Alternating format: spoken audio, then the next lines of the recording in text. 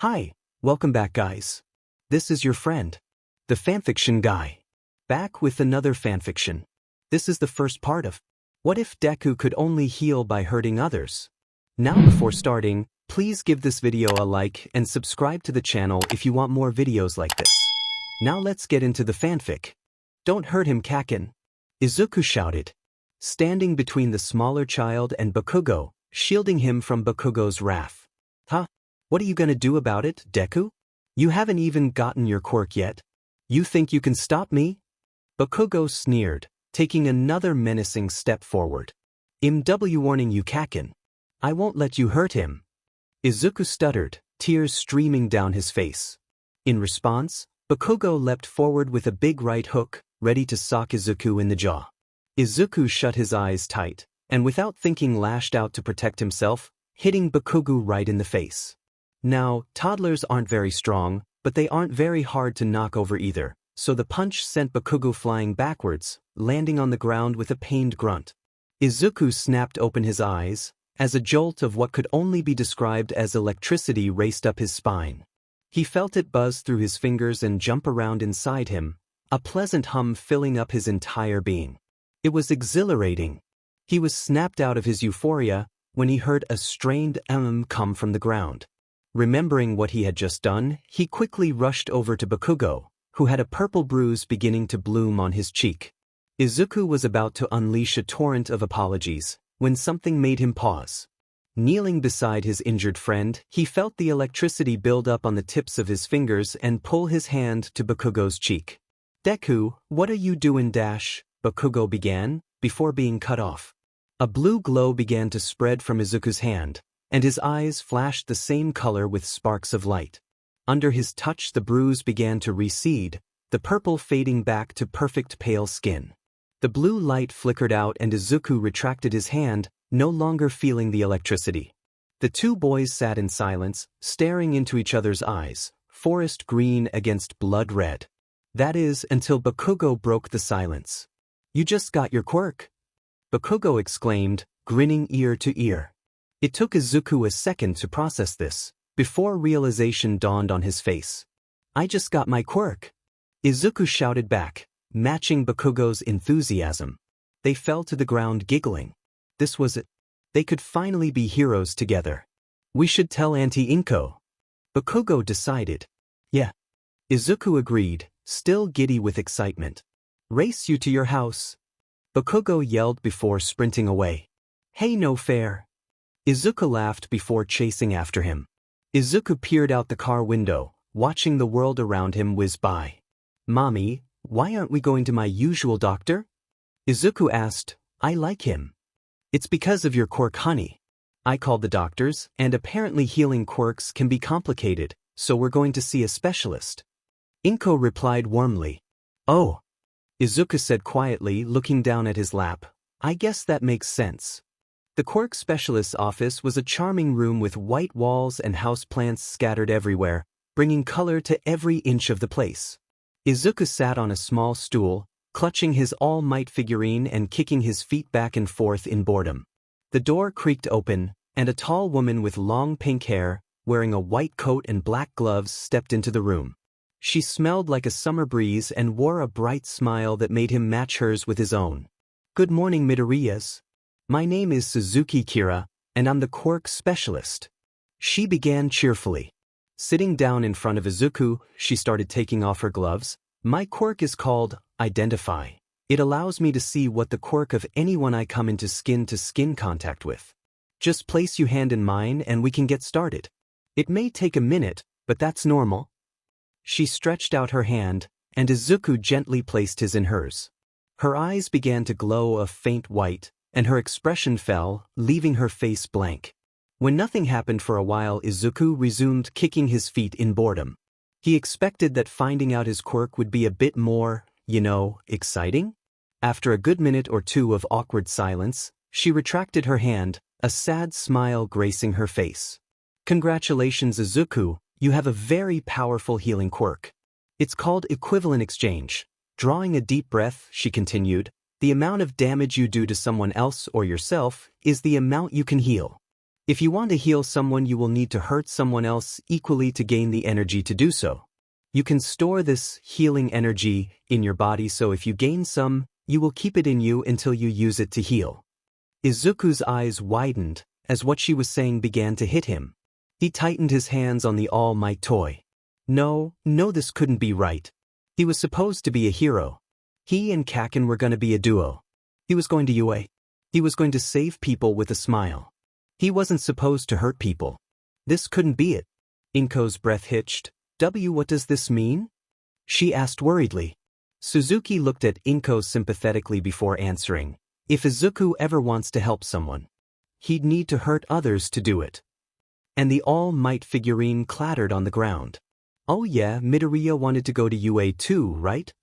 Izuku could feel the class's eyes on his skin as everyone slowly turned around to stare at him, before they all burst out in hysterical laughter. Honestly, my life. Midoriya? No way. You can't get into the hero course just by studying. They wouldn't let a villain like him in any way. He started curling in on himself, burying his head in his arms and trying to make him seem as small as possible. Bakugo slammed his hand on Izuku's desk. Deku, you think a villain like you could make it into UA? All your quirk does is hurt people. You think you're better than me? No, definitely not. Izuku hurriedly replied, frantically waving his hands in front of him. I'm not even in the same league as you. I just want to help people. You think that you of all people can help others?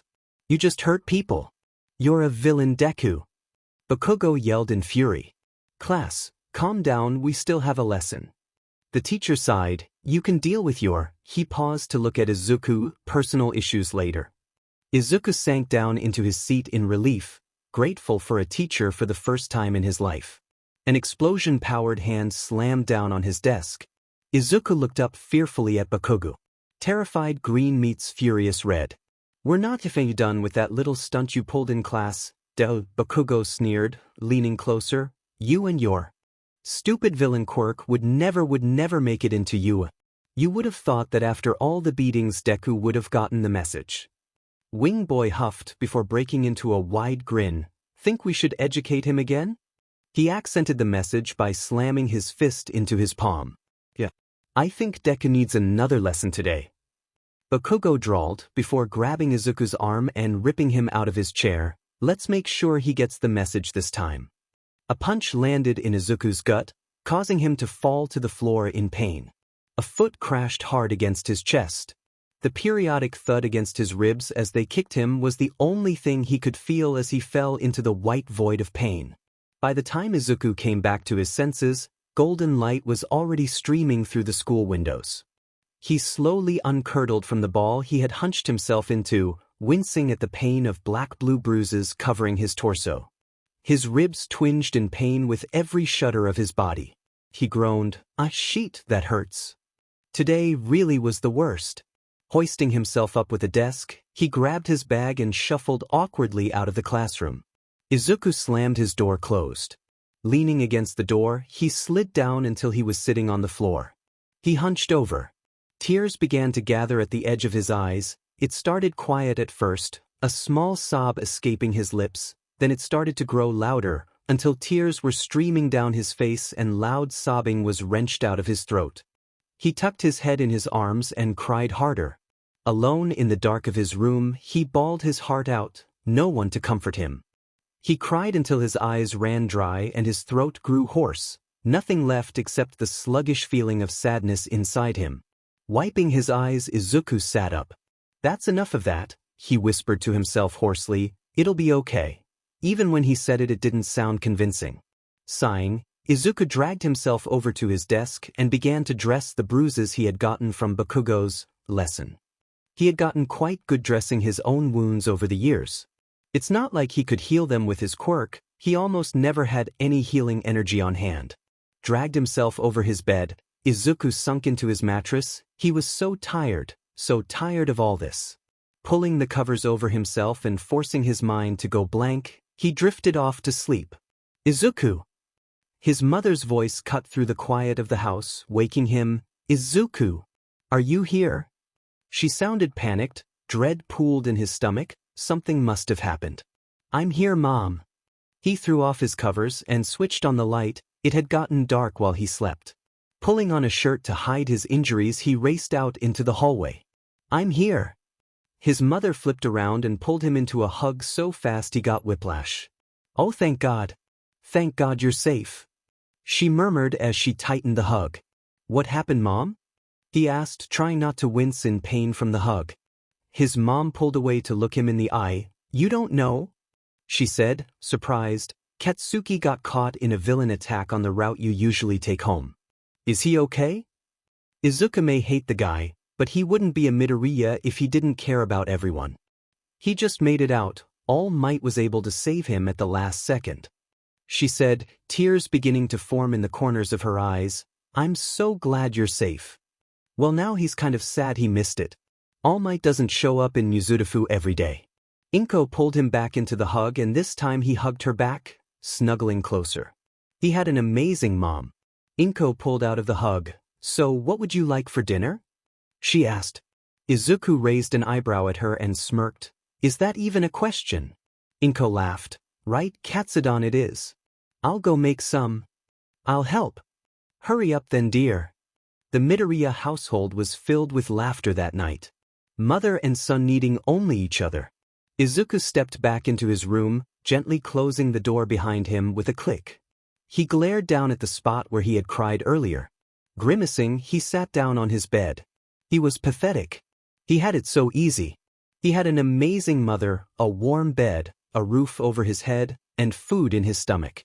He doesn't deserve to feel like that. So many people have it worse than him. What justification does he have to feel that horrible? He was the worst. He couldn't do anything right. He shouldn't feel like this. Why was he such a bad person? His mom doesn't deserve to have such a failure as a son. Everyone else can get past this. Why can't he? Why was he so fed up? His emotions twisted inside him, consuming his thoughts, a rough sea that crashed against the inside of his skull, begging to be let out. Anger and sadness dragging him down into their inky black depths, and the torrent of swirling emotions pulled him further and further into despair. His head ached at the white noise that grew louder and louder, becoming ear-splitting. Static roared in his ears, smothering out the sound of the world around him. He wanted it to stop. Just stop it. Stop it, stop it, stop it, stop it, stop it, stop it, stop it, stop. A glint of metal on his desk caught his eye. A small razor blade rested on the edge of the table, innocent and unopposing. He felt his hands being drawn to it. He could already imagine the pain cutting through the haze of his thoughts, drowning out the wildfire raging inside him with the cool slicing of meta. He shot up from his bed and reached for the door. Izuku needed to clear his head. He needed to be anywhere else right now. Walking down the hallway, he grabbed a black hoodie and opened the front door to leave. Hey, Mom. I'm going on a walk. I'll be back soon. He shouted. All right, sweetie. Be back soon. She called back. The night air was chilling. Izuku shuddered and pulled his hoodie tighter around himself. Believe it or not, Izuku knew there was a problem. He knew that he wasn't okay. He just didn't know what to do about it. He sighed. I'm not going to deal with this tonight. He continued to walk down the street, relishing the cool night air and calming atmosphere of the city. He should do this more often. It was quite nice. Mizurufu was beautiful at night, the pale moonlight contrasting with the dark blues and blacks of the shadows, the quiet rushing of cars and the hum of street lights filling up the empty air with noise, the sound of people fighting in the alley beside him. What? He whipped his head around, and sure enough, there was a hero fighting two villains. Shit, dash, Izuku whispered to himself, ducking behind a wall so they wouldn't see him. He should really go, and not die tonight. But that hero looks super cool, and once a fanboy, always a fanboy, even when it's a better idea not to be. Peeking around the corner, Izuku watched as the hero fought the villains. It was kind of graceful actually. The hero used some sort of scarf-looking weapon, and watching him fight, it almost looked as if he was dancing. One of the villains ran at him, his hand shifting into metal, but the hero flicked his head around, eyes glowing red, and the villain's hand shifted back. Taking advantage of the man's confusion, the hero delivered a quick jab to his stomach.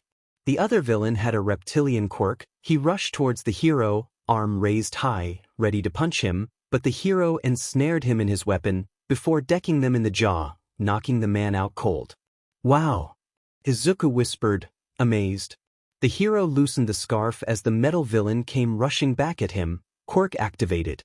The hero cancelled it once again, but at the last second, the villain drew a knife from his pocket. The hero tried to block, but part of the scarf caught on the reptilian dude's body.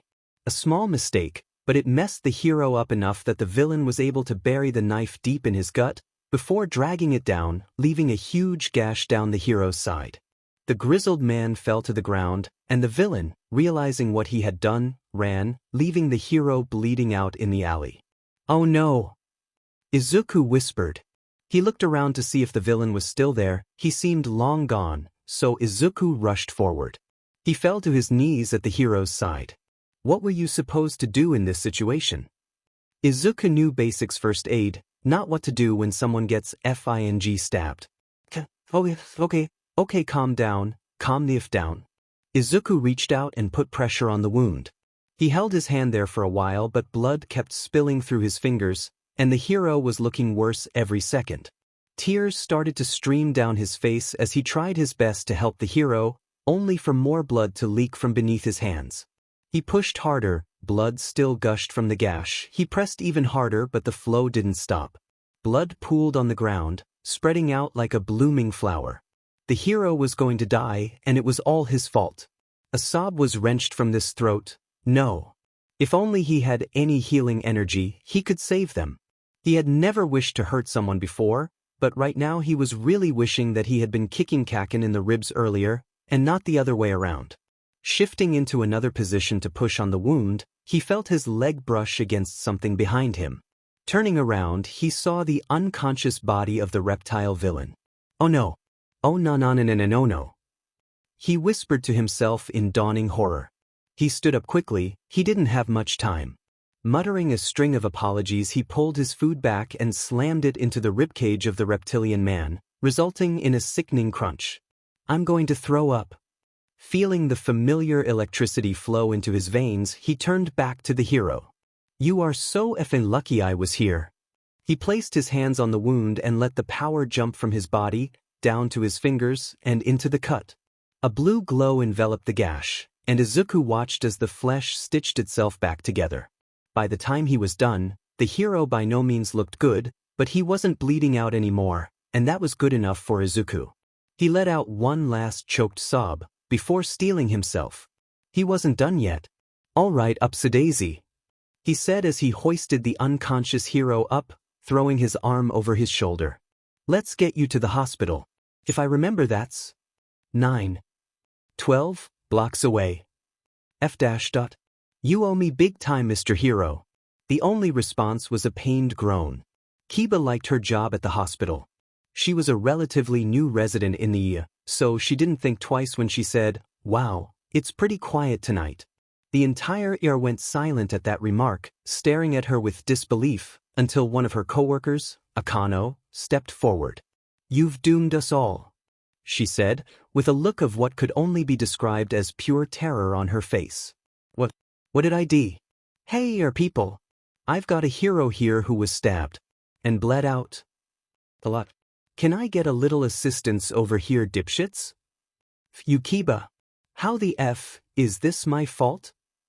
On that night, Sanada Kiba learned to never say the Q word in there. Aizawa's eyes fluttered open. The world around him began to come into focus. He blinked eyes, adjusting to the bright light of the room. Where was he?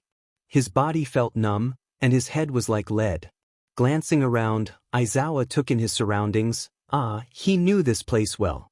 Too well. He groaned. He was in a hospital. Why am I here? Aizawa thought bitterly. He couldn't quite remember. His mind felt fuzzy. What had happened? Aizawa sat up, only to be greeted by a stab of pain in his abdomen. Ow! He yelped. God, that effing hurt. A nurse walked into the room, eyes wide with surprise. You're awake, she said warmly, her face falling into a pleasant smile. Rushing over to his bed to check him over. How did I get here? He rasped. What happened? The nurse looked at him with a knotted brow, her lips pressing into a thin line. That's the thing, Mr. Aizawa, we don't know. We don't know a lot about what happened to you. What do you mean? He asked. The incident that landed you here is as much a mystery to us as you.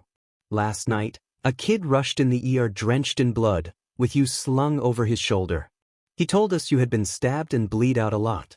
But it didn't line up. She explained, her mouth twisting into a tight frown. When we took a look at you, there were no wounds at all. It was like it never happened, on the outside at least. You had indeed lost a lot of blood, as he said though, and were barely alive. Where's the kid? He questioned.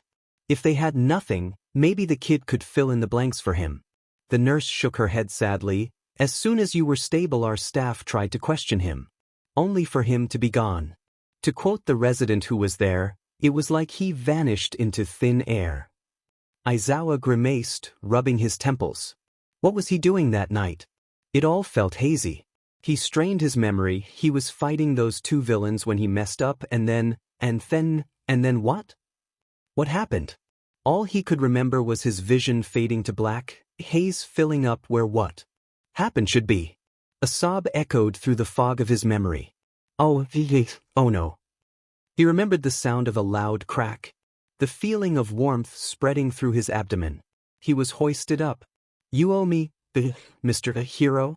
Aizawa opened his eyes with an annoyed huff. He turned to the nurse with a disheartened slouch.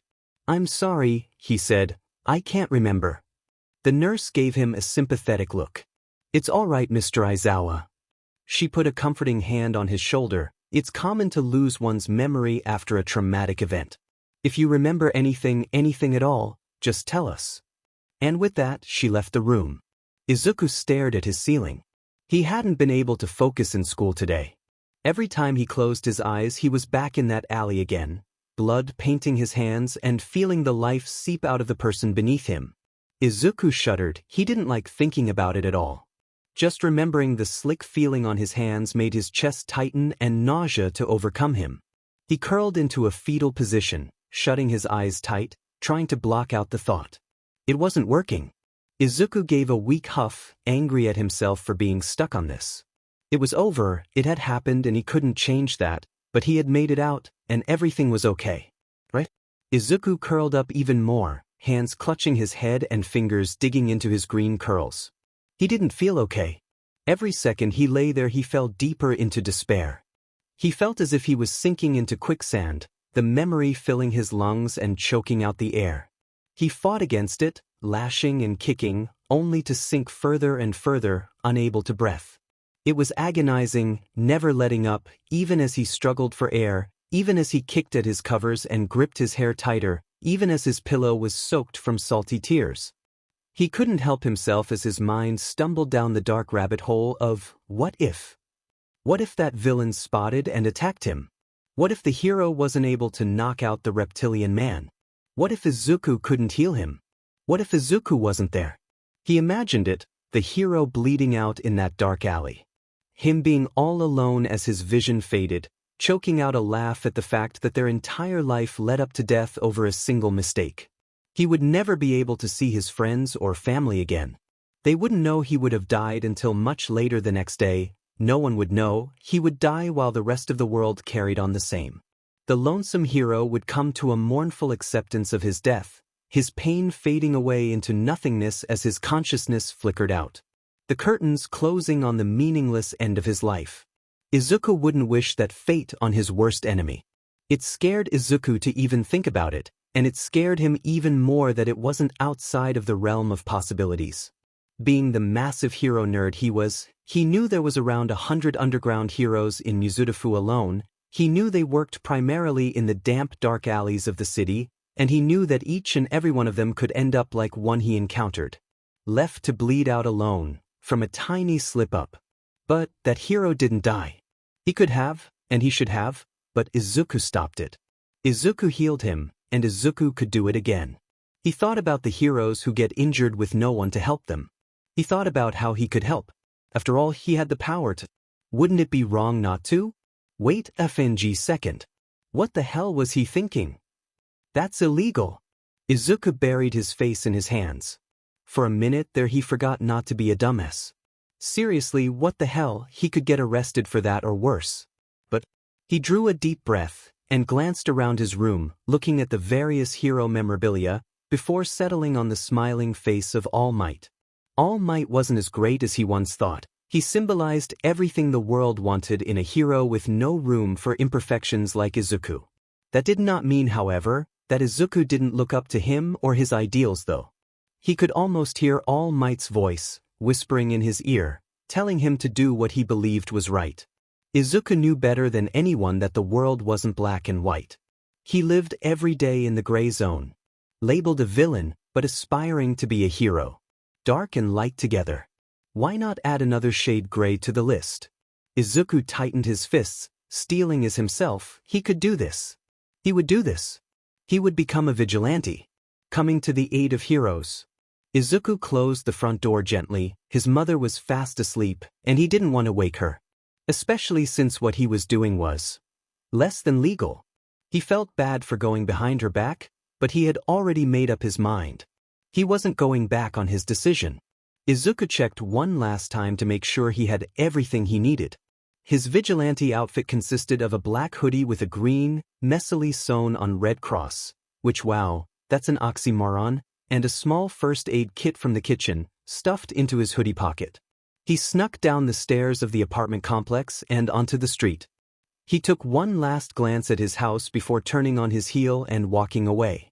Izuku headed downtown, where a good amount of underground heroes patrolled. He walked the alleyways of the city and across the roofs of buildings, looking for one. His plan was to follow a hero, and once they got really hurt he would swoop in and heal them.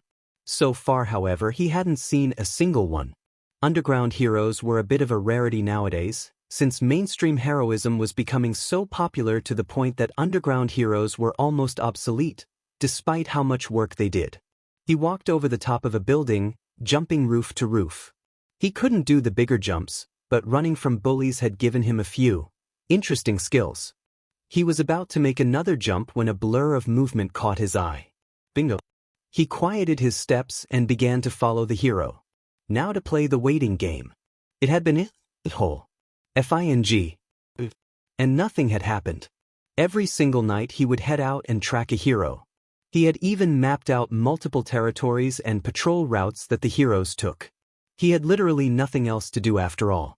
And that brings us to where he was now, lying on a roof, playing with his hoodie strings and wondering what the hell he was doing. He was following a hero, her name was X, when he spaced out in boredom and lost her. So he lied down. Honestly, what was he doing? Sure, his points and ideals that landed him here were still valid, but currently he was doing a whole lot of nothing instead of healing like he planned. As it turns out, heroes are trained to not die. His mouth quirked into a frown. Maybe this whole vigilante thing was just an excuse to feel like a hero, to feel like he could save people instead of just hurting those around him. Maybe it was time to give up dreaming. A loud crash shook him from his thoughts.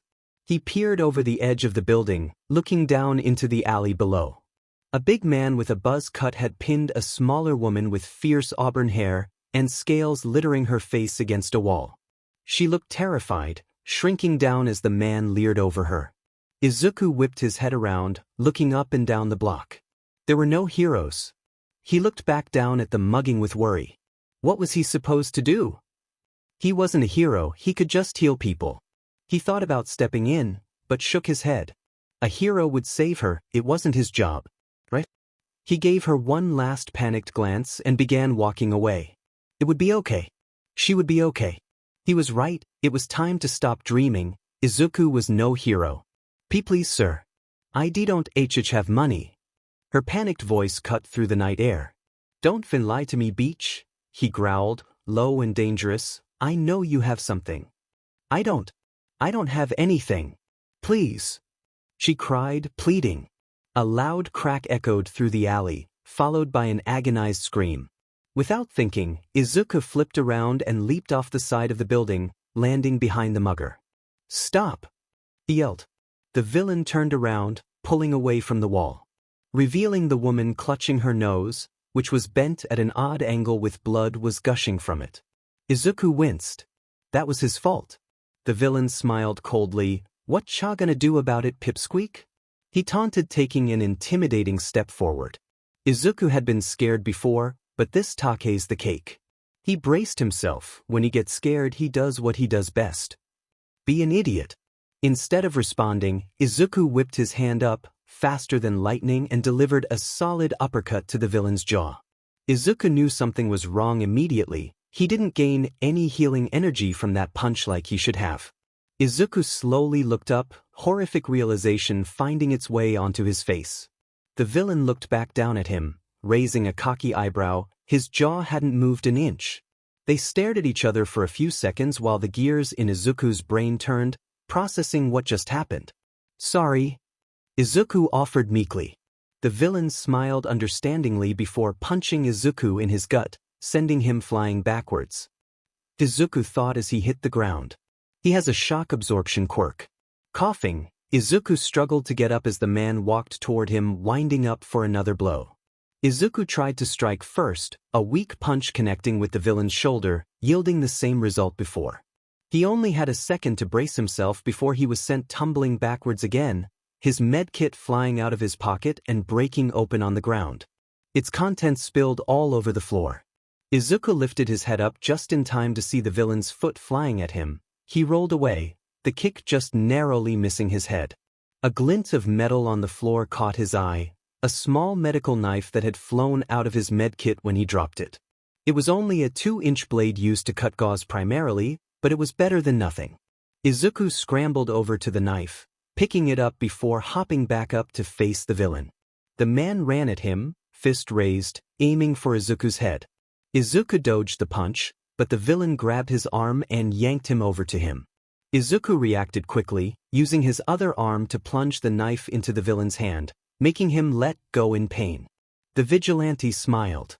Shock resistance was weak to concentrated force, like on the blade of a knife. Izuku glared at the man, his eyes flashing a brilliant blue as electricity crackled around them, fierce and ferocious. Izuku dealt with bullies a lot. He knew how they worked and how they thought. So when he saw the villain's face, he knew he had won. That man was so used to being unharmable and everyone being weaker than him, a big fish in a very small pond, that the second he was hurt, he panicked. The villain stumbled backward, clutching his bleeding hand, a terrified expression on his face. His eyes met Izuku's, fear versus courage. He held his gaze for a second longer before turning tail and running away. Izuku breathed a sigh of relief. He turned back to the alleyway to pick up his stuff, only to see the woman was still there, shaking from fear and frozen from shock. Izuku felt panic flood his chest.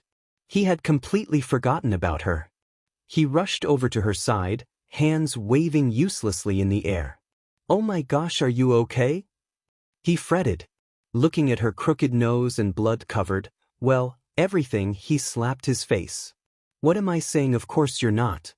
The woman gave a small laugh at that, a smile ghosting her face before she winced in pain from the action. She let out a sob, and tears started trickling down her face. Izuku put a gentle hand on her arm. "Hey," he whispered comfortingly, "it's gonna be okay." He looked her directly in the eyes before saying, "This may hurt a little bit, but it's gonna help. Do you trust me?" She stared at him for a second, before nodding quietly. Izuku placed his fingers on her forehead, letting the healing energy he had flood into her. He watched as her nose straightened itself and the purple flesh faded in color. She scrunched her eyebrows in discomfort while he worked his magic. He eventually ran out of energy and the blue light faded, but her nose was still black and blue, clearly not fully healed. Izuku frowned in contempt. "Looks like I couldn't heal it fully," Izuku sighed as he stood up. He offered the woman a hand. "Let's get you to the hospital," he said with a small smile. The woman returned the smile, taking his hand. Izuku walked through the hospital doors with the mugging victim, only to be greeted by a loud shout of, "Hey look, I's hero boy." Izuku looked at the person who shouted it, a tall woman with long light brown hair, golden eyes, and slitted pupils pointing at him with a large smile and an overall look of excitement. Izuku pointed a finger at himself. "Me?" he asked. "Yes, you," she responded, before catching eye of the woman he was with, and more importantly, her injury. She turns to a coworker who is sitting beside her, a shorter woman with light red hair and blood-red eyes who is doing paperwork. "Hey Akano, can you take this one?" she asks. Akano presumably sighs. "I'll have you know this is highly unprofessional that you're forcing your work onto me so you can talk to hero boy, Kiba," she complains bitterly. "Oh, please see," Kiba begs. "Fine." Akano hisses, glaring at Kiba one last time before rushing over to take away the patient, leaving Kiba and Izuku alone. "Susu," Kiba starts, "are you a vigilante or something?" she asks, gesturing to his outfit. Would you be mad if I said yes?" he asked sheepishly. "Nah dude," Kiba dismissed him with a wave of her hand. Her face lit up, smiling brightly, showing her rows of fangs. "That's pretty cool actually." "Oh," Izuku chirped, while maybe being a vigilante wasn't as bad as he thought it was. "Although," she paused, "I do have to ask you why you lied about that hero you brought in a week ago." "What do you mean?" he questioned. "I didn't lie about anything." She stared at him. "Yes you did," she said slowly. "You said he was stabbed, but he had no wounds." Izuku squinted, looking at her like she had grown a second head until understanding dawned on him. "I'm so stupid," he groaned. Of course they would be confused. Most people didn't have healing quirks. Yeah, I healed them. It's my quirk," he explained. "Dude, that's awesome," Kiba exclaimed. "That's illegal quirk use." Akano deadpanned. "When did you get back?" Kiba shouted, jumping out of her seat and raising her arms in defense comically. Akano raised an eyebrow at her. "I gave the patient to Haru because I don't trust you with a criminal." "Vigilante," Kiba corrected. "CRL," Akano said pointedly. Kiba frowned bitterly. "He's not a criminal, Akano. All he wants to do is help people, Akano. He heals people," Kiba yelled. "And he's breaking the law to do so." Akano replied hotly. She picked up her phone. "I'm not going to stand here and let someone get away with that. Do you know how many people he could hurt by doing what he's doing? And yet all he's done so far is help. He is untrained." Akano countered angrily, starting to dial a number in. "He could be trained. We can train him, Akano. That's illegal. If he hadn't broken the law, that hero would be dead, Akano." Kiba roared. Akano looked like she had been slapped. Silence filled the ear and Kiba covered her mouth in regret, looking for words to say, but finding none.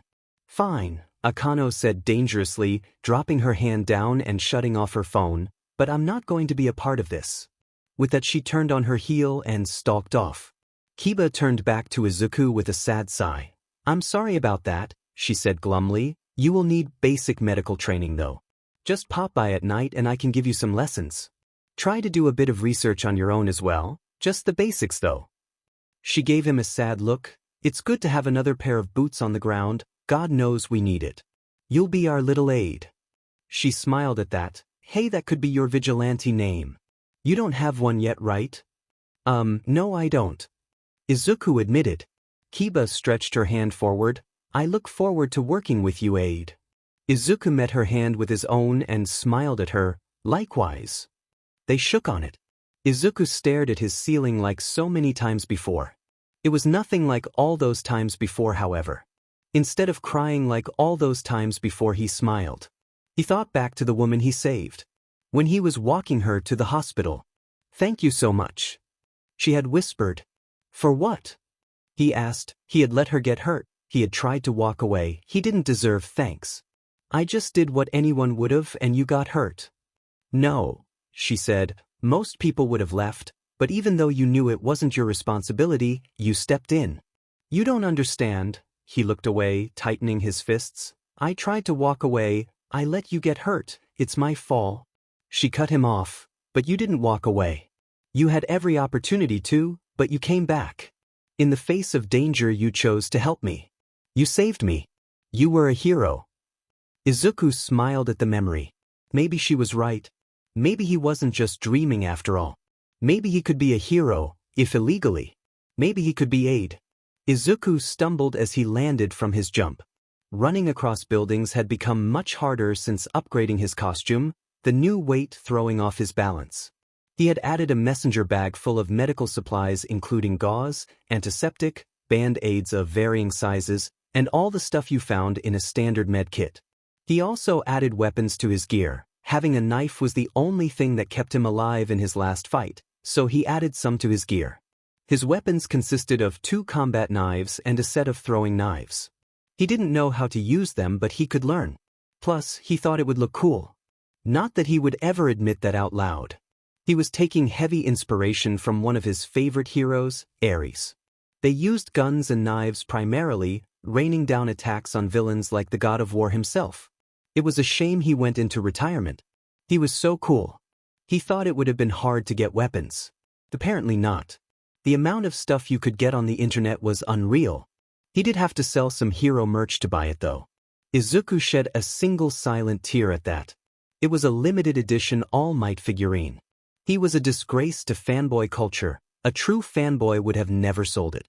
Izuku was able to finish mourning the loss of his greatest possession, besides the rest of the merch he has, to see a man get pulled into a dark alley. Jumping down onto the ground, he stalked over to the building, peeking around the wall to see what was happening. It was horribly dark, so he could just barely make out the figures.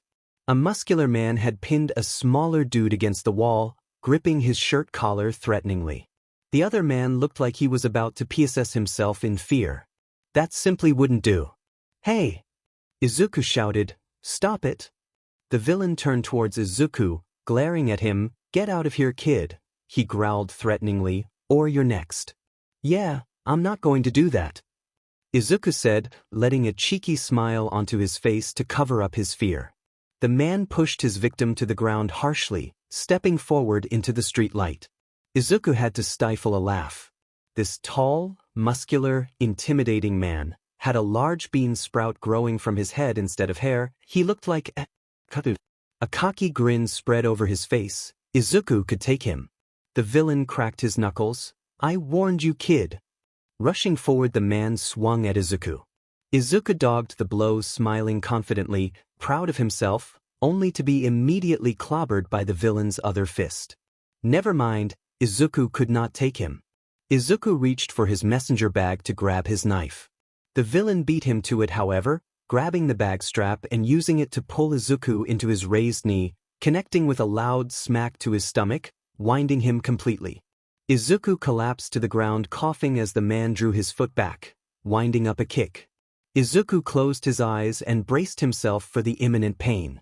Instead of pain, however, a loud crash comes from in front of him. Izuku snapped open his eyes, seeing the villain sprawled out on the floor with a scarf-like thing snaking around him. Wait a second, he knew that scarf. Izuku looked up to see the same scruffy hero he had rescued all those nights ago standing triumphantly over the villain. Relief washed over Izuku for 2 reasons. 1, he wasn't having the sheet kicked out of him right now, and 2, the hero was alive. A grin spread over his face, and he scrambled up to thank the hero. He was about to introduce himself when the scarf thingy wrapped around him, trapping him in place. Izuku glanced down at it before looking at the hero questioningly. "What? You're a vigilante," the hero stated, voice in a dangerously low growl. "Well, yeah," Izuku replied dumbly before mentally slapping his forehead. "Oh yeah, he forgot that's illegal. I'm going to have to take you in, kid," the black-haired man huffed. Izuku panicked. Wait. No, he couldn't be arrested, his mom couldn't know, it would crush her. Bakugo's mocking voice echoed through his head. Stupid little Deku tried to be hero, thank God someone put him in his place, arresting him like the villain he is. Izuku shuddered. No one could know. He wouldn't let this guy take him in. He began to struggle and shout at the man, fighting against the scarf to no avail. The hero began to drag him and the villain away. Put a sock in it. Izuku wilted like a leaf, the fight in him leaving in an instant. This was it, the gig was up. The disappointment only lasted a few seconds, however, before hot, indignant anger burned it up and replaced it. Fury flowing through his veins, Izuku's expression twisted with rage. "Wow," Izuku scoffed. "You save a guy's life and this is how he repays you?" The hero froze, stopping dead in his tracks. After a long pause, he stiffly turned to face Izuku, his eyes wide in shock. Izuku went ramrod straight as the hero stared at him. Izuku cringed. He shouldn't have said that. Their eyes met, his black irises boring deep into Izuku's. Izuku shifted uncomfortably as the hero gaze weighed down on him heavily. The pressure of his glare alone was crushing. "You were the kid who took me to the hospital?" he finally asked. "You bet but I am," Izuku spat, still angry. "Healed you wound too." The hero went back to staring at him, eyes pensive. After a minute or two the bindings on Izuku loosened, until they were completely slack on him. Izuku glanced down at them before looking back at the hero, his face contorted in confusion. One unspoken question hovering in the air between them. But they lapsed back into an uncomfortable quiet. The hero was the one to break the silence. "Hit me." There was a long pause. "I'm sorry, what?" "Try. Me?" the hero said, glaring at Izuku. "Why?" Izuku exclaimed. The hero sighed. "If you're going to be a vigilante, you're going to need to know how to fight, so this," he gestured at the alley, "doesn't happen again." Izuku was confused. One second this guy tries to arrest him and the next he's trying to teach him? What is his deal? "Why should I trust you? I don't even know your name." Izuku said incredulously, a single eyebrow raised. The hero paused, pressing his lips tightly. "Eraserhead," he finally offered. Izuku considered the man before him. After a second he broke into a grin. This guy wasn't going to arrest him for whatever reason, and Izuku would be a fool to look a gift horse in the mouth. "Nice to meet you, Eraser." "Don't call me that. My name's Aid." Eraser gave a long-suffering sigh. Back to the matter at hand. He said, "Hit me." Izuku considered it, looking Eraser up and down before finally punching him as hard as he could. The scruffy man barely budged, and Izuku gained almost no healing energy.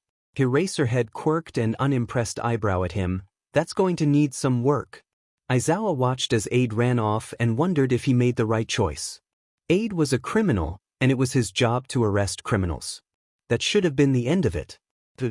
Aizawa thought back to the snippets of that night he could remember. He couldn't recall most of it, but he did know that without Aid he would have died. He could still remember the second when the knife plunged into stomach. The searing pain spreading through his body. The feeling of the cold night air seeping into his flesh as life drained out of him. He could still remember coming to the horrific realization of, "I'm going to die." Aizawa's hand ghosted over his side. Wincing at phantom pain. Here he was though. Still standing, still breathing, still alive. All thanks to a small, scrawny teenager who just wanted to be a hero. From a legal standpoint, Aid was in the wrong and by extension Aizawa as well for letting him go. From a moral standpoint, Aizawa just couldn't bring himself to arrest him. He had saved his life. Aizawa knew the cruel reality of death all too well. Heroes die, often far too early. So, Aizawa let Aid go. If that kid could continue to save lives like he did for him, Aizawa drew a deep breath. It was worth letting him run free. The black-haired man glanced around the wrecked alley and sighed. If that kid was going to save other people, he was going to need to learn to not die first. Aizawa dragged the unconscious villain behind him as he started walking to the police station. He would make sure that kid stayed alive. If only to return the favor.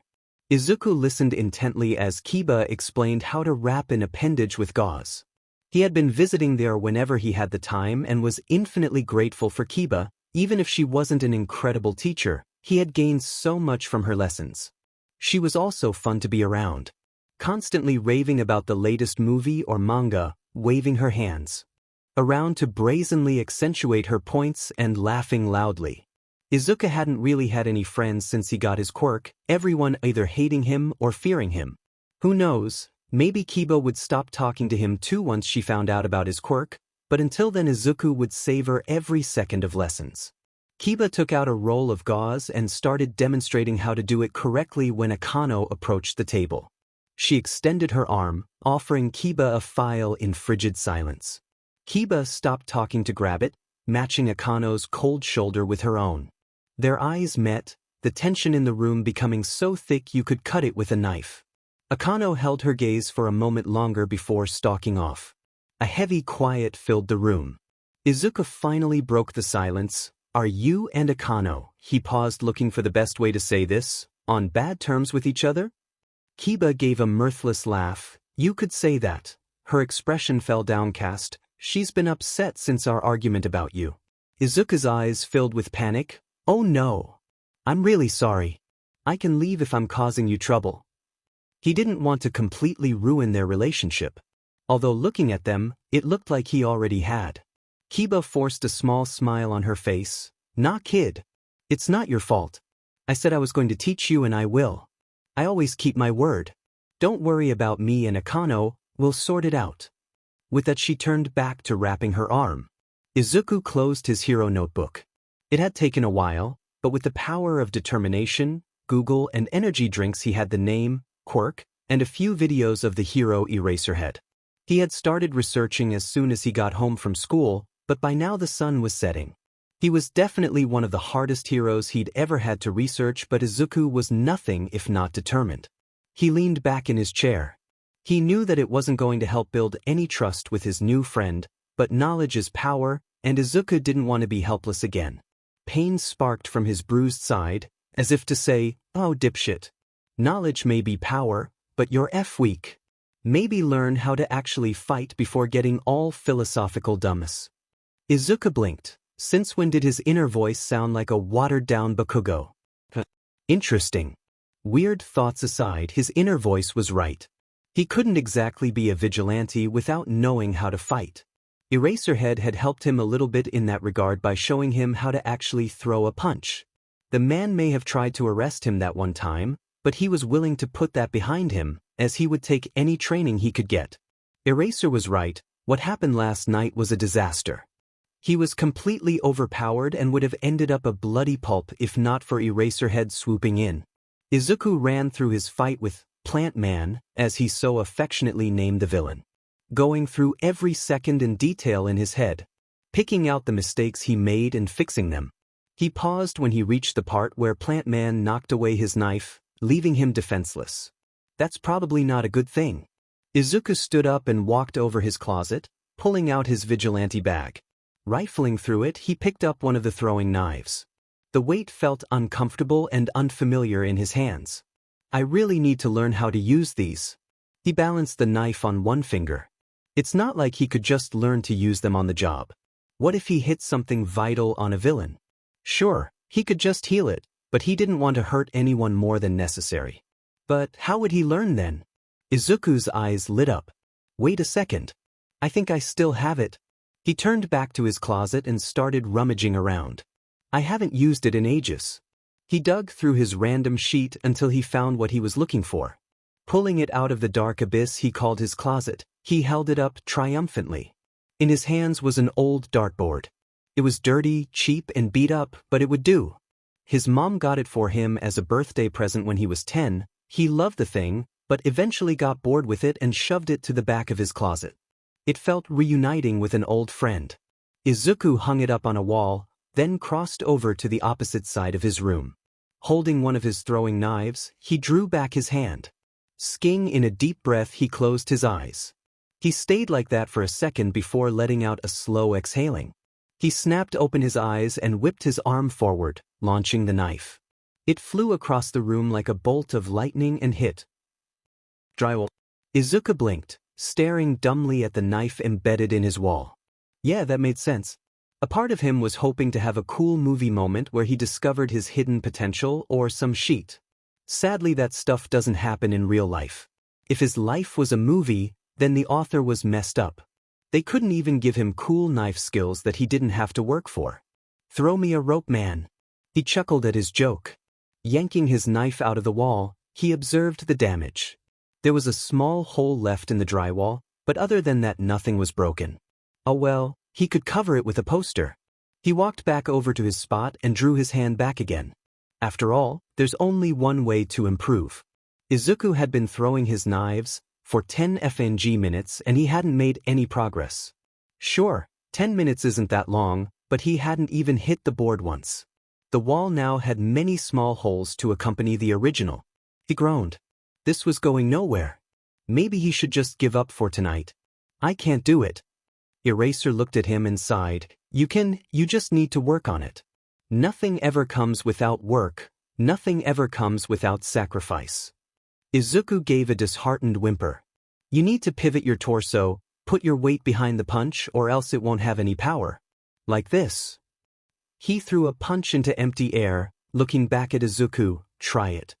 Izuku went back into position and threw a punch as hard as he could, focusing on twisting his body as he went. He paused in surprise. That felt much better. Eraser smiled. Better, he said gruffly. Try pushing off your back foot more. Izuku did as he said, hitting the empty air and reveling in the feeling of the slight improvement. Eraser's grin widened again. Izuku snapped back to the present. Determination flooding back into his veins, he couldn't give up just yet. Izuku dropped into his chair with renewed energy and cracked open his computer, searching for videos of the hero Ares. He clicked on one of his favorites and nostalgia washed over him. He had watched it so many times. Ares flipped through the air, dodging large metal spikes. His signature army jacket and tall combat boots standing out from the brightly colored costumes of his allies. He rushed forward with frightening speed. Ares was a large man with broad shoulders, yet he moved with the grace of a dancer, whizzing across the battlefield with calculated, smooth movements. He planted his feet and in a fraction of a second, flicked a knife out, twirled it in his hands, and launched it across the field. The knife hit its target with incredible precision, embedding itself deep into a villain's calf. Izuku rewinded a few seconds and slowed down the video, watching with undivided attention. Ares twirled the knife between his fingers to get it into position. Yeah, not doing that. They pulled their hand back and whipped it forward, flicking their wrist at the end. Huh, he thought, I haven't done that before. Izuku stood up and picked up his knife, lining himself up with the dartboard yet again. He reached his arm back and threw it, trying to flick his wrist as he let go. The knife flew across the room with blinding speed. Izuku's face lit up and he smiled brightly. On the other side of the room sat the knife, planted deeply into the outer edge of the board. It wasn't a good throw, but he had finally hit the board. He picked up another knife. He could do this. Izuku flopped down onto his bed, a wide grin plastered on his face. He had been throwing knives for the past hour, non-stop. His arm was burning and he was drenched in sweat, but he was still smiling like a fool. Pale moonlight filtered through his window. It was nearly 9:10 now, and Izuku felt like passing out. You know what? That doesn't sound so bad. His eyes fluttered closed. He deserved a good rest.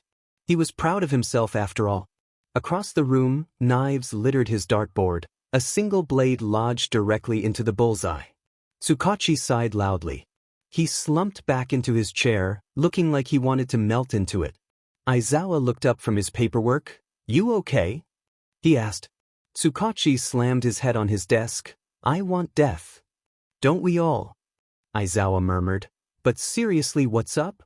The detective groaned. That new vigilante running around, he's been at it for 2 weeks now, turning in multiple criminals and providing medical treatment to all the victims.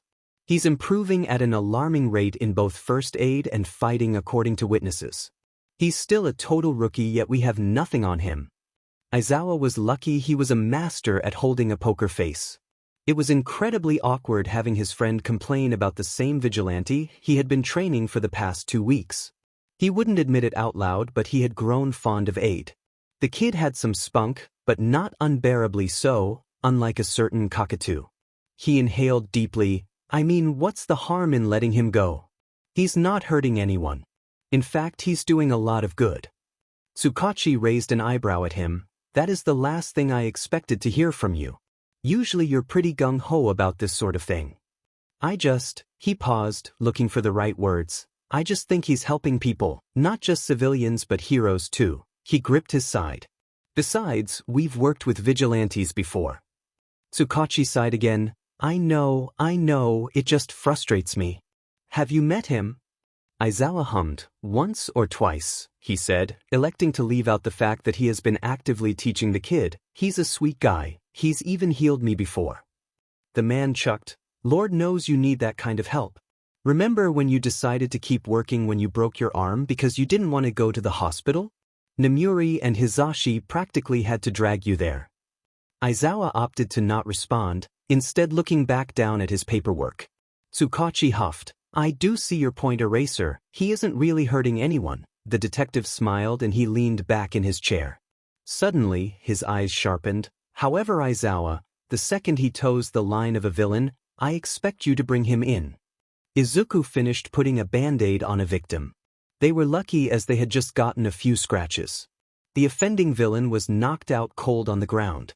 Izuku flashed a bright smile. There you go, pal. You're good to go.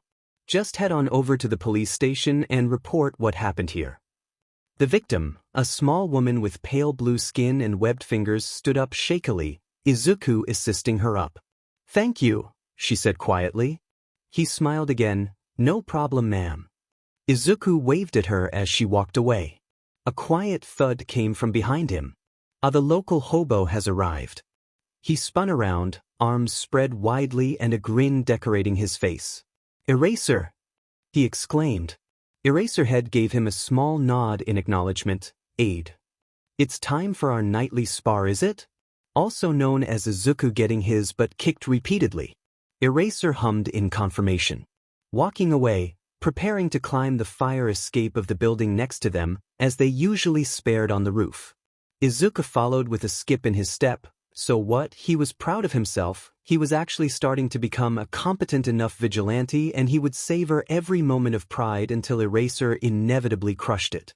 Eraser stopped suddenly, turning back to look Izuku in the eyes. Aren't you forgetting something? Izuku paused, considering this for a hot minute. I don't think so, he said slowly. Eraser slapped his forehead, dragging his hands down over his face. The sheer amount of disappointment radiating off the man was actually impressive. Staring Izuku dead in the eyes, he gestured at the knocked-out villain on the floor. Oh, him! Izuku chirped, smiling brightly. His face suddenly fell into one of confusion. What about him? He deadpanned. Oh boy, and Izuku thought the disappointment coming off Eraser was bad before. What do you mean, what about him? Eraser exclaimed. You can't just leave him there. He needs to be turned into the police. Izuku visibly shrunk down, eyes wide. He gulped, mustering up all the courage he had. He spoke. I can't? He chucked weakly. Eraser stared down at him. Aid, I swear to God. Izuku straightened back up. If today is the day I die, I will go out confidently. Eraser took a deep breath. Aid, please don't tell me you spent the last 2 weeks knocking out villains and just leaving them there. I have spent the last 2 weeks knocking out villains and just leaving them there. The hero essayed in a breath, eyes widened with barely contained anger. He spun around on his heel and started walking off, his hands thrown up in the air.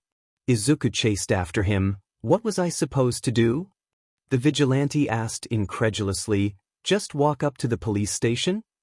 Hello there, police, here's this villain I apprehended. Please don't arrest me though, I'm only committing the same crimes as him but with better morals. Eraser sighed long-sufferingly, brows furrowed in annoyance. He reached up to his ear and grabbed something, then extended his hand to offer it to Izuku.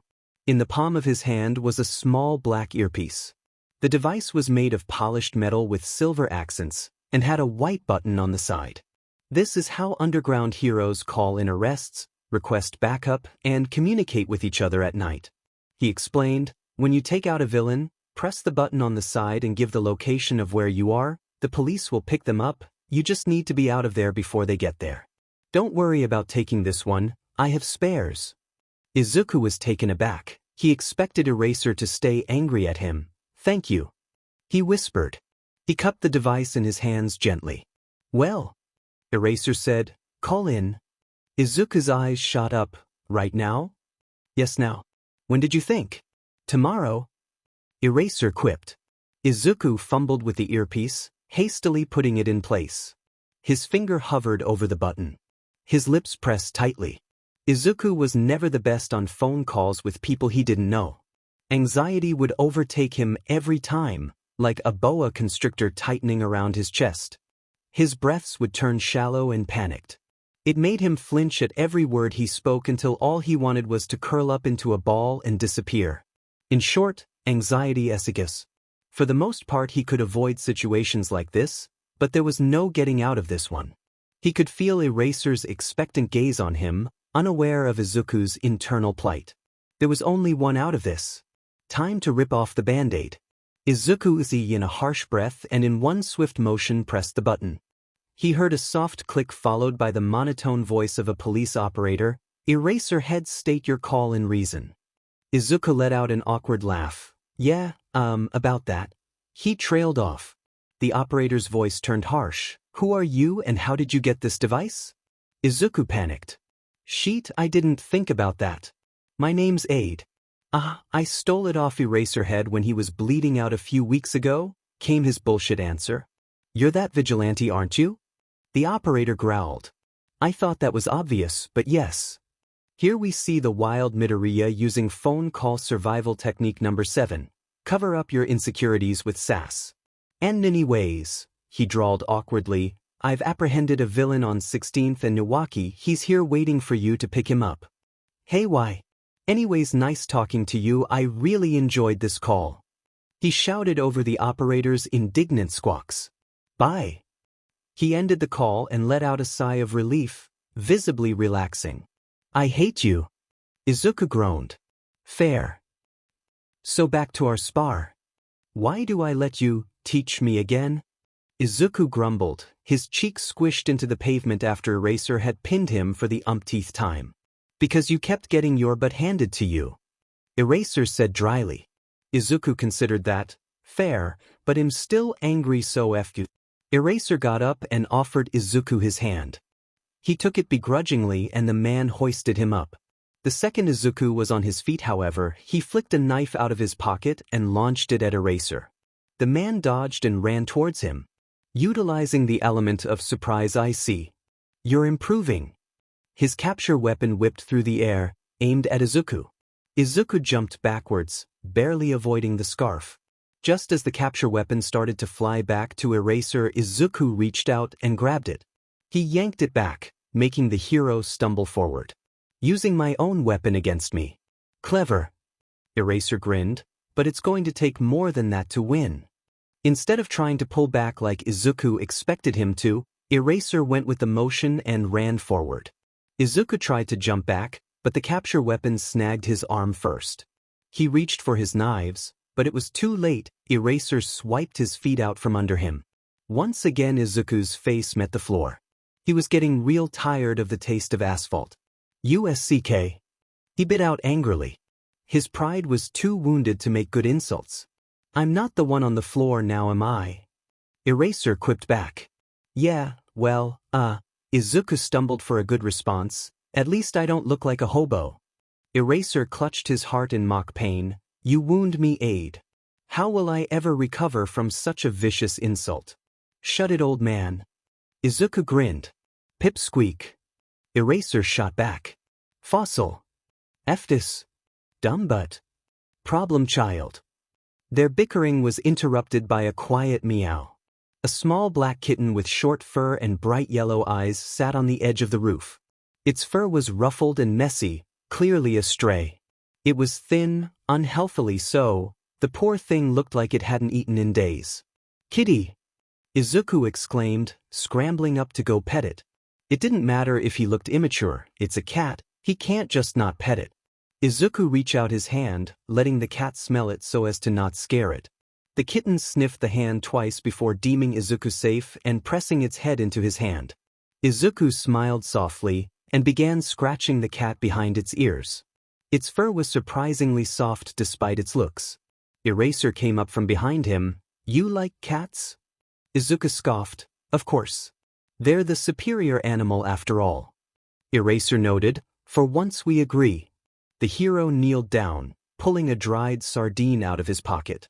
He offered it to the cat, who gobbled it up in seconds. The little guy must have been really hungry. They spent the rest of Izuku's patrol feeding the kitten. So this Eraserhead fellow, he's not gonna turn you in? Kiba asked. Apparently not. Izuku replied. Huh, interesting. What's he like? Well, he's grumpy, constantly, like 24/7. He's teaching me to fight, which I'm starting to believe is just an excuse for him to kick my butt repeatedly. Izuku's eyebrow twitched in annoyance, and he's a mega buzzkill, always so serious. Huh, sounds like someone I know. Kiba said, tapping her chin like she was trying to think. Shut up, Kiba. Akano gripped. Kiba snapped her fingers, and Izuku could swear he saw a light bulb appear over her head. Oh, I remember. She shot a playful glance at Akano, who scowled in return. Anyways, Izuku said, he's actually a pretty nice dude. Good-natured enough below his grumpy exterior, and you can tell he actually cares about people and his job. Plus he likes cats, so he's already in my good book. Kiba smiled. That's good to hear. But back on topic, she said, returning to the lesson she was teaching before. When you're packing a wound, it's critical to pack the gauze tightly enough so the bleeding stops. So I just stuffed a ton of gauze in a bleeding hole? Well, yes, but no. Wait, yes, but there's more steps. Actually, there really isn't, but there's a proper way to do it. Like things you have to do correctly. I'm like, you know? Akano cut her off. When packing a wound, you want to stuff the gauze all the way down by the artery. If you don't block the blood vessel, the wound will keep bleeding and you ultimately did nothing to help. Kiba whipped her head around to face Akano. She was surprised Akano would chime in when she had so passionately declared that she wanted nothing to do with aid. Akano, seeing her surprise, huffed. It's only because you're so incompetent that I had to step in. Don't expect me to do it again. Regardless of Akano's cynical answer, Kiba beamed. The redhead turned back to filling out some paperwork, a frown decorating her face. Unbeknownst to the two chaos gremlins besides her, when no one was looking, a soft smile found its way onto her lips. Izuku jumped across the roofs, racing to find the source of commotion. He was heading to the hospital. He said he would meet Kiba at 11:25 for a lesson, when he heard a yelp. He immediately abandoned his plans, sprinting off to find where the fight was, which led him to where he was now. A crash came from his right. Izuku changed trajectory and raced to the noise. He came to the edge of the building and heard the sound of the scuffle beneath him. He jumped down into the alley where the fight was.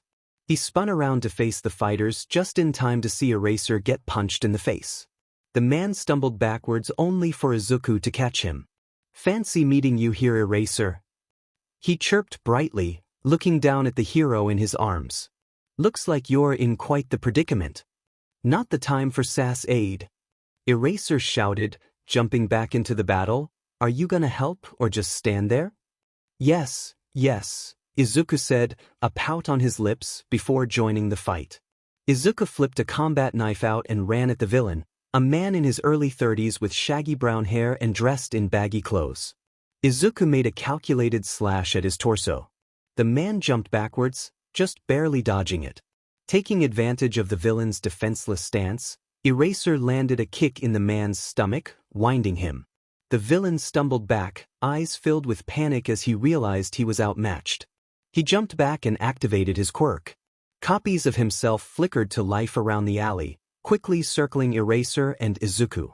The villain tried to run into the crowd of duplicates only for Izuku to run forward and grab the villain's arm. He flipped around, the whites of his eyes showing in fear. The fakes flickered, turning translucent and losing shape. He yanked his arm away from Izuku, and before he could grab it again, the villain disappeared into the sea of fakes, who stopped flickering once the original was out of sight. Curious. The clones leapt into attack. Aizawa used his capture scarf to yank two of them into each other. 3 more swarmed around him. He twisted and flipped, dodging their continuous assault. Izuku wasn't let off the hook either. He had to stay light on his toes. A large right hook came at his face. Sidestepping the fist, Izuku grabbed the extended arm and judo flipped the clone.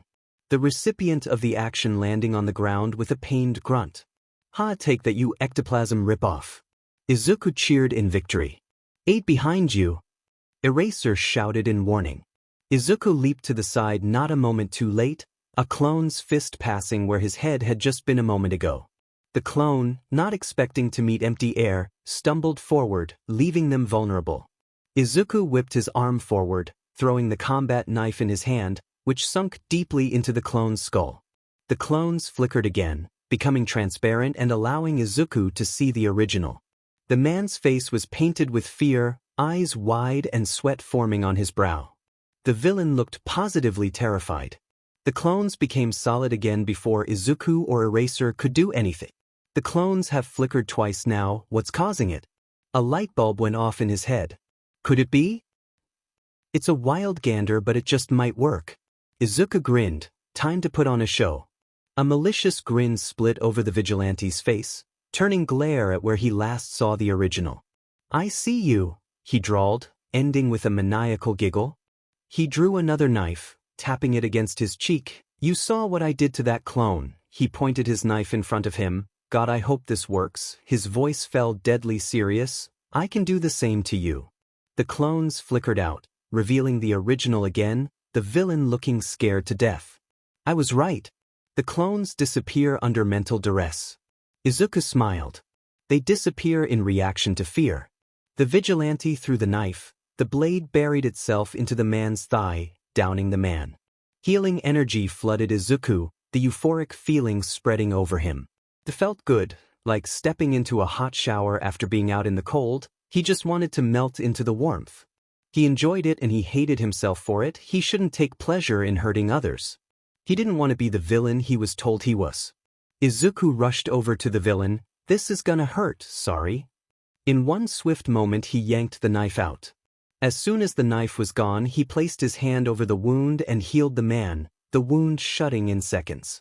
He left some of the damage, just a shallow cut, about half an inch, so he could keep some of the healing energy for himself. He was building up a stockpile in case of emergencies. Eraser ran over to him. Aid, what the hell was that? The hero exclaimed, referring to his earlier performance. Izuku didn't look up from bandaging the cut. I was bluffing, Eraserhead. He can't keep his clones up when he feels fear, so... Izuku paused, smile on his face. I made him feel fear. Eraser's anger faded, his face softening. How did you know? He asked. I noticed every time the clones flickered. The villain looked terrified. It was a gamble, but it paid off. Izuku explained. Eraser smiled. You're smarter than you look, Aid. Izuku blushed at the compliment. Ah, thank you. Wait, what do you mean smarter than I look? Eraser hid his mouth behind his capture weapon, clearly suppressing a laugh. That BSRD. Izuku scowled. Oh sure, laugh it up. If I didn't have to meet with someone I would still wait. Meet with someone? I have to meet with someone? Sheet, I have to meet Kiba. He was late. Sure, he wouldn't be too late, but he could completely miss her shift if he wasn't careful. The year was an unpredictable hellscape of sleep deprivation and pain after all. Kiba? Eraser questioned. He shouldn't have said that. He was fairly sure what Kiba was doing was illegal to some extent. Not important, he said, glossing over it. Eraser, can you handle this guy? I have somewhere to be. Sure, dude. Eraser reached his hand up to his ear to call in. Thanks, man.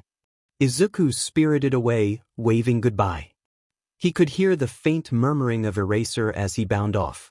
Akano glanced over at Aid and Kiba from behind the bookshelf she was hiding behind. No, not hiding, she was simply there totally by coincidence.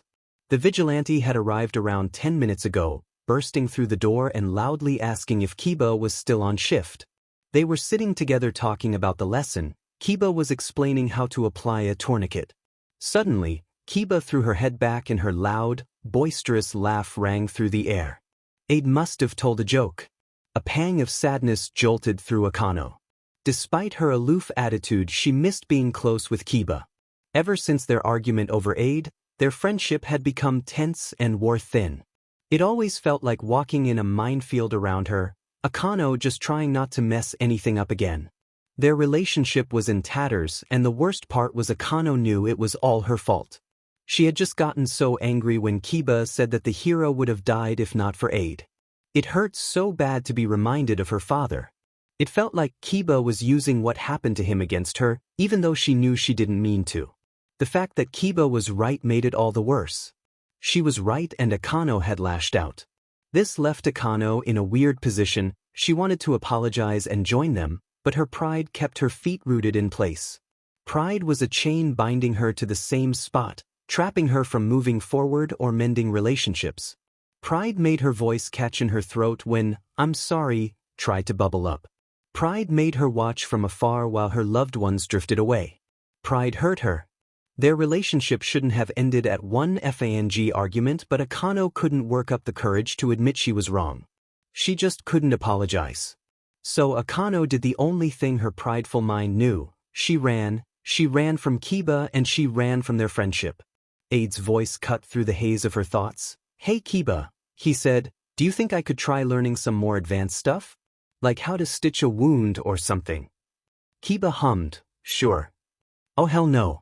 Akano was not going to let that idiot teach a vigilante how to stitch a wound closed. With Kiba's help he would end up making it worse. This simply wouldn't do. Akano grabbed a textbook from the shelf, drew a deep breath, and walked towards Aide and Kiba. "Really? You'll teach me?" Izuku beamed. He had finally mustered up the courage to ask, so he was over the moon. Kiba agreed. Kiba laughed. "Of course dude, I said sure didn't I dash." She was interrupted by the loud thwack of a book slamming down onto the table. Kiba looked up at Akano with an eyebrow raised. Akano sighed and pulled up a chair. If he's going to save people he might as well do it right.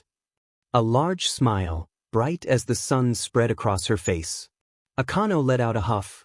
"Go to your job before I change my mind." Kiba scrambled out of her seat, scurrying off, the smile never leaving her face. "Maybe, just maybe," Akano smiled back. Akano turned back to Izuku, cracking open the book. A sadistic smile spread over her face. "Welcome to hell." Izuku gulped in fear. It was a quiet night. The air was still, barring the occasional gust of wind. Silence hung like a blanket over the city, dampening the noise. All that could be heard was the quiet hum of the street lights. The stars twinkled above, shining beautifully as if a million diamonds had been spilled across the night sky, and the moon hung in the air like a shining opal. The night sky was an incredible mixture of the deepest blues, purples and blacks, a complex tapestry woven by a god. Despite all the wonders around him, Eraser had but one thought. "I want to go home." He was sitting on a rooftop, daydreaming about the end of his shift. He loved his job, but he was perpetually tired. He just wanted to go home and sleep. He didn't care if his cat would try to suffocate him while asleep, at least then he wouldn't have to wake up. That would be at least one thing to thank the BSTRD for. His cat, Charles III of the Great House of Meowister, or Charlie for short, was a menace to society. He was a small tortoiseshell cat with blue eyes, and he was the worst. That cat acted like he ran the house, like he was a prince or something, hence the name. He would unravel all the toilet paper, meow at 3 a.m. for food, one of the only times Aizawa wasn't working and could actually sleep, and would chase Nemuri whenever she visited. Actually, that part was kind of funny. The biggest thing that set Aizawa off, however, is that he knew. Every single time he did something bad, he gave Aizawa the smuggest FANG look possible. FANG knew what he was doing. He did it on purpose. Despite all of his problems, Aizawa loved that cat. He was family even with how obnoxious he was. Plus, he gets a kick out of it that Nemuri is now afraid of cats. He was interrupted from his thoughts when a hand slapped down on the edge of the rooftop. Aide pulled himself over the edge of the building with great effort. He then promptly collapsed into a puddle of exhaustion. His hair was messy beneath the hood, his eyes had dark bags under them, and he looked like the life had been eaten out of him. In short, he looked like sheet. Aizawa walked over to him, nudging Aide with his foot. "You all right?" Aide groaned. "My teacher is a SLV driver." Aizawa couldn't help but grin. "That's our job." Aide sat up to look at him. "You're a teacher?" "Sadly, yes." Aide laughed. "Somehow I can't picture that. You look more like a tired dad, not a teacher." Eraser scowled. "Gee, thanks." Aide laughed again. I'm kidding. But seriously, what do you even teach?" "Homeroom and Heroics Foundation." "Oh, you work at a hero school?" Aizawa raised an eyebrow at him. "Aide, I'm literally a hero. Did you think I just teach math at some random school?" "Touché." A beat. "So where do you teach?" "UA." Aizawa replied without looking at him. Aide's face fell into one of disbelief. You're shitting me. Aizawa shot him a look as if to say, do I look like the kind of person who would lie about that? Aide seemed to get the message as he went starry-eyed and beamed, dude, that's so cool. UA? Like the UA? That's so awesome. It was at times like these that Aizawa remembered that Aide was a kid.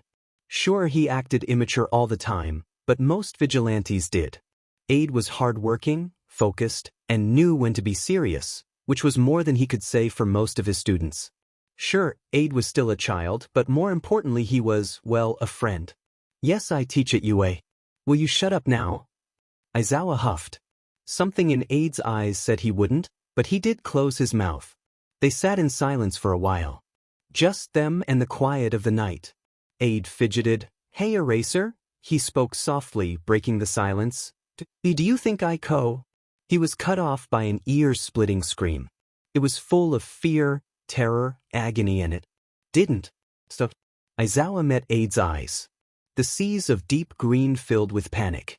There was no need for words, the unspoken message already understood by the two. We need to go.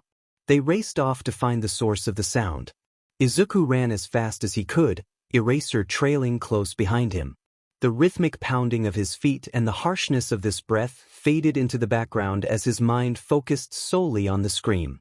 It was an animalistic howl of pain. The only breaks in the screaming were loud, suffering, gasps and sobs. It was a terrible sound, like twisted music composed in the pits of hell. He ran faster, driven by the soul need to make it stop. To save. To help.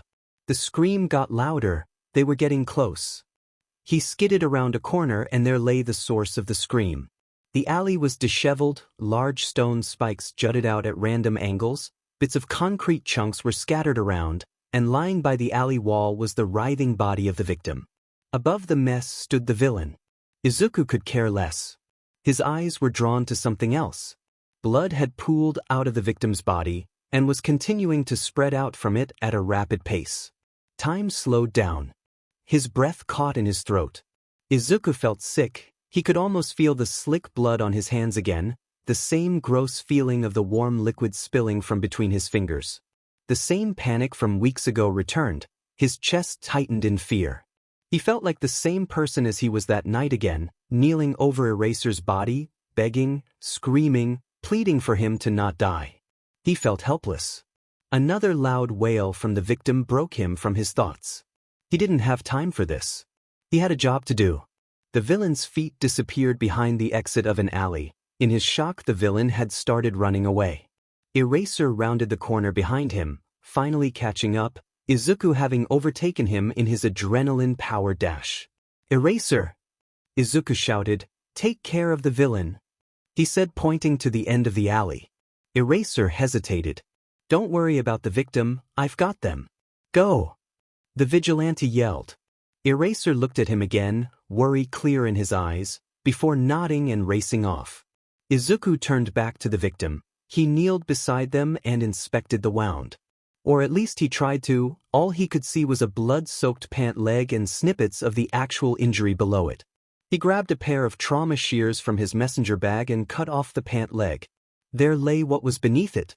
The victim had a large hole in their right thigh. The bone was completely destroyed and the lower half of the leg was barely attached by 2 strands of muscle on either side of the leg.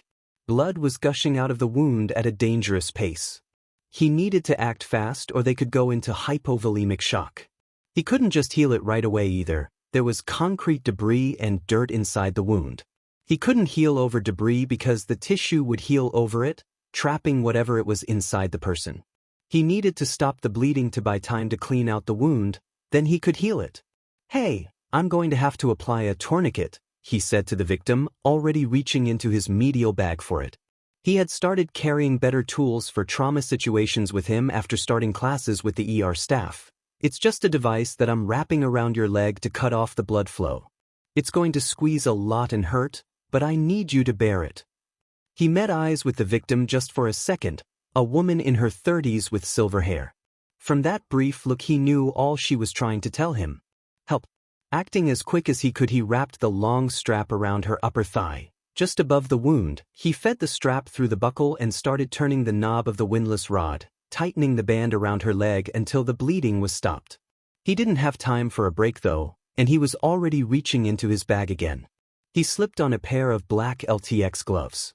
"All right, I'm going to clean out the wound," he told her. It wasn't exactly pleasant to have a surprise pair of tweezers poking around the inside of your leg after all. She choked out a sob, but nodded her head. Izuku unscrewed the cap on a bottle of water. "This is gonna burn," he warned her. With that he started to rinse the wound. The water helped wash out some loose dirt and loosen the bigger debris. The lady winced in pain and muffled a sob, but stayed strong. After a second or two of rinsing it, he pulled out a pair of tweezers and started picking the larger bits of rubble out of the flesh. He worked quick but careful, being mindful of the softer tissues. Once the wound was clear of the larger debris, he rinsed it one last time, getting out the last of the dirt. "All right, almost done. I just need to heal you now. I'm going to use my quirk. Don't worry, this will not hurt." He removed his glove and placed his hand on her injury. Just like he had done many times before, he let the power surge through him.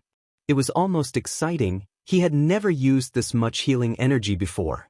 Blue arcs of lighting crackled around the alley before jumping back into him. The wound below his hand glowed the same color, and he watched in wonder of his own quirk as the bone regrew and the muscle stitched itself back together. Some may have found it disturbing, but to Izuku it was like watching a beautiful piece of art unfold. In just a few seconds, in place of the life-threatening injury, was instead perfect smooth skin. Izuku breathed a sigh of relief. It was over. He removed the tourniquet, as it would only cause harm to a healthy leg. The victim's sobs grew quieter. The pain was gone now after all. They devolved into small sniffles, clearly still distressed. One does not go through trauma and simply walk it off. Trauma stays, even long after events pass. Izuku grabbed her hand and rubbed the back of it with his thumb comfortingly. "It's all right," he whispered, quiet but confident. She needed reassurance, not a teen who was just as scared as her. It didn't matter if his heart was still beating a mile a minute and his legs felt like jello. He needed to be strong. He needed to be a hero. "It's okay now, everything's gonna be fine." He hoisted her up so she was kneeling on the floor with him. She was shaking like a leaf. The woman still looked scared. Her brow was knotted and her eyes held barely contained tears. He continued rubbing the back of her hand. Suddenly, she threw herself into his arms. Izuku's hands hovered uselessly in the air, shocked by the unexpected hug, before they wrapped around her, hugging her back. "I know it's scary. It's all right, he continued, murmuring his soft comforts. She broke back down into hysterical tears. Maybe in shock that she survived, maybe in relief. He would never know. All Izuku needed to know was that she was grateful.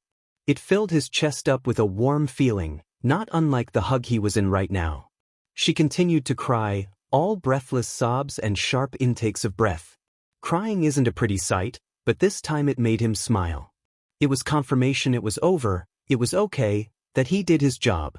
They stayed like that for a minute, just her crying into the hug. "Aid." Eraser's voice cut over the sound of the sobs. Izuku glanced back over his shoulder to see Eraser at the end of the alley. There was another hero behind him. The hero was wearing a long black coat, over a black military-style jumpsuit with combat boots and a peaked cap. On top of the ensemble he wore a white full-face mask with red detailing. Izuku tensed at the sight of the newcomer. Eraser didn't act hostile towards him, but that didn't mean other heroes wouldn't. Eraser seemed to notice. "Don't worry about him, he just heard the scream and we met up while I was catching the villain. He's not going to try to apprehend you, I made sure of that." The hero stepped forward with his hand outstretched. "Hi there, I'm Sar. So you're like an actual vigilante then? Wow, I've never met one before. That's so dope. Crime is Pog." "Wait, no, I'm supposed to be a hero. Crime is not Pog." Sar leaned in closer to whisper to him, "Although vigilante-esque crime is pretty Pog. You're like Batman." Eraser shook his head and mumbled something about Sar not even being able to catch him if he tried with his 4 brain cells. Izuku looked back down at Sar's outstretched hand and hesitantly shook it. He wasn't expecting him to be such a character. Eraser stepped forward. "You can leave the victim to Sar. Despite his looks, he can handle this." Izuku let go of the hug and stood up. Sar took his place beside the victim and started to comfort her. Eraser jutted his chin towards the exit of the alley, motioning for Izuku to follow. He did. Once they were out of earshot from the crime scene, Eraser spoke. "You did good, kid. You saved a life tonight." Izuku's eyes widened. However, his shocked expression soon morphed into a soft smile. He really did save a life, didn't he? It hadn't really sunken in yet until Eraser said it. It just felt so natural, like that was what he was meant to do. Pride swelled in his chest. He finally did what he had been training for, heck, what he became a vigilante for. He thought back to the woman he saved, how she hugged him. He helped her, he healed her, he saved her. He was a hero. Eraserhead smiled at him, and unbeknownst to Izuku, he was thinking the same thing. Izuku skipped along the sidewalk. He couldn't help it, he was feeling pretty good about himself. Could you really blame him? In short, if he wanted to skip, he was going to skip. It was kinda weird being at street level. He usually traversed the rooftops, but because his legs still felt like jelly, he chose the sidewalk. He didn't want to fall and die because he just came off an adrenaline high. That would suck so bad. If he didn't die immediately, he wouldn't have the healing energy to heal himself either, as he had just used most of his stock to heal that woman. If he survived the fall, then he would have to go to the hospital, like a non-healing quirk pleb. Plus, he didn't want to see that smug look that Akano was sure to have if he ended up in the ER because he slipped. So in summary, he chose the sidewalk. Izuku hummed a tune to himself, sometimes singing an occasional word or two. "I used to think maybe you loved me, now baby I'm sure." He skipped in time, bouncing from foot to foot, just tapping his feet to the rhythm as he walked. He was happy, he was excited, and he had a in good taste in music, so he could dance a little if he wanted. Sue him. He continued to hum and move to the beat. Not really anything extravagant, just a little jig here and there. "I'm walking on sunshine, whoa." He wasn't a good singer, but no one could hear him anyways. The street was empty and he was barely muttering under his breath. "I'm walking on sunshine, whoa. I'm walking on sunshine, WA." He was cut off by a large blast of white light exploding out the alley right in front of him. The beam was only a hair's breadth away from his nose. He jumped back in surprise, arms pinwheeling in an attempt to regain his balance. What the dash was that? A part of him, the sensible part, told him to leave. To just be safe. He didn't know what that was, and it could very well be dangerous, but that beam also looked cool. He really shouldn't. He should just go home and celebrate tonight as a victory and not investigate a mysterious beam that he saw at 12 o'clock at night. At least, that's what he kept telling himself as he snuck over to the alley wall to investigate a mysterious beam that he saw at 12 o'clock at night. Curse his curious heart. Around the corner and gazed into the alleyway. He was half expecting to see a hero bleeding on the ground again. After all, that's what he saw last time. He let his curiosity get the best of him and peeked around an alley corner. Instead, he saw what could not be a more different sight. A tall woman with platinum blonde hair wearing a white one-piece hero suit, a white cape with a silver sparkle gradient from the bottom to the top, a silver belt with a star buckle hanging around her hips, and long white gloves and knee-high boots which where weight are those heels, stood with her arm outstretched. A man was kneeling at her feet, quaking in fear. Long swords made of light hovered in the air dangerously, pointing directly at the man. She must be a new hero. She certainly looked the part, and her quirk looked perfect for the job as well. He did wonder why she was underground when she could probably easily be a spotlight hero. Izuku bet she would be insanely popular. She tossed her hair. Wow, she was pretty. Izuku didn't really feel attraction yet, but he could still see beauty, and man, she was beautiful. She would definitely be popular. The man at her feet trembled. Please, don't hurt me." Izuku was confused. Why would she hurt him? She was a hero? At least he thought she was. But come on, she was literally wearing a hero suit. How could she not be one? He supposed that the villain could just be afraid. Yes, that made sense. He turned back to the hero. He wondered what her name was. He would have to keep his eye on her. She had the situation under control. The presumed villain at her feet was subdued without a scratch on her, so she must be good at her job. She would 100% become a rising star. The hero laughed. Oh, don't worry, darling, it will only hurt for a second. Wait, what? In the blink of an eye, one of the light swords flew across the air and right through the man's head. It pierced the skull with no resistance, like a hot knife cutting through butter. Blood sprayed across the alley, splattering the concrete with droplets of crimson. Some landed on the hero's, no, the villain's face. Her smile grew manic, and her eyes filled with sick, twisted pleasure. She flicked her wrist and the sword pulled from his head. The body fell to the ground with a sickening thump. Blood pooled from the skull, painting the ground the deepest shade of red. And Izuku ran. Izuku's feet pounded the ground rhythmically. His breath was harsh, his lungs screaming for air. His legs were burning, sore and getting sore with every step, but he didn't care. He just kept running. He didn't know where, just away. His legs carried him powered by adrenaline and fear. He fell into tunnel vision, the world around him fading away into the background. All that he cared about was that he was running away. Each leap and bound moving him further from that bleeding body. Nothing else mattered. Every time he closed his eyes, he saw them again. He felt those dead eyes of the body burying into his own. He saw the gaping hole in their forehead revealing the bloody brain matter and cerebrospinal fluid oozing from the cavity. He saw the blood spilling from their head and pooling onto the dark pavement below, and saw every detail of how it blossomed along the concrete. Most terrifying of all was seeing the villain standing over the carcass with a maniacal grin and eyes gleaming with pleasure as though she was looking at the finest of paintings. Izuku snapped his eyes open, pushing off his foot with more force than before. The image of the dead man and the villain propelling him forward. The thought of them hot on Izuku's heels, threatening to swallow him whole if he didn't run faster. So he did. He picked up the pace despite his body screaming at him to stop. It felt like he was dying, his lungs stung with the cool night air that filled them, and his muscles felt like they would give out at any second, but he didn't stop running. He kept going. Each breath he drew became more ragged than the last, and each step more wobbly. He didn't dare to look back. He's not sure he wanted to know if the villain was following him or not. If they were, he would surely be dead.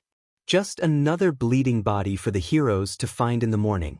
So he kept running. Running until his legs went numb and he couldn't draw another breath.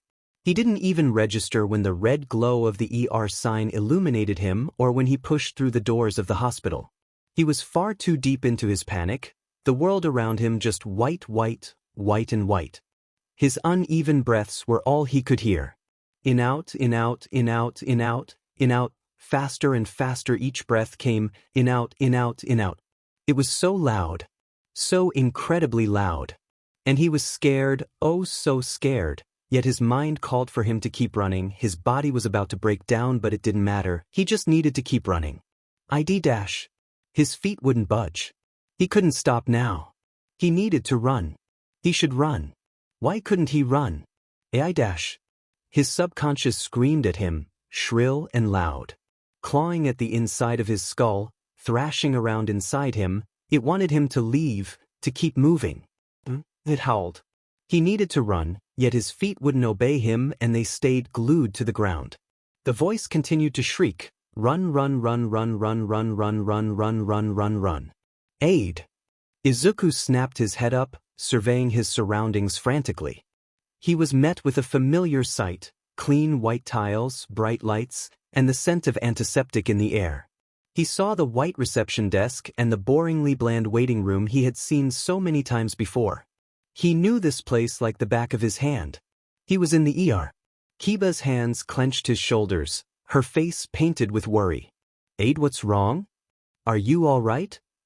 Izuku met her eyes briefly before collapsing to the floor in exhaustion, Kiba just barely catching him so he didn't crash into the ground. Tears sprung from his eyes and harsh sobs ripped from his throat. Akano ran up to them, standing behind Kiba. He continued to sob. Heart-wrenching cries erupting from him periodically. Kiba squeezed his hand tightly. Aid, please, I need to know what's wrong. Izuku gasped out another sob, slowly nodding his head. Tia was a woman, a villain, in an alley. She killed someone. Oh God, she killed someone. There was blood, it was pouring out. Oh God, he muttered in horror, there was so much blood. It was everywhere.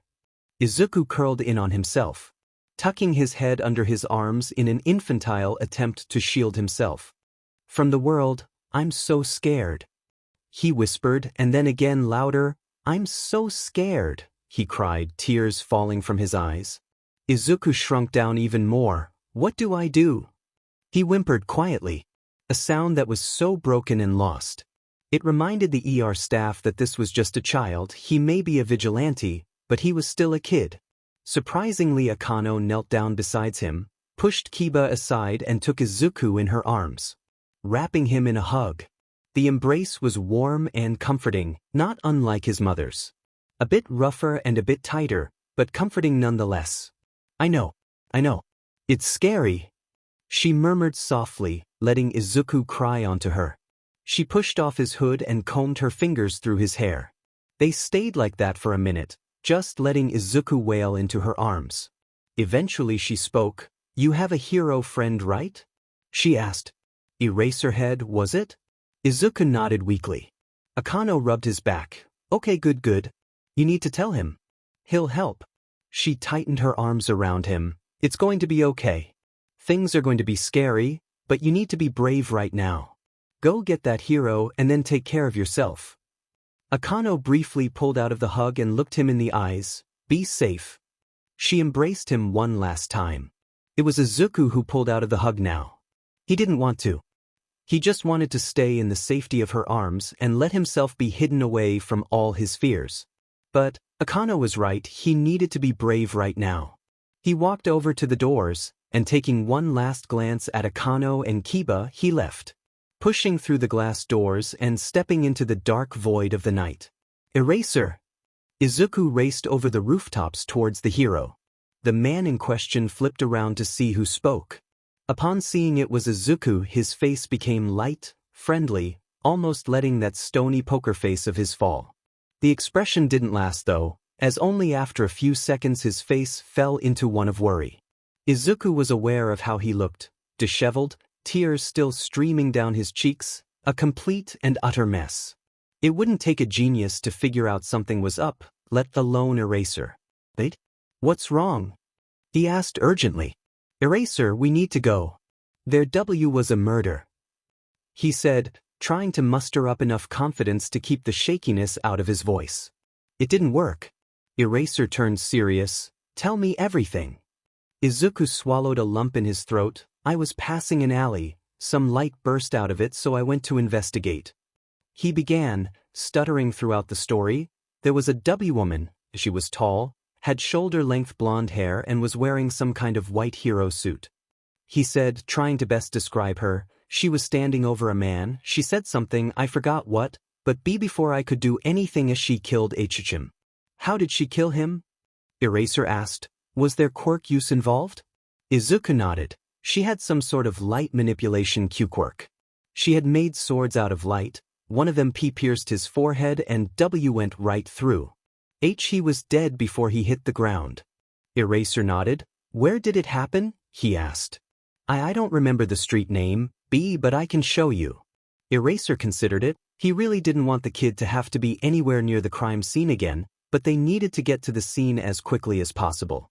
As a teacher, and as an adult he wanted to refuse, but as a hero he needed to agree. He knew the kid. He knew he was strong. He knew that Aid would want him to, and would give him hell later on if he refused. As much as he didn't want to, he needed to say yes. Hesitantly and a little unsure, Eraser said, okay.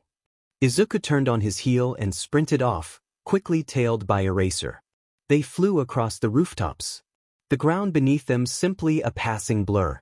Eventually, after 5 minutes of running, Izuku slowed his pace, eventually coming to a full stop. They had reached a drop-off of the building roof that led to an alley below. This is the place, Izuku whispered, keeping his eyes trained on a crack in the concrete roof.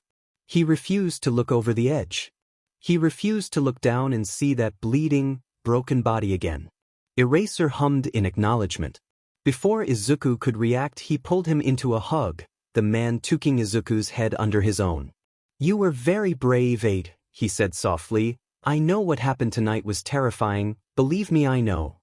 I had to witness my first death too after all. At that Izuku let himself choke out another sob. Eraser reacting by pulling further into the hug.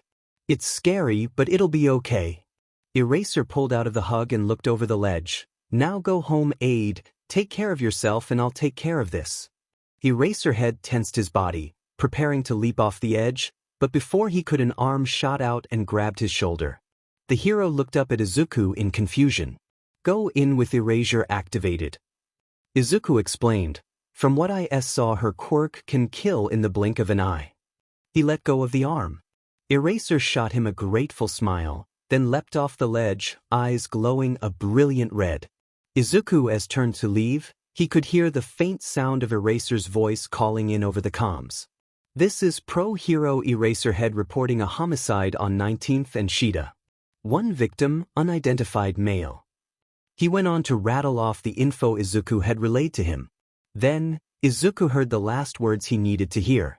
The assailant has fled the scene. She is nowhere to be found. Izuku's eyes fluttered open. Pale morning light filtered through the windows, casting a muted glow across his room. His face felt sticky with dried tears, his legs felt sore, and his hair was plastered against his face with dried sweat and splatters of blood.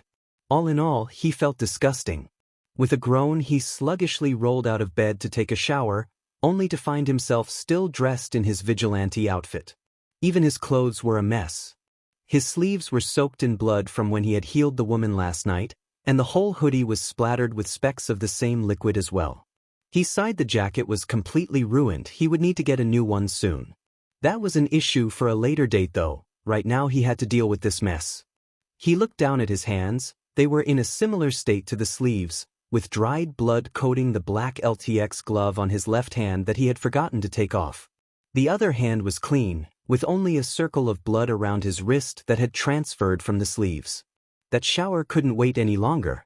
He really didn't want to go to school today. He was just too tired and he wasn't sure he could deal with his hell of a school life right now. Unfortunately, he didn't have a reason to not go, and if he skipped today then tomorrow there would be 6 times the suicide jokes than usual. He didn't really have a choice. He had to go. But first, that shower. The lunch bell rang. Students began shuffle out of their seat and file out of the classroom. Izuku hadn't been able to focus in class. He just felt like shit. Every time his eyes closed, he saw the crimson-covered alley from the night before down to every minute detail. So excuse him if he couldn't focus in class. He just wasn't able to give his full attention to a lecture on quadratics when thoughts of a dead man filled his head. The words flew in one ear and out the other. He couldn't understand them and they just became droning background noise. He ended up spacing out for the whole PRD despite his best efforts to listen. Unfortunately, his sorry state didn't go unnoticed, as out of the corner of his eye, he spotted Bakugo and his lackeys stalking towards him. God, he should be better than this. He knew better than to show any signs of pain around Bakugo. Izuku had one FANG job and he messed it up. Before Izuku could try and make a break for it, the group had already circled his desk. All of them grinning down at him with malicious intent. Izuku's lips quirked down into a frown. What's wrong, Deku? The explosive teen mocked. You almost look sad. Izuku opted to not respond. He knew it would make it worse. At Izuku's dismissal, Bakugo continued, tapping his finger against his chin like he was trying to think, what could have happened? Izuku gave Bakugo the side eye. This only seemed to encourage him as he sneered down at Izuku, why don't we guess then? Bakugo started circling Izuku's desk, like a shark around its prey. Did a hero try to arrest you? This was met with snickers from the group. Bakugo grinned. Did you get yourself put on probation? Again more laughter. Izuku's frown deepened. Bakugo leaned down so his mouth was right by Izuku's ear, and went for the kill. Did Auntie finally get fed up with your villainous butt and leave? At that Izuku finally responded, look Bakugo, I don't feel like doing this today, he sighed. It was a meek attempt to defuse the situation, but of course, it didn't work. Bakugo's grin widened. He had finally found a weak spot. What? You angry both mommy and daddy left you? More laughter, louder this time. Izuku clenched his fists, barely holding restraint as to not sock Bakugo in the face. Bakugo scoffed. It only makes sense. Why are you so upset? He chuckled. After all, who would want a villain as their son? Izuku snapped. Mine didn't abandon me, Bakugo. However, this was the blonde wanted. Yet, he smirked, and again a round of laughter circled the group. It's only a matter of time with that quirk of his. A villain like him doesn't deserve love. One of the lackeys whispered. The comment was met by giggles. Izuku knew he shouldn't. He knew it would just make it worse, but he couldn't help himself. I'm not a villain, he roared. He wasn't, he knew he wasn't, he couldn't be. He saved people, he was a hero. He was the good guy. I heal people. You hurt people, Bakugo corrected smugly, and you like it. You know you do. It's how your quirk works. Izuku went quiet. Bakugo was right. He thought back to every time he hurt someone, every bruise, every cut, every broken bone. Each and every time, he felt a rush of pleasure from his quirk. He hurt people and it felt good. He didn't want to hurt people. He didn't want it to feel nice, but it did. It didn't matter if it was just his quirk, it was still him. His silence didn't go unnoticed. Bakugo leaned in. That's what I thought. Inko twiddled her thumbs sitting at the dinner table. She had gotten off her shift at work early today, with one of her co-workers offering to cover for her. She didn't have much to do, so she decided to surprise Izuku with katsudon when he got home. Katsudon had always been his favorite. In fact, Inko could still remember the first time he had it. He was 3 at the time, and they had just gotten back from the park. Inko decided to make dinner, and pulled out an old recipe for katsudon. It had been a favorite of hers too when she was a little girl, and her father would make it for her. A half an hour later she set down 2 bowls for her and Izuku, respectively. Izuku had taken 1 bite when his eyes widened. Without missing a beat he said, "Holy F, that's good." Inko had been speechless at the time, eyes blown wide and mouth agape. It only made sense that Izuku would know swear words. He was Katsuki's friend after all, but she was still in shock. Did her baby boy really just say F dash? She chuckled at the memory. Inko disciplined him something fierce after she could form words again, but she had never been fully able to get him to stop swearing. It didn't matter much to her anyway as long as he wasn't rude. The front door swung open and Izuku walked inside. Speak of the devil and he shall appear. A warm smile spread to her face. Welcome home, Izuku. I made katsu dash. She cut herself off. Her boy looked tired. Not just a normal tired, but the kind you see on someone who has lived a long, strenuous life. The kind of tired of someone who is tired of life itself, someone who couldn't take it anymore. The kind of people who sat on the bus with slumped shoulders and hollow eyes as they commuted to work. She saw that in Izuku. Her child. Izuku, what's wrong? She asked worriedly. At the sound of her voice he met her gaze. Those eyes that had been full of vibrance and shine just a day before were now dull. The life in them left leaving only sad defeat.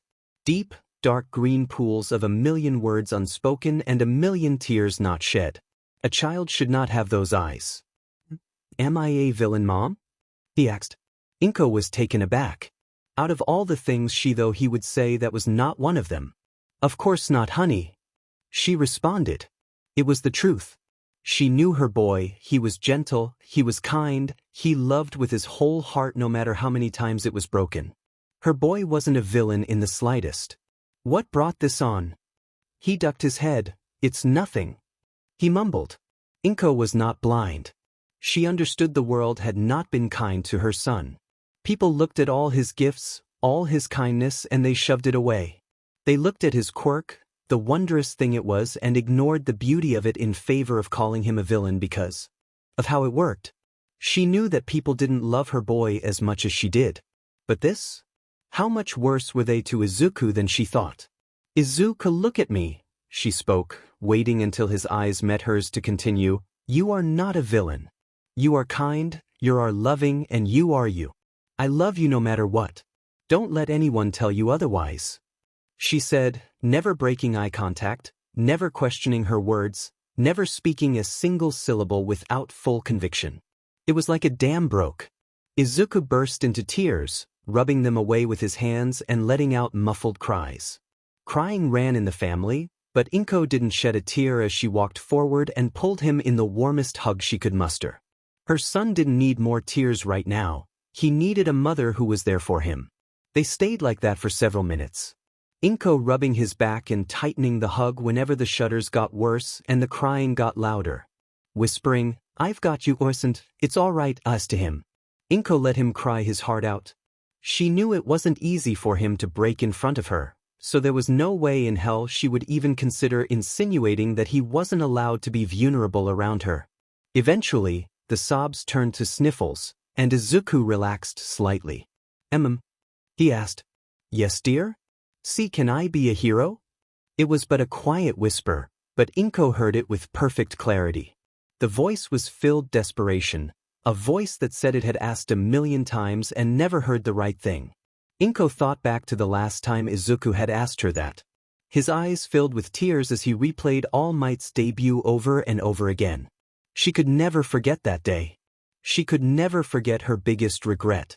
She could never forget how she just cried, I'm so sorry Izuku," over and over at him uselessly. It was what kept her up at night, what made her ask if she was a good mother. With the question, Izuku had given her a second chance, whether he realized it or not, and this time she was doing it right.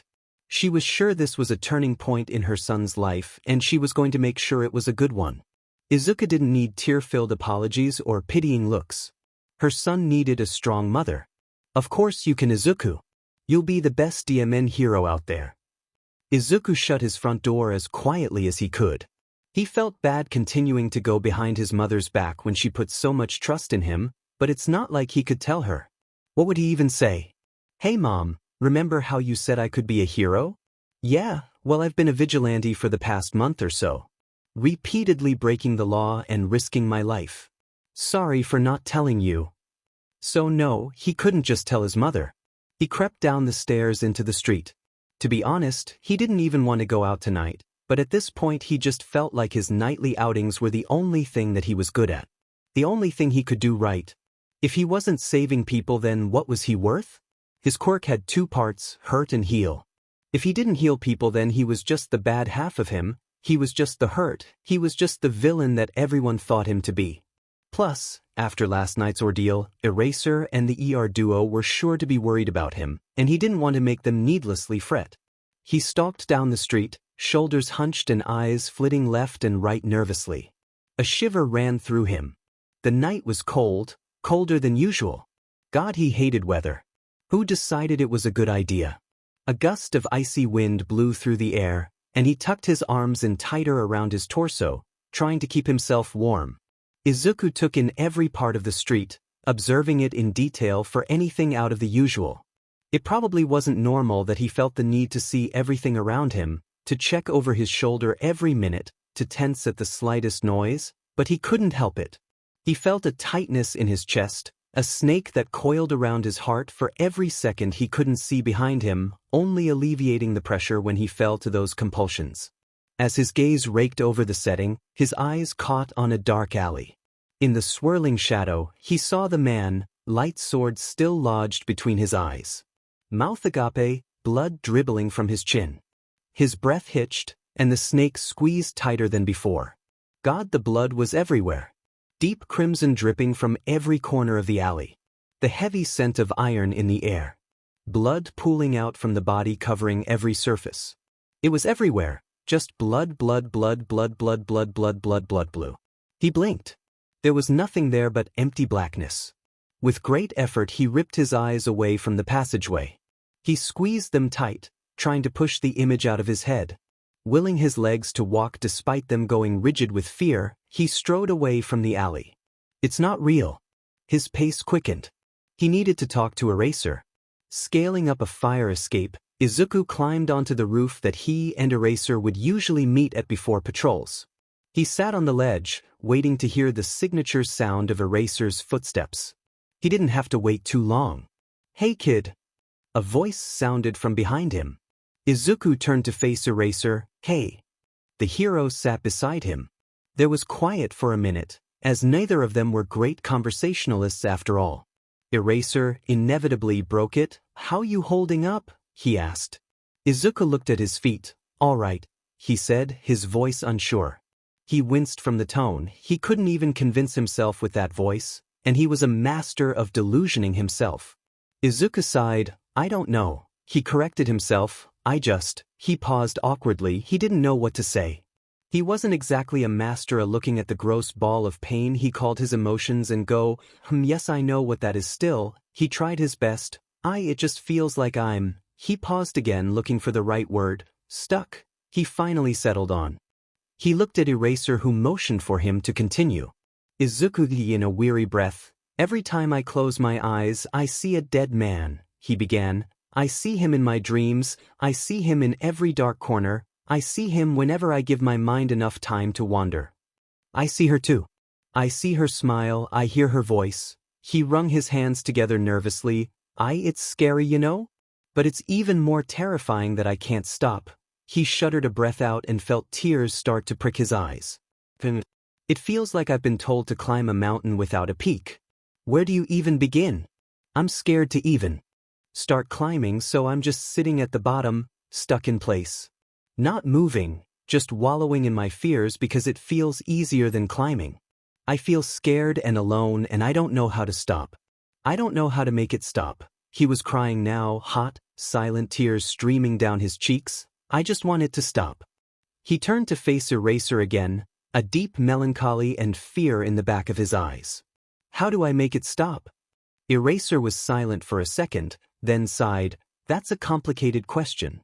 He said, it's not like you can just flip a switch and all your pain goes away. Emotions are never that simple. No, trauma is a tricky thing. It's sticky, it clings to you tightly when you try to shake it off, but it never leaves if you don't try to. It takes time to heal, maybe a few days if you're lucky, maybe a few months. Eraser looked off, seemingly in a different place, sometimes years. Izuku wrinkled his nose at the word, trauma. He was many things, but he wasn't traumatized. War veterans were traumatized, not him. Eraser continued, it's all right to be scared, to feel like you'll never get better, but it will. Trust me. Izuku looked at his lap. So what do I do? Eraser reached over and gave his hand a comforting squeeze. You don't ignore those feelings. You let yourself feel. You are gonna fall. Many times in fact, but you get back up, and you keep living. That mountain may seem impossible to climb, but sometimes, you need to look at it, and despite your fears, despite the fact you feel that you will never reach the top, you just take that first step. He pulled him into a hug, and that's enough. Akano watched as Aide and Kiba said their goodbyes, the latter now making his way for the door. The kid had turned up at his normal time, after his patrols. Kiba had, obviously, been very worried about him, launching herself at him and wrapping him in a hug the second he pushed through the doors. The doctor had wrangled answers for all her questions out of him. Are you okay? Do you need help? You know that you can always talk to us, right? Aide swore that he was okay and pleaded to please release him because he couldn't breathe. She didn't let him go until he started turning blue from the hug, and she was convinced that he was, in fact, okay. They didn't have an actual lesson. It just didn't feel right. How can you just return to normalcy after something like that happens? Instead, Kiba just cracked jokes and kept up a cheery attitude. She was trying to make Aide more comfortable. It was what she did. She was who you went to when your problems feel like they'll swallow you whole. She gave smiles and laughs so freely, she helped you forget about life for a while. Cut the chains that held you down, temporarily perhaps, but that feeling of freedom was something so desired she always had people trailing after her. She was a light in the dark. She'd lift you out of your misery, if only for the short while you were allowed to bask in her presence. Maybe Akano was just waxing poetry though. It was actually how they met. Akano was overwhelmed by her personal life and med school, and Kiba helped her rise above them. But that was a story for another time. No, that wasn't what she was worried about. You see, Kiba had always been the sociable one, but Akano? She preferred to sit back and watch.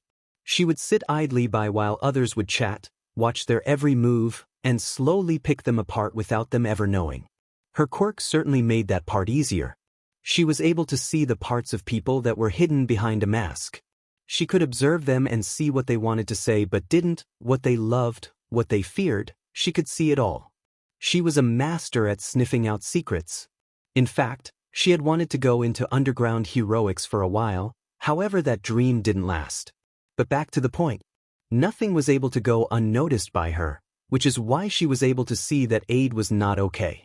Between peals of laughter and jokes, something would flash in his eyes. Oh sure, he was good at hiding it.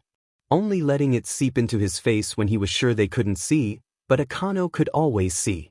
Hiding something from her was futile. That wasn't what upset her.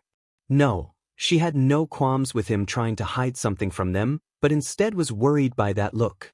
What it meant, what it said about the person who wore it. It was something she was familiar with, too familiar.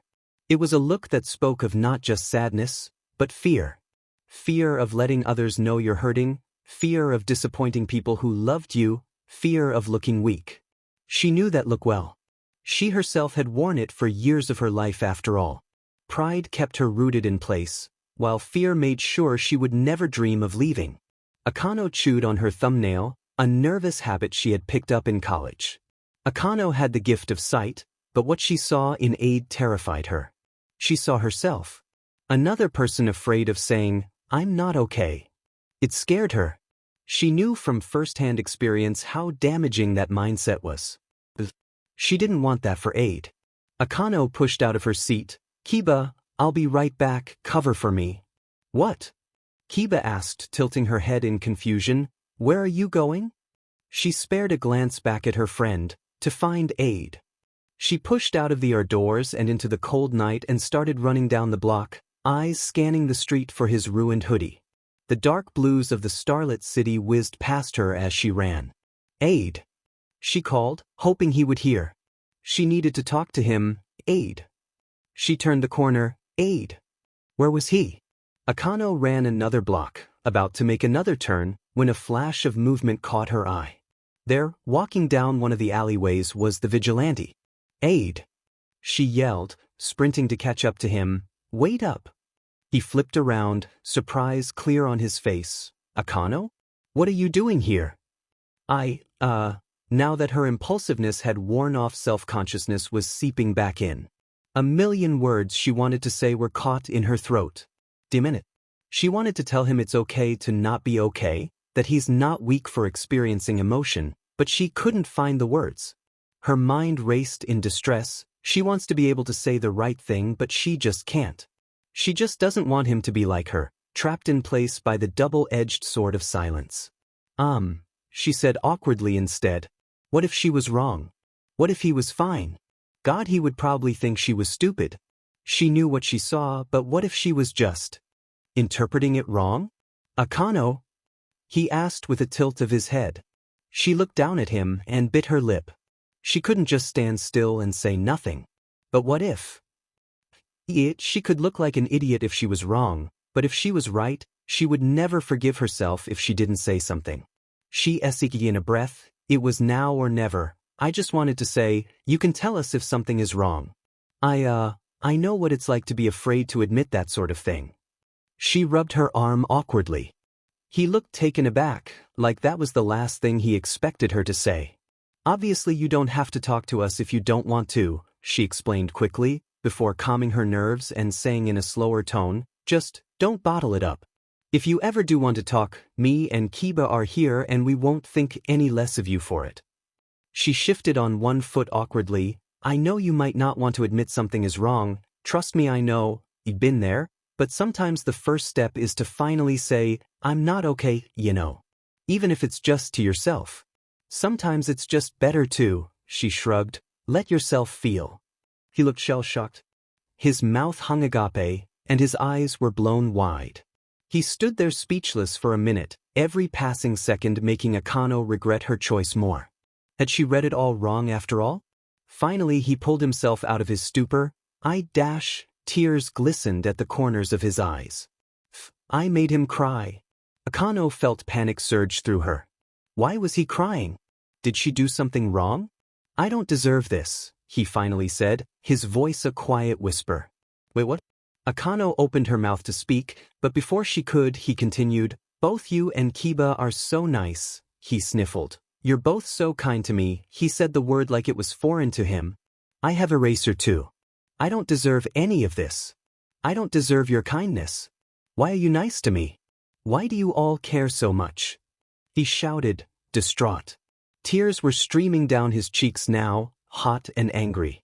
Akano was shocked, though she didn't let it show. She hadn't expected this. She stared at him, cool and calculating. Heavy silence filled the gap between them. Finally she spoke. Are you an idiot? She asked. What? He stuttered, a slight look of hurt and surprise flashing across his face. I said, are you an idiot? I don't you understand dash. Before he could finish she pulled him into a hug. You dumbass. She said exasperated, of course we care about you. You're our friend, and I'm sure that Eraserhead guy feels the same. You deserve kindness, stupid. He went stiff, before a sob racked through his body, followed by another and another. He wrapped his arms around her and cried even harder. Akano didn't say anything, but simply rubbed his back. Thank you. He blubbered. You've got nothing to thank me for, kid. No, you don't get it. You guys are the first people to ever want to be my friends. Akano frowned. Why wouldn't people want to be his friend? What? She asked. He choked out another sob. People don't like my quirk. It's a villain quirk. Akano laughed. You heal people. How is that villainous? He tucked himself tighter against her. You wouldn't say that if you knew how my quirk worked. Akano pulled out of the hug to quirk an eyebrow at him. Try me. He bit his lip, before whispering in a small voice, you wouldn't like me anymore if you knew. I sincerely doubt it. She deadpanned. He hesitated for a moment more, then finally gave in. I have to hurt people to heal them. If I hurt someone, I get healing energy that I can use to heal another person or myself. My quirk makes it so I get a rush of pleasure when I gain healing energy. Akano looked at him, considering the vigilante before her. And that's villainous how? He knotted his eyebrows together as a fresh wave of tears slid down his face. Don't you get it? He yelled, I have to hurt people to heal. I like it when I hurt people. I'm a villain. Why can't you see that? Because you're not a villain. Clearly. Well, everyone else says I am. He yelled. Akano smirked. Well then everyone else is a bunch of morons. Stop lying to me. He spat. I know my quirk is villainous. I'm not going to delusion myself again. The doctor looked him up and down, then sighed. Is Kiba a villain? Izuku's eyes widened in surprise. What? Of course not. But did you know Kiba's quirk gives her venom that could kill a man in a minute? By your logic she's a villain. Akano pointed out. But Kiba is nice. She would never hurt anyone. He cried. Exactly. She exclaimed, don't you see, it's not about the quirk. It's about the person. No quirk is villainous. Just as Kiba isn't a villain because of her quirk, you aren't either. He took a step back. But my quirk makes me take pleasure in hurting people. I enjoy hurting people. Akano sighed. Do you want to hurt people? He shook his head. No. I would never. She crossed her arms. Then I don't see the problem. You are not villainous. Your quirk is not villainous. It just has a side effect. It doesn't make you a bad person. Why you're lying? I don't think so. He grabbed his head and hunched over. Stop lying to me, Akano. Akano didn't waste a second to pull the distraught teen back into a tender hug. I'm not. He wailed into her shoulder. Why? Everyone else says I'm a villain. What does it matter what you say? Akano huffed. Are you saying I'm invalid? Rude. Did you mean to say that everyone else in the world is wrong? Yes. Laughed through his tears. That sounds just like you. So, do you finally admit you're not a villain? She asked, a grin on her lips. No, he rasped out. See? This is why I call you an idiot. Akano, even if you think I'm not doesn't mean it's true. Everyone else says I am. There's no way everyone could be wrong. She smiled. Yeah, well, everyone thought the Earth was flat at one point, and look how that turned out. Besides, it's not just me, you've also got Kiba and that eraser guy. Who cares what the rest of the world has to say? They're just stupid. For once, he had nothing to say. Akano tightened the hug. If anyone else thinks you're a villain, then they can go F themselves. She said softly, the only people who aren't dumb to see are the ones who are smart enough to see otherwise.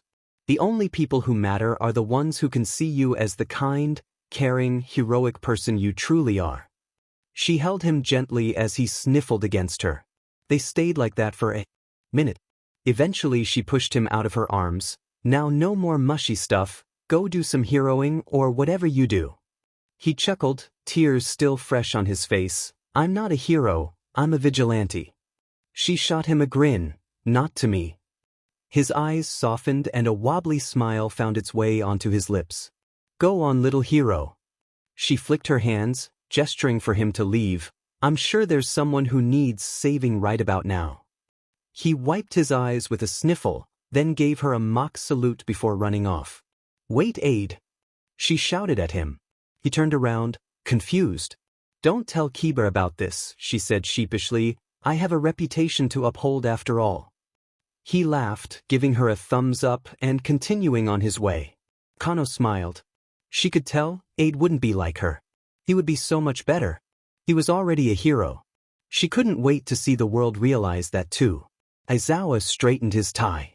He absolutely loathed formal wear and wouldn't wear it if he could, but he didn't exactly have a choice in the matter currently. He stood at the door to a meeting room. It was a large oak double door and was surprisingly fancy for a case conference. It wasn't often that he had to attend a conference with other heroes, as working as an underground hero gave him a lot more independence than most, but when a big threat starts to arise, he has to. He ran a hand through his hair wearily. "An" was a loose word for the action, as his fingers more accurately plowed through his knotted mess of locks. Yamada and Nemuri had been able to force him into a suit and tie for the meeting, and they had tried to get him to comb his hair, but to no avail.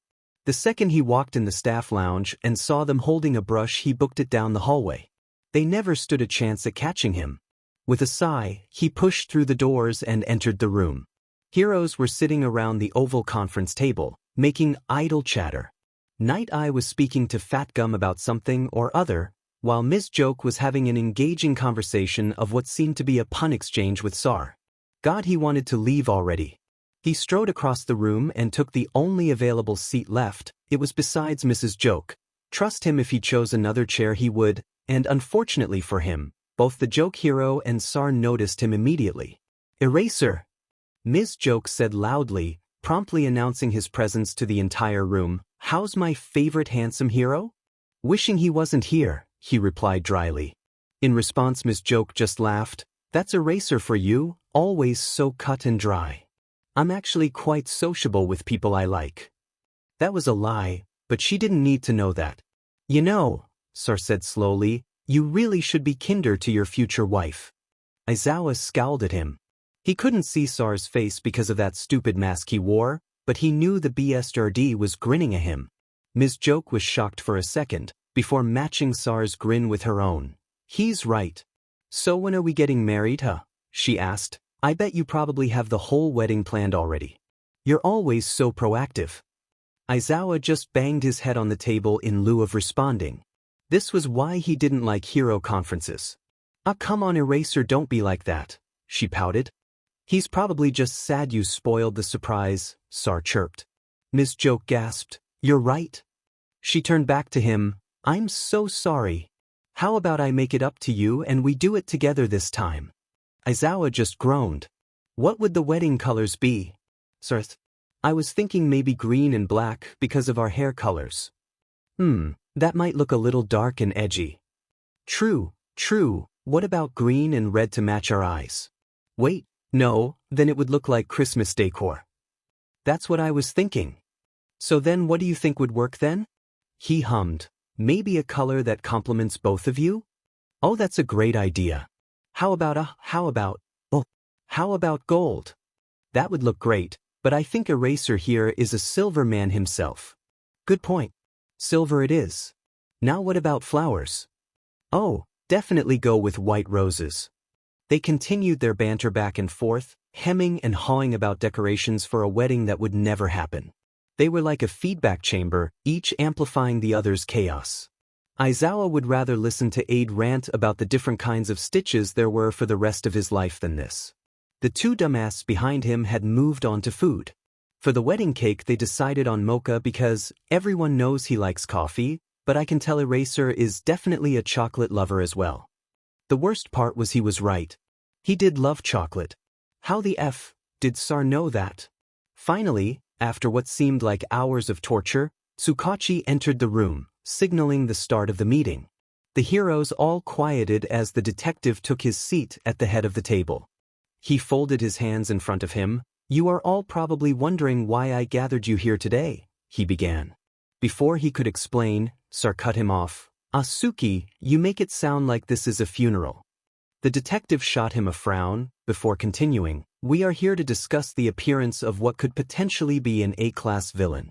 Eraser, you may begin," he said, motioning at the black-haired man. Aizawa stood up, all heads in the room turning towards him as he did. "4 days ago, a new villain appeared." He began. "She was originally discovered by a local vigilante, Aide. He witnessed the murder of Yurai Shino, male. Age she appeared to use a light manipulation quirk to kill him." The air of the room turned serious, and the heroes, who had been relaxed moments prior, now stood at attention. Tsukachi took over. "This was her first con-fired kill," he explained. "Since then we have identified 2 other bodies whose cause of death was unknown with similar-looking wounds, and we are almost certain the murder Aide witnessed was not her first. In the 4 days that have passed since Aide witnessed the murder, she has killed another person." A police officer walked around the room, passing out a copy of the case file to each of the heroes. "There is no pattern to her killing," Tsukachi continued, "or at least there is no connection we can see. It's just indiscriminate slaughter. We will keep you all updated if we find anything." The detective sighed. "I'm going to be frank with all of you, we don't have much on her. Just a simple quirk and a description of her appearance from a child vigilante." His gaze swept over the room. "All of you will be working with us to take her down as quickly as possible. I expect each of you to work hard on this case. Each of you will have a job to do on this case. Night, you and Sar will be investigating her." Night Eye frowned. "Tsukachi, I thank you for giving me this job, but Sar would be more useful elsewhere," he said. "I can handle this by myself." Tsukachi frowned. "Proposition denied, Night Eye. Sar's quirk would be extremely useful for recon." Fat Gum said awkwardly, "I think I'm missing something. What is Sar's quirk exactly?" "An inferior version of mine," Night Eye griped. Sar shot him what was probably a scowl, but it was hard to tell with the mask. "Okay, first of all, rude," he said angrily before turning to Fat Gum. "Second of all, thank you for asking. It's nice to know not all above-ground heroes are assholes," he said pointedly towards Night Eye. "My quirk is called Remix. It allows me to see the past 48 hours of whoever I touch in snippets. A sort of remix of their lives, you could say. Some stuff is left out, but I can see around 87% of it. Like I said, an inferior version of my quirk." The green-haired man said stubbornly. "For someone who can see the future, you sure lack vision." Sar shot back. "People lie to cover up their past, and I expose their secrets. You can see what they'll have for lunch tomorrow. How is that inferior? I can see every decision they will make, showing me their secrets just like you, and making me invaluable in combat." "That is enough, both of you," Tsukachi growled. Sar scoffed, completely ignoring the detective. Big words for someone who uses their quirk as a crutch to fight. Night Eye glared at him. "If you know so much about the past, then you should know that I am a master at fighting, even without my quirk. But with it I can see the way a battle will play out to the smallest detail." "I said that's enough," Tsukachi repealed, raising his voice slightly. Sar pulled out his primary weapon, a sleek black pistol, from his cloak, and laid it on the table. "Then you should know you can't outrun a bullet," he said dangerously, eyes locked with the other hero. "Enough!" Tsukachi shouted, slamming his hands down on the table. "Both of you are adults and heroes. Act like it. Stop throwing around schoolyard taunts." Sar tucked his gun away, holding tense eye contact with Night Eye as he did so. Tsukachi pointed at them. "Both of you will work together for this assignment, and that is final. This is bigger than some stupid quarrel or rivalry you two have. This is about a potential supervillain. So if both of you could act your effing age, that would be great. Ms. Joke leaned over towards Eraser. Why do they hate each other so much? She whispered. Night Eye made a snide remark about his quirk while Sar was interning from him. He asked Night Eye for a formal apology and he refused. The kid got so angry he up and left, even going so far as to leaving the case he was working on. They've been bitter about it ever since, he whispered back. Ms. Joke gasped. Sar interned for Night Eye? Yes. Eraser hissed. Now be quiet. Sar turned towards the detective, pretending not to notice his whispering colleagues. Sorry, Suki, just some people are insufferable little twats. Enough, Sar. Tsukachi bit out, low and angry. Sar put his hands up in surrender and leaned back into his chair. Fine, fine, I'll play nice. Tsukachi looked over the room angrily. Any other complaints? He was met by silence. Good, now that little distraction is over with, we can get back to stopping murderers. As I was saying, Night Eye and Sar will be strictly on recon duty, and will dedicate more of their time towards investigating the villain. The rest of you will be on the case primarily for combat purposes. Eraser, you will be doing a split of normal patrols and recon. Eraser nodded. Oh, Tsukachi said, and keep an eye on Aide as well, he is a valuable source of info. Plus, from what I've heard, he trusts you. That made Aizawa smile softly. Tsukachi gave him a look, but didn't say anything as he continued to address the group. As for all of you, if any of you find out anything, report back to me immediately. He was met with a round of agreements from everyone.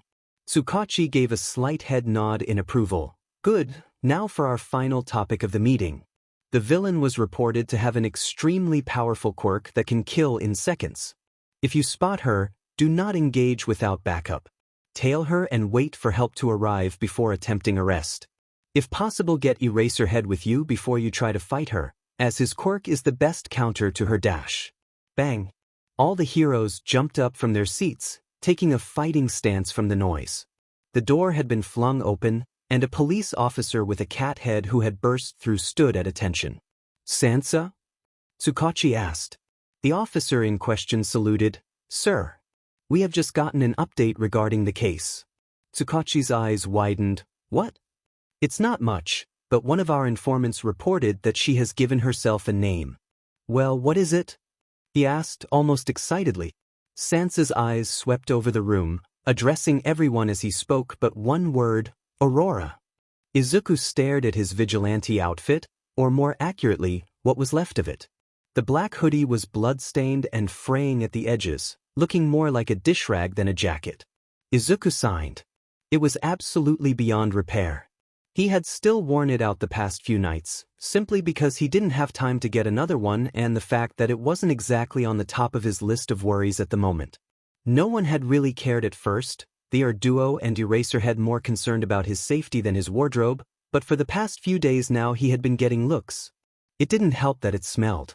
It was caked in blood, dirt, and sweat. What did you expect? Does it smell like roses? Kiba had tried to make a polite comment about it, but Kiba wasn't exactly great at subtlety. Still, the others took this as the go-ahead to talk about it, and once the topic was opened for discussion, everyone was telling him to buy a new one. Literally everyone. In fact, last night a villain he had been fighting had stopped attacking him the second he saw what Izuku was wearing, just muttering, "Oh God, that's ugly." He was right, of course, but Izuku still knocked him out cold for saying it. What, were manners not important anymore? Anyways, rude comments aside, all the signs were pointing to one thing: he needed to get a new outfit. Izuku let out a disheartened whimper. That meant he had to go shopping. Izuku wrung his hands together nervously.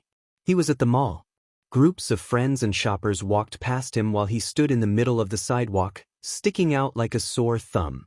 You see, Izuku had never really gone to the mall that much. It was a thing you did with your friends, and, Izuku never had those. He does now, but they are all adults who he only talks to at night. That sounded much sadder than he thought it would. Anyways, the few times he had gone to the mall, he had made a beeline towards the comic shop, and had left immediately after. He was completely out of his element here, like a fish out of water. Forcing himself to move, he started walking through the street, taking glances at the window displays in the shops. He passed a bakery. It had nice white walls and a light red awning. A sign hung above the door with the words, "Red Butterfly Bakery," written on it. Inside he could see layer cakes and rows upon rows of pastries. At the front counter he could see an older woman with silver eyes and blood-red hair that was tucked into a bun. She reminded him of someone he knew, but he couldn't quite place it. He decided he should check it out sometime, maybe with his mother. She had a sweet tooth that could only be matched by his own, and the place looked quiet and calm. Two things Izuku was not, but that was the reason he enjoyed them. It was nice to have a balance of calm to his chaos gremlin on occasion. He kept walking, passing by the comic shop he knew all too well, giving it a wistful look as he forced himself to keep moving. He wasn't here for comics, though he wished he was. He walked past a small barber shop. Through the windows he could see people getting their hair cut. One of the barbers, a man with light blue skin, had 4 arms, using them to cut their client's hair, while a woman with long green hair seemed to be making a client's hair grow with just a touch. He wanted to keep observing them, maybe take some notes, but, alas, as cool as their quirks were, he didn't come to get a haircut either. Or, not actually get his hair cut at all, but just watch people get haircuts through a window like a creep. No, he was here to buy clothes. So he kept walking. He passed multiple more stores, a jewelry store, a dress boutique, a flower shop, a lingerie store, which he definitely was not looking for, etc., etc. Eventually, he did stumble upon what he was looking for. A clothing shop. The store loomed over him intimidatingly. Why did clothing stores have to be so goddamn big? The name Richards written in big neon red letters, their brightness contrasting with the shadow the store cast, giving it a sense of foreboding. Yes, Izuku was intimidated by a clothes store. Izuku, the vigilante who faced down villains without fear or a second thought, was intimidated by a god. Clothing store. In his defense, the only times he had gone to them was when his mother dragged him away from his room to go buy clothes, which didn't happen often because the only times he did was when he grew out of his old clothes, which was, not a lot. He was short, okay? It's normal. Wait, no, not short, fun-sized, yes, that.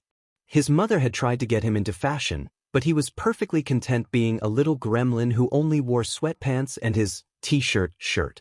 So no, he didn't have a lot of experience with clothing stores. With a gulp he willed himself to enter the store, despite the rest of his mind screaming at him to just turn around and just use the uniform he already had. You know, the gross one. He walked through the large automatic doors and immediately he was hit with how big the store was. Jesus Christ, and he thought it looked large from the outside. The store looked like an infinite expanse of aisles and shoppers. Was it too late to leave yet? He thought back to Akano yelling at him for touching her with his disease-ridden sleeve, as she had called it. Yeah, he would rather buy new clothes than face that again. Swallowing his fear, he took his first step into the depths of hell and started his dive into the sea of clothing hangers and misery, grabbing a shopping basket on the way and brandishing it like a weapon. The only thing to defend him from the onslaught of shirts and shoes alike. He wandered the aisles of pants and shirts, not finding anything to his liking. Eventually he reached the hoodies, and found a black one similar to the one he had worn as his Viginate outfit last time. He picked it up to inspect it. It was a black hoodie. It was plain, and it was the same thing he wore when he first impulsively decided to be a vigilante, before had even had a weapon to fight with, before he even really knew what a vigilante did. It just felt, kinda, outdated. He turned the item of clothing over to get a better look at it. It didn't exactly scream vigilante costume, it just seemed unfitting of the work he did. Izuku reached into his pocket and pulled out his wallet. He fiddled with the money inside of it. A whole $100. He had sold his limited edition All Might mug to get it. It kind of felt like waste to spend that money on a plain black hoodie. He tucked the wallet back into his pocket and set the hoodie back down on the shelf, walking away to continue his search. The vigilante strolled through the different sections of the store, completely lost. He passed the dress shirts, ties, dresses. All of which he didn't need. Though he would look pretty FNG good in a suit and tie, and why cow what? He would look good in a dress too, but again, He wouldn't exactly need that to go vigilante ing. Though, maybe he should remember the dress idea for later. Dresses could look cool as F-. Izuku kept up his search, scanning the rows of clothing for something that fit what he was looking for. So far, he had found nothing. Izuku banged his head against a wall and let out a defeated groan. It felt like he had been in here for hours. What was this, the twilight zone of socks? He pulled away from the wall and scrounged up just enough determination to keep walking and walking and walking. As he was wandering down the jackets section, a flash of green caught his eye. There, displayed on a mannequin, was a desaturated green hoodie. The sleeves were short and cut off at the elbow with light gray hems, and it had a high collar of the same color. Izuku stepped back to observe it. The green worked with his hair without being too bright as to draw attention to himself, and the short sleeves meant that they wouldn't get soaked in blood as easily. He thought back to his old hoodie with dried blood caked on the sleeves and shivered. Yeah, the short sleeves were definitely a plus. Izuku walked around the mannequin to get the full view of it. The sleeves were missing the red cross, which he would never actually make red because he doesn't want to look like a Christmas tree, but he could sew it on. Yeah, he thought, this'll work. Izuku grabbed the hoodie, but before he could run to the checkout and leave the godforsaken store, he noticed a matching pair of tall combat boots. Izuku glanced down at his sneakers. They were worn down and dirty. The once vibrant red had now faded to a washed-out brown. The shoes' soles were covered in dirt and what was probably dried blood. He put the shoes in the bag. Izuku walked out of the store, breathing a sigh of relief to finally be free from the clothing purgatory. He started walking back home, passing the same shops he had seen before: flower shop, barber shop, bakery, and wait, is that a cat cafe? Izuku stopped in his tracks, looking up at the cafe. It was a quaint-looking coffee shop with the words, Cafe Cappuccino, painted on a sign hanging from the awning. Yep, definitely a cat cafe. Izuku checked his phone. It was only 1:15 p.m. His mom had told him to be back by, "Yeah, I got time." He muttered to himself. Pocketing the phone, he walked up to the store, pushing through the doors. I've got $30 and probably insomnia. How much time can that buy, Yai? He started to say but trailed off. At a table in the far corner, practically drowning in cats, was a very familiar face. It was Eraser. The black-haired man was in civilian clothes, which, while that was a weird sight, and was nursing a mug of black coffee. He had two cats sitting on his shoulders, one on his head, and at least 3 in his lap. Izuku promptly did a 180 and noped the F out of there faster than Ingenium. He walked away from that store like a soccer mom, taking glances back to see if Eraser was following him. It was irrational, as he was fairly sure the man hadn't even seen him. But pointless things such as logic didn't stop him from checking over his shoulder every few seconds. Was Eraser following him? Nope.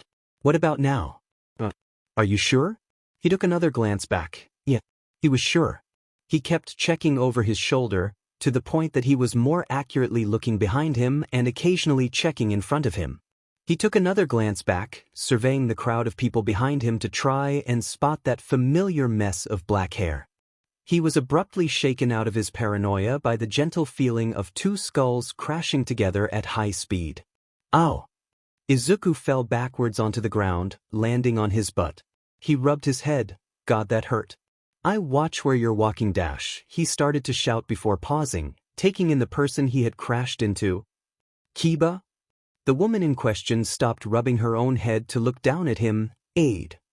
Aid. Izuku looked up at the woman in front of him. Seeing Kiba out of the hospital was weird. It was like seeing your teacher outside of school. You only see them in one place, so when you see them out and about in the rest of the world, it's just strange. Unnatural even. He only saw Kiba at the hospital, so he kind of forgot that she doesn't, live there. It was odd, when she wasn't wearing her scrubs, and was instead wearing regular clothes, she just looked normal. Speaking of regular cloths, he just remembered that he ran into Kiba while in civilian clothes. If he messed up. Kiba tilted her head and raised a brow. Messed up what? She asked. Ashit, he just said that out loud, didn't he? Kiba laughed. Yep, and that too. Izuku ran a hand through his hair, then hoisted himself up off the ground. Well, Sheet, he said with a disappointed sigh. It's just that I'm supposed to have a secret identity and you just saw me out of costume. Kinda defeats the purpose if the secret identity isn't secret. Kiba gave him a look, an eyebrow raised and lips pressed into a thin line. Not to be rude, but your costume does literally nothing to cover your face. Izuku glared at her. Well then lucky for you because I'm getting a new one. Kiba's face melted into one of pure and utter relief. Oh thank God, she whispered to herself. He shot her another glare. My old costume was fine, and my new one is even better. Kiba wrinkled her nose. Your old costume smelled like a college dorm, and that's not a compliment. As for your new one, it still doesn't cover your face, does it? Izuku frowned. The high collar covered part of his chin, which wasn't really doing anything to conceal his face, but he sure as hell wasn't going to admit that and give Kiba the satisfaction of knowing she was right. Kiba waited on his answer.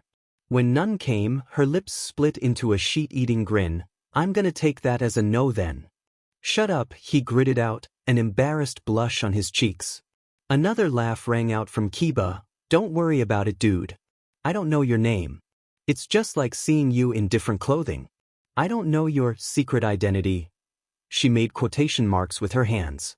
Izuku squinted at her. Good, he said, then glanced around before leaning in and whispering, because if you did I'd have to kill you. A smug smile settled onto Kiba's lips as she crossed her arms. Sure, sure. A flash of white caught his attention. Izuku's eyes flitted down to her hands. She had a shopping bag in them, which he's not sure how he missed until now. On the bag he could see the logo of the comic shop he always went to. But she got to buy comics. All he had were clothes. But clothes mind you, but still just clothes. From the edge of the bag, he could see the corner of a comic book. It was red, white, yellow and blue, and he could just make out the word, Adventures, written across the cover. It was extremely familiar and… Wait a second, he knew that comic. He yelled. You read Mighty Adventures? Kiba's eyes lit up. Hell yeah. You like them too? Oh my god, yes. Kiba squealed. Yes. I finally found another comic nerd. Akano listens to me rant about them but she doesn't get it. That is such a mood, he replied. My mom is the same way. She's trying to support my interests, but I can tell she's confused about why I liked the Poisonous Plant Party arc so much. Kiba hummed. That's a good one. But I prefer Blinding Night. Meh, it's not my favorite, Izuku admitted. The art was great, and so were the characters, but the writing suffered from the management change halfway through. Kiba gave a slight shrug. Yeah, it did, but the villain was effing amazing. Oh, definitely, he said. Her name was Fallen Star, right? She was one of the best villains from the series. Kiba vigorously nodded. Yeah. She was so awesome. I know that she was a villain, but she made me really sympathetic for her, and I agreed with some of her points and even parts of her goal. She didn't deserve what happened to her. Plus, she was badass.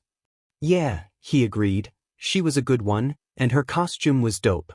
Oh shit. I really want to cosplay as her. Izuku tilted her head. You cosplay? Kiba blushed. Yeah, I dabble. It's really fun to go to Comic-Con and HeroCon and see all the costumes. I've gone as a couple of comic characters before and a few heroes. I even went as Present Mike once. The wig was a pain in the butt to get right. What about you? You go to cons? I've only gone to HeroCon before, he said sadly. I've always wanted to cosplay, but never had the courage. Kiba nodded sagely. I didn't have the confidence to cosplay for my first few years. It was still fun though. She was quiet for a moment, when suddenly her eyes blew wide and a bright smile spread across her face. I just realized we can go together. It's always more fun to go with a friend. I usually go with Akano, but we could go. Izuku smiled just as bright as Kiba. We should. That sounds so fun. HeroCon is in a little bit, right? Yep. Then let's do it. The timing couldn't be better. Maybe I'll cosplay this time. Who should I go as? Best Jeanist? Suddenly he was cut off by a call of Kiba from the crowd. It was a voice he knew well, usually delivering dry remarks and used by the only person with more than 3 brain cells in their disaster trio. Izuku looked at Kiba with a raised eyebrow. "You're out with Akano?" Kiba smiled. "Yeah. We hang out outside of work, you know. We've been friends for years." She continued to talk, but Izuku tuned her out, focusing on something else instead. Izuku wasn't really one to take notice of clothing, but as he looked at Kiba, his eyes caught on something unusual about her. Her outfit. Kiba usually looked like, well, frankly, a mess. If you saw her in the ER, her hair was unkempt, her scrubs were ruffled, she had dark circles under her eyes, and looked like she didn't know what put together meant. But today, she was actually wearing a cohesive outfit. She had on an off-white shoulderless top that was tucked into high-waisted charcoal pants. She wore light makeup with red-tinted lip gloss and silver earrings. It was a nice outfit, not unlike something someone would wear on a date. Was Kiba on it? Izuku snapped back to reality. Kiba was still going on a spiel about how Akano and her are friends. She was currently recounting how they had met. It was at a small cafe. And Akano looked sad and tired. Yada yada. He wasn't listening. Izuku had important things to ask. She looked dead in her seat, just waiting for the Reaper to come and claim her. So of course I had to sit down and... He cut her off. "Are you and Akano on a date?" he blurted. Immediately, Kiba turned red and started sputtering. "What? Of course not. We're just friends." She started denying it, all the while failing on the account that she looked like a tomato. Izuku smirked. "So it's not an official date then, but basically is one?" Again, Kiba started vehemently denying it, but again Izuku cut her off. "So you would like for it to be a date?" he pressed. At that, Kiba had nothing to say, instead just standing there in defeat, mouth agape and looking like a goddamn strawberry. "So that's a yes then?" he said smugly. That seemed to snap her out of it. "No," she shouted, blushing furiously. "Sure," he said, drawing out the word and not sounding the slightest bit convinced. Before Kiba could get another word in, Akano yelled again, "Kiba!" Izuku turned to see where the voice was coming from, only to see the red-haired woman jogging over. He turned back to Kiba with a broad smile. "Gotta go, Kiba, wouldn't want another person to know my secret identity." He gave a cheeky wave as he turned to leave. "Good luck on your date." Her face somehow got even redder. "It's not a date," she shouted at him, but Izuku was already running away laughing. From the distance, he could just make out Akano's voice speaking to Kiba. "Who was that?" she asked. "Just some brat." Kiba grumbled in response. Izuku laughed again. It was nice having friends. He hoped Kiba had a good date. "Hey, Eraser." Aizawa turned from his perch on the roof edge to face the voice. Aide was jogging over to him with a large grin, waving his hand at the hero. He wasn't wearing his usual outfit, which honestly Aizawa was grateful for because the last one was disgusting. Like, Aizawa had seen some gross but chic due to his job, but that jacket was definitely in the top 10. Luckily for him, Aide had donned some new gear. It was a dusty green jacket with a gray high collar, and with hems of the same color. He was also wearing a pair of black cargo pants tucked into high combat boots that matched the jacket. "You got a new outfit?" he asked. Aide sat down on the ledge by him, rubbing his head sheepishly. "Yeah, the old one was kind of ruined. Boy, did Aizawa know it. Do you like it?" Aizawa gave Aide a quick once-over. "Looks sufficient." Aide clutched his heart dramatically and let out a loud sniffle. "That's the nicest thing you've ever said to me." He pretended to dry tears. "Has the ice on your cold, frozen heart finally melted?" In response, Aizawa just shoved him, causing the kid to fall over. "Yuri dash," he muttered, cheeks squished into the concrete. Aizawa chuckled from behind his scarf. Aide pushed himself back up, flicking the hero on the arm. "Don't laugh at me." Aizawa smirked. "Sorry, it's just so hard not to." Aide snorted. "Ahole." They lapsed into a comfortable silence, each waiting for the other to speak. "So, how are you holding up?" Aizawa finally asked awkwardly. He didn't need to clarify what he meant. They both knew. "All right, I guess," Aide said, rubbing his arm and looking away. "It's gotten better. I still see it when I try to sleep sometimes, but it's less, so I guess that's something." He laughed mirthlessly. "You know that if you ever want to talk about it, I'm here." It's all right, I'm fine. The vigilante replied, his voice hard. Aizawa frowned at the obvious attempt to shut down the conversation. I'm just saying dash. I'm fine, Eraser, he snapped. Aizawa raised his hands in surrender, deciding to not push the topic and back off. They fell silent again, this time a tense one. The air between the two pulling taut like a bowstring and turning fragile as glass, one wrong step breaking it and releasing something far worse. They stayed like that for a minute. It was like not knowing where a villain would strike next, so you just have to wait for them to make their attack. This time, it was Aide who spoke. About the villain, he said, the one who I saw. Did you find her? His voice was small, almost meek, but was laced with hope. It broke Aizawa's heart to shatter that hope. I'm sorry, he began, we haven't. Oh, he said dejectedly, did you find out anything new about her? Aizawa hesitated, he didn't know if he should tell him. Aurora wasn't his problem. The kid should be trying to move on, not fixate himself on her. Aizawa knew shouldn't tell him, but he felt like he should. Aide was just concerned, he just wanted to know who the villain is, he's not trying to join the case or anything. What was the problem with that? He sighed, not really, just that she's calling herself Aurora. Aide hummed, Aurora, he muttered to himself slowly, testing the word in his mouth. He wrinkled his nose, turning to face Aizawa. Has she killed anyone else? Now that was too far. He didn't need to be worried about her, or how many had been slain by her hand, no. Aide looked scrutinizingly at him, green irises boring into his head, only breaking eye contact to scoff. Don't lie to me, Eraser. Someone like that doesn't just stop killing. But she did, for now at least, he replied lamely. Aide glared at him. How many, Eraser?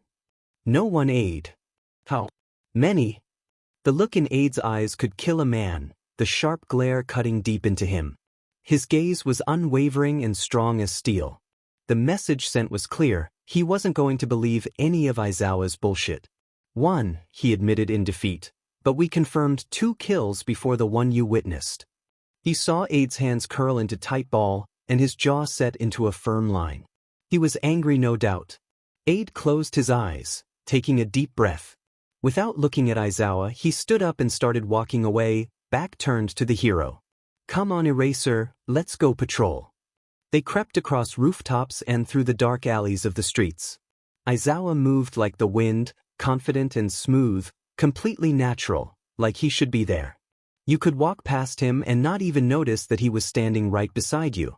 Years of hero training made him able to slip into the night, unnoticed, exactly as he wanted to be. What surprised the hero was how Aide was able to do the same. Yes, perhaps slightly clunkily, but still, Aide could slip into shadows like was one, melting into the dark almost seamlessly. His footsteps were muted as well, and he didn't brush up against any walls. You couldn't hear him at all, barring the sound of quiet breathing. It was quite impressive. They were currently perched on the ledge of a rooftop. Below them was a group of people. It was probably a drag sale, judging from their hushed tones and how they glanced around worriedly. The price is too high. One of them, a man with large antelope horns growing from his head, growled. That's the price, I don't make the rules, the other replied. He had short pink hair cut in a cheap-looking fade with light green skin. Hi. Antelope gritted out, taking a step forward. Pink hair scowled, reaching a hand in his pocket. Are you going to have a problem with that? Antelope pet his head, taking another step forward. You tell me. The tension in the air was so thick you could cut it with a knife. In fact, that's apparently what Pink Hair decided to do. Aizawa was already jumping down to stop them before he could see the silver of the blade gleam in the light. Pink Hair lurched forward at Antelope, hand extended with the knife, but before it could connect, Aizawa used his capture scarf to yank Antelope away. What the F, man? Screamed the horned man, who was now leaning against the alley wall, disheveled from his unexpected flight. He scanned the scene before they landed on Pink Hair, and by extension the knife in his hand. His eyes widened with anger and realization. You tried to kill me. He raced forward, arm raised to deliver a punch, but in his anger he had forgotten about Aizawa, who quickly grabbed his arm and flipped him over onto the ground. Both of you are under arrest, he said gruffly. Pink Hair grimaced. I don't think so, hero, he spat, twirling the knife between his fingers. By now, Aid had followed his example and jumped down, landing behind Pink Hair. If you won't surrender for a hero, what about a vigilante? He said with a stupid grin on his face. Aizawa wanted to slap his forehead. Of course, Aid would give up the element of surprise to deliver a cheesy one-liner. Pink Hair flipped around, swiping the knife in front of him with frightening speed. It would have slit Aid's stomach and gut him like a fish if he wasn't just as fast. The vigilante grinned. Too slow, he said, before delivering a solid uppercut to the villain, sending him reeling. I've got this one, Eraser. You handle, horn guy. He shouted, motioning to Antelope, who had pulled himself off the ground just seconds prior with a furious expression on his face. Aizawa gave Aid a small nod, before turning to face his opponent. I'm gonna kill you, Antelope growled. Haven't heard that one before. Aizawa muttered to himself, voice heavily laden with sarcasm. Apparently, though, Antelope heard him as he let out an animalistic cry of pure rage and charged towards Aizawa. His head down so his horns were pointed at the hero, clearly intended to impale him. Aizawa simply sidestepped and stuck out his leg to trip the other man. Antelope fell for it quite literally as he stumbled for a few feet. Just as he regained his balance and turned to face Aizawa, he was hit in the chest with a hard punch, sending him stumbling back again. F you, he spat. He raced at Aizawa again. The hero easily avoided the attack, but this time Antelope followed up with a second punch. It was easily dodged though, just like the one before it. Now, with both of the villain's arms out of the way, he was wide open for attack, and Aizawa didn't hesitate to punch him in the gut. Antelope stumbled and coughed, but recovered quickly and went in for another round of attacks. They easily fell into a rhythm. Duck, jump back. Oh, that was new punch. He was starting another round of repetition. He dodged one punch, then the next, and went for an uppercut when suddenly a scream of pain made him freeze. His head snapped over to the source of the sound. Pink Hair had one hand on Aid's shoulder to hold him still, the other holding a knife that was buried in the vigilante's gut. F-dash! It screamed. Panic flooded through Aizawa. He knew firsthand how bad those injuries were. Without wasting a second to think, the black-haired man grabbed Antelope's shoulder and kneed him in the crotch, eliciting a shrill scream from the man. Yes, he knew it hurt. Yes, he felt kind of bad 'cause ouch, but Aid was hurt so he couldn't give two sheets about Antelope and his D-dash. Aizawa started to run over to Aid and Pink Hair, sprinting as fast as he could. You absolute sheet stain! Aid yelled with fury in his eyes. That made Aizawa freeze in his tracks. What? Before Aizawa had time to question it, Aid grabbed the villain's hand off him, and using his free arm flicked a knife out from his pocket, before stabbing the villain's hand clean through. Aid snarled angrily. This was brand F new, he screamed, gesturing at his jacket, which now had a hole in it and was soaked in blood on account of the knife currently buried in his stomach. The villain fell to the floor in pain, Aid yanking the knife out so it didn't go with him. The kid didn't spare a glance down at the man, just murmuring, I'm not healing that for you. He gripped the handle of the knife in his stomach and tensed his arm. Wait, is he going to? Aid, wait, don't! Aizawa yelled, lunging forward to stop him. But he was too late. Aid yanked the knife out anyway, a small grunt escaping his lips. Blood began to gush out of the wound, sputtering out of the gash unevenly. Aizawa rushed forward. Why did Aid yank it out? He should know not to do that. He's a team medic, for Christ's sake. The hero reached into a hidden pouch in his costume that had some basic medical supplies and pulled out a roll of gauze. The vigilante would go into hypovolemic shock if he didn't do something soon. Aid, you F.A. idiot! He shouted, reaching his hand out to start packing the bleeding wound. You better not die on me. Aid just raised an unfazed eyebrow at him and swatted his hand away. Wadash, he started to say but stopped. Aid held his hand over his wound, blue light beginning to emanate from it, and similar colored lightning crackling around him, weaving through his fingers and snaking up his arms. The wound began to close itself up. Suddenly what Aid was doing hit Aizawa. He was using his quirk. A healing quirk. On himself. You can heal yourself. It wasn't a question. Aide tilted his head in confusion. Yeah? Aizawa just stood there in shock for a moment, before shaking his head fondly. Of course you could. Why am I not surprised? Aide crouched down by Pink Hair, who was now staring at him in fear, and started wrapping the wound. What? He asked. Is that not normal? No, I've never heard of a healing quirk that could heal both patient and user. Your quirk just makes no FING sense, kid. Aide looked at him quizzically. What do you mean? Aizawa shrugged. You can heal both yourself and others. Sometimes you say you can't use it, and other times it seems like it has no limit to what it can do. Your eyes glow when you heal, and they glow randomly during a fight. It just doesn't line up. Aide scrunched his eyebrows together, before realization dawned on his face. Oh, he said, I never explained my quirk to you, did I? Aizawa shook his head. Aide bit his lip and looked away. He opened his mouth like he was about to say something, then closed it. He did that a few more times before finally steeling himself and speaking. It's a fairly simple principle. I do damage which allows me to heal health. Think about it like this. Everyone has a set amount of what can only be described as life force, or life juice, I guess. When normal people hurt others, this life juice just disappears, but when I hurt someone He hesitated for a moment. Steal it. He finally said, once I have it I can give it to someone else and that heals them. That's why I can't heal people on occasion, I run out, and that's why my eyes glow during battle. I'm gaining life juice and my quick activates. Aizawa hummed. That made a surprising amount of sense. Nice. Aide stared at him as if waiting for him to say something else.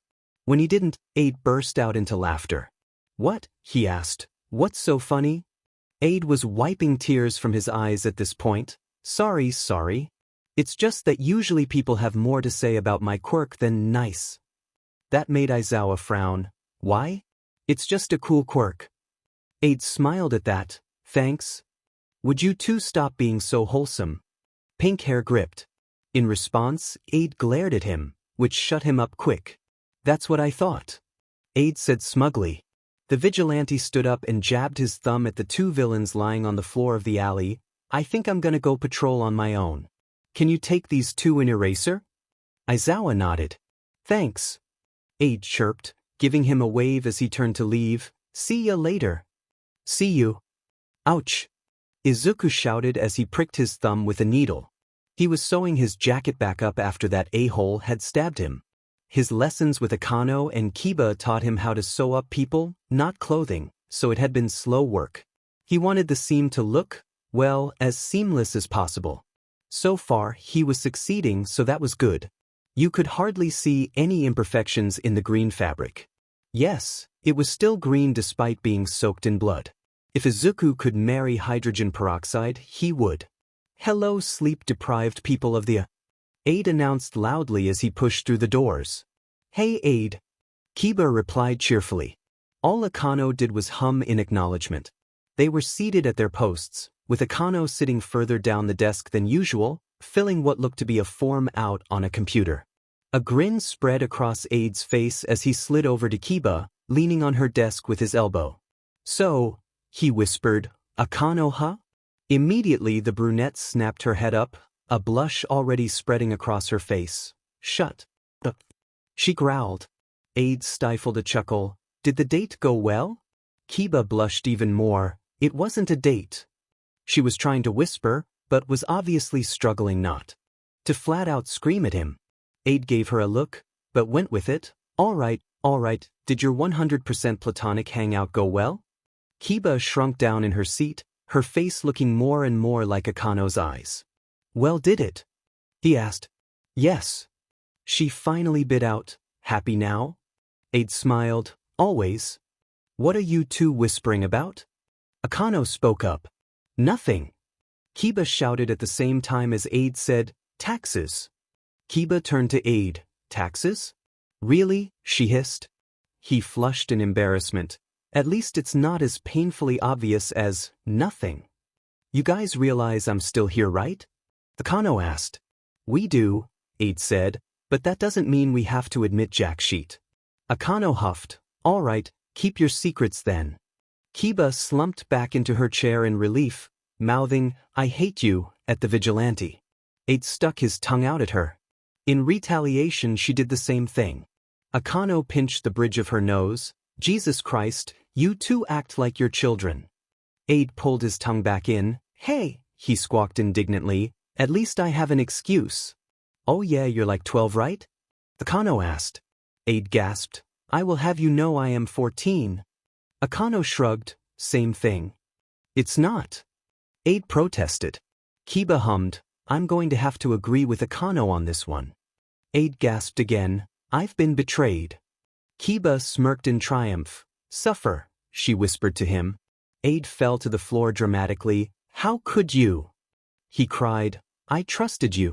You were my friend, my brother in tomfoolery." Kiba placed her hands on her hips proudly. "That's where you went wrong. I was never on your side. I was only ever standing by one person, me."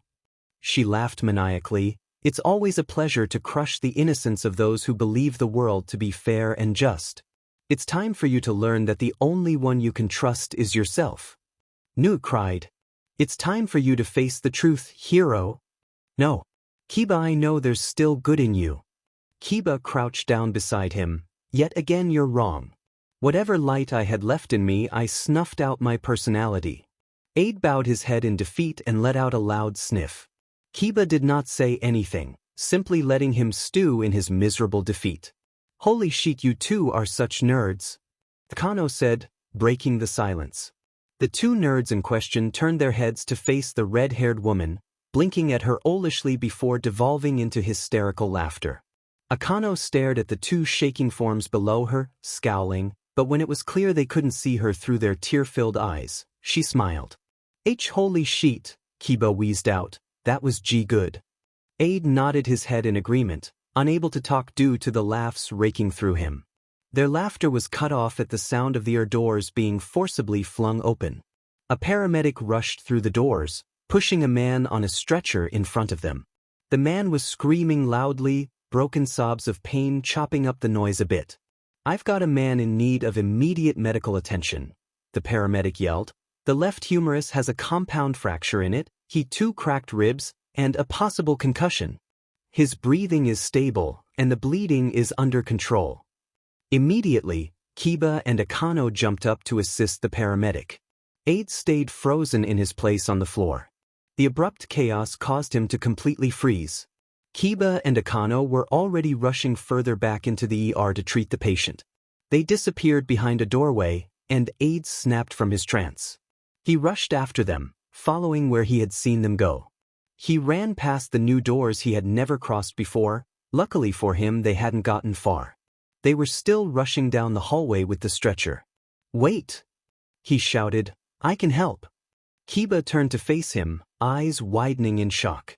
Aid ran up to them, but before he could even place his hands on the stretcher, he was stopped by Kiba's outstretched arm. "Aid, we've got this," she said. "But I can help." He protested, growing more anxious as he saw Akano and the paramedic get further down the hallway. "I know you can," Kiba said, "but if you do, me, Akano, and the whole hospital would be under fire for letting you. It would break so many laws."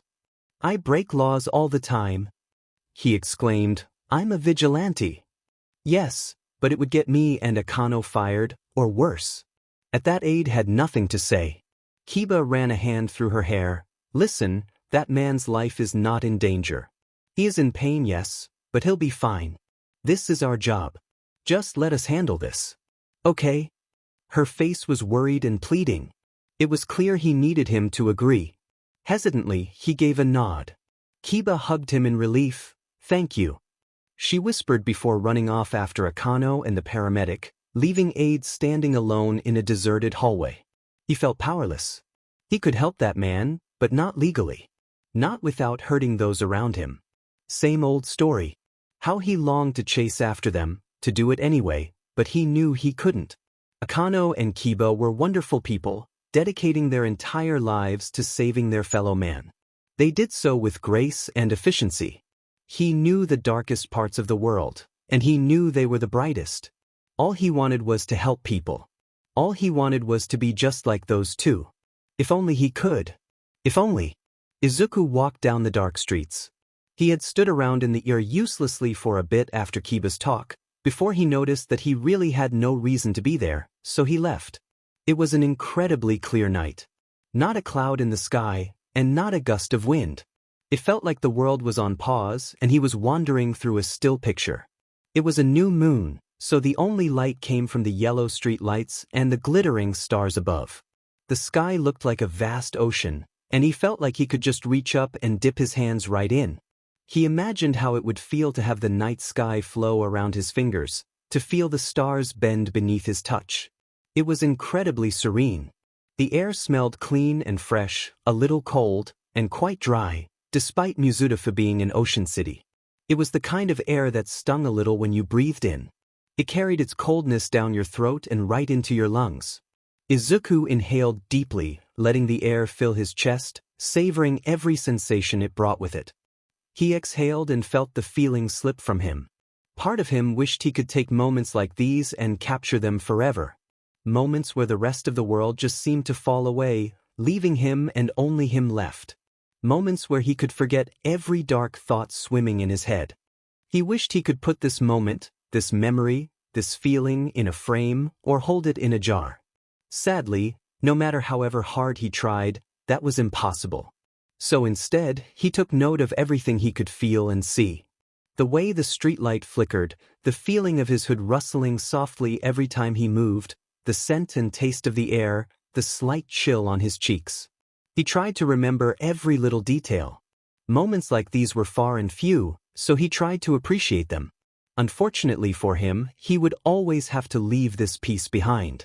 Nothing lasts forever, and the real world comes calling for him eventually. This time, it called for him to return to reality in the form of hushed whispers coming from the alley he was about to pass. Izuku, being a vigilante, found it in his nature that he had to investigate. He peeked around the corner, spotting 3 individuals standing in the shadowy passageway. "Do you have the product?" One of them, a man holding a large bat lazily in his hand, asked. "Of course." Another one of them replied gruffly. He had large metal claws and defined muscles. "Do you have the money?" he asked in return. Bat Guy turned to the third figure and nodded, and the third person, a scrawny woman with gills on her neck, held a duffel bag forward. Just as Metal Claws reached forward to grab the bag, Bat Guy pulled it away. "Wait," he said, "I want to see the product first." Metal Claws sighed and mumbled something under his breath, but acquiesced. He pulled out a small case from his pocket and opened it, showing its contents to Bat Guy. Bat Guy gave a low whistle. "That's some nice-looking trigger." Metal Claws huffed a laugh. "You bet your butt it is. Highest quality stuff right here. You have no idea how much convincing it took from me to get my boss to allow me to bring even this much out here without backup." Izuku thought, so this is a trigger deal. He had heard about them from Eraser. Apparently, they can get out of hand really quickly, due to the fact that any one of the people there could easily inject the trigger and Izuku would be left to deal with the consequences. So if that was the case, all he had to do was get rid of the trigger. Judging from Metal Claw's earlier comments, he probably didn't have any other trigger on him. All Izuku had to do was take care of that one case. See? Izuku could be smart. He was always smart. 100% of the time. He has never, ever, in the entirety of his vigilante career done something stupid. Nope. Not him. He could feel Eraser rolling his eyes from wherever he was. Izuku shook his head. He needed to focus. He reached into his bag and slowly drew a knife from his pocket, pulling his arm back and waiting for the opportune time to strike. "Lela," the Bat Guy said to the fish gill woman, "hand him the money." Lela did as she was told, and slid the duffel bag over to Metal Claws. Metal Claws squatted down and unzipped the bag, glancing over the contents, before letting out a satisfied hum and zipping it back up. He stood up again and held out the trigger for Bat Guy to take. But, like a rubber band that was released from tension, Izuku's arm shot forward, launching the knife out of his grip and sending the knife careening down the alleyway. The blade embedded itself right in the middle of the trigger case, and sent it flying as well. It soared about 20 feet before landing and skidding about an extra 10 more. Izuku rushed forward before the 3 had enough time to even realize what was happening. Eraser was always berating him for giving up the element of surprise after all. What the dash, Bat Guy started to say, but was promptly cut off by Izuku punching him in the side of the head, effectively knocking him out. Izuku turned to face the others just as Bat Guy crashed to the ground. 1 down, 2 to go. A wild grin split over his face. So, he asked, who's ready to tango? In response, Lela, the Gill girl, rushed over and tried to take a swipe at him, only for Izuku to duck under it and pop back up to deliver an uppercut to Lela's jaw. Before he could take another swing at her, Metal Claws ran at him with his right arm extended and tried to stab him with his long, metal claws. Izuku parried it with a combat knife, pushing against them and subsequently beating the hand away. Metal Claws in response took a swipe at him with his left hand, which Izuku sidestepped. He then grabbed the outstretched arm, pulling it closer to him. This set Metal Claws off balance and made him stumble towards him. Izuku simply took the hilt of his knife and conked him on the head, knocking him out too. 2 down, 1 left. He turned to face his last opponent, Lela, who had now recovered from the blow he dealt to her. "Shall we dance, love?" he asked in a fake British accent. Because he thought it was funny. Apparently, Lela did not, judging by the way she screamed in fury and ran at him. She aimed a punch for the gut, but lost her balance and stumbled forward when Izuku jumped back, causing her to miss. He then took a step to the side, letting her fall forward even more, uninterrupted.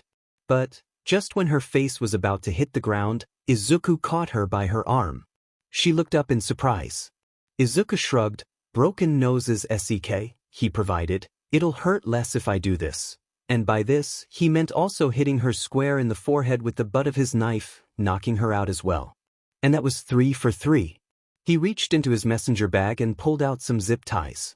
He cuffed each of their hands together, and using one last zip tie he attached them to a pole on the alley wall. They won't be getting out of that anytime soon. He ran down the alleyway and pulled his knife from the box, inspecting the vials in it as he went as well. With that out of the way and nothing else to do, Izuku pressed a finger to the device in his ear. He waited for the telltale click, followed by a long-suffering sigh on the other end. "What is it today, Aide?" the police operator asked. Izuku faked a gasp. "I'm so honored you remembered me." The operator huffed. "You're the only one who uses this device. You think we wouldn't mark that down? You could have at least pretended like you cared." Izuku pouted. "I guess that SEK's for you then." The operator said, "So, are you going to tell me what you want or are you going to waste my time?" And then quieter, "My job is but dealing with you is worse." "Wow." Izuku said, giving a dramatic sniffle, "I'm hurt." Yes, the operator said, "just get on with it." "Akano is more fun than you," Izuku thought bitterly. "Fine," Izuku groaned. "I'm on 23rd and Sakura. I've got 3 guys tied up and knocked out." It was a trigger deal, apparently high-end stuff. The trigger is at the end of the alley, in a box with a knife hole in it. "I'm not even going to ask." He huffed a laugh at that. "These guys are gonna wake up soon, so hurry." "Roger that," the operator said. "Is that all?" "Yep," he chirped. "All right, a cop car will be at your location in 5 minutes." He heard the soft click of the line going dead. Izuku looked back up at the stars sitting in their vast ocean, pretty as ever. Tonight was a good night, he decided. He couldn't do some things, but he could do others. Maybe one day he could do both. But for now, one seemed like enough. He smiled. For the time being at least. The fist connected with Izuku's face. "Motherfucker!" Izuku took a blind swipe with his combat knife in front of him, but Eraser had already jumped back. Izuku stumbled away, trying to get distance to allow him to recover from the blow. Once he was steady again, he rushed at the hero with frightening speed, powered by anger and his stinging nose. Izuku flipped his knife around in his hand, turning it from a saber grip to a reverse grip. He easily closed the distance between them and took a strike up at Eraser's jaw. Eraser pivoted on his heel, so all the knife cut was empty air, and snagged his arm tightly with his capture weapon. "Attack from long-range aid. If you get close, it's easier for me to attack you." Eraser yelled at him, yanking his scarf and by extension, doing the same to Izuku. Izuku let himself fall forward into a roll, using the momentum to cut the capture scarf with his knife, and coming out of the roll right below Eraser, allowing him to swipe the hero's legs right out from under him. Eraserhead also allowed himself to fall, but pushed into a backwards handspring, righting himself as quickly as he had fallen. "Come on, aid," he shouted. "You have throwing knives, don't you?" Izuku nodded and hopped back, taking Eraser's advice and keeping his distance while flicking a few knives at him. Eraser dodged them or knocked them away with his capture weapon. "Good, see how I have to come to you or stretch out my defenses?" he said, while lashing at him with his capture weapon. "You control the battle. Be proactive, not reactive." A knife flew through the air, and Eraser just managed to duck under it, a few strands of hair being shorn off by its razor-sharp edge. "That's it." Eraser grinned. "Just like that. Moves like that one will really throw your opponent off." Izuku nodded, too out of breath to reply. This match had been going on for a while. He threw another knife, which was easily dodged, and then threw two more in quick succession.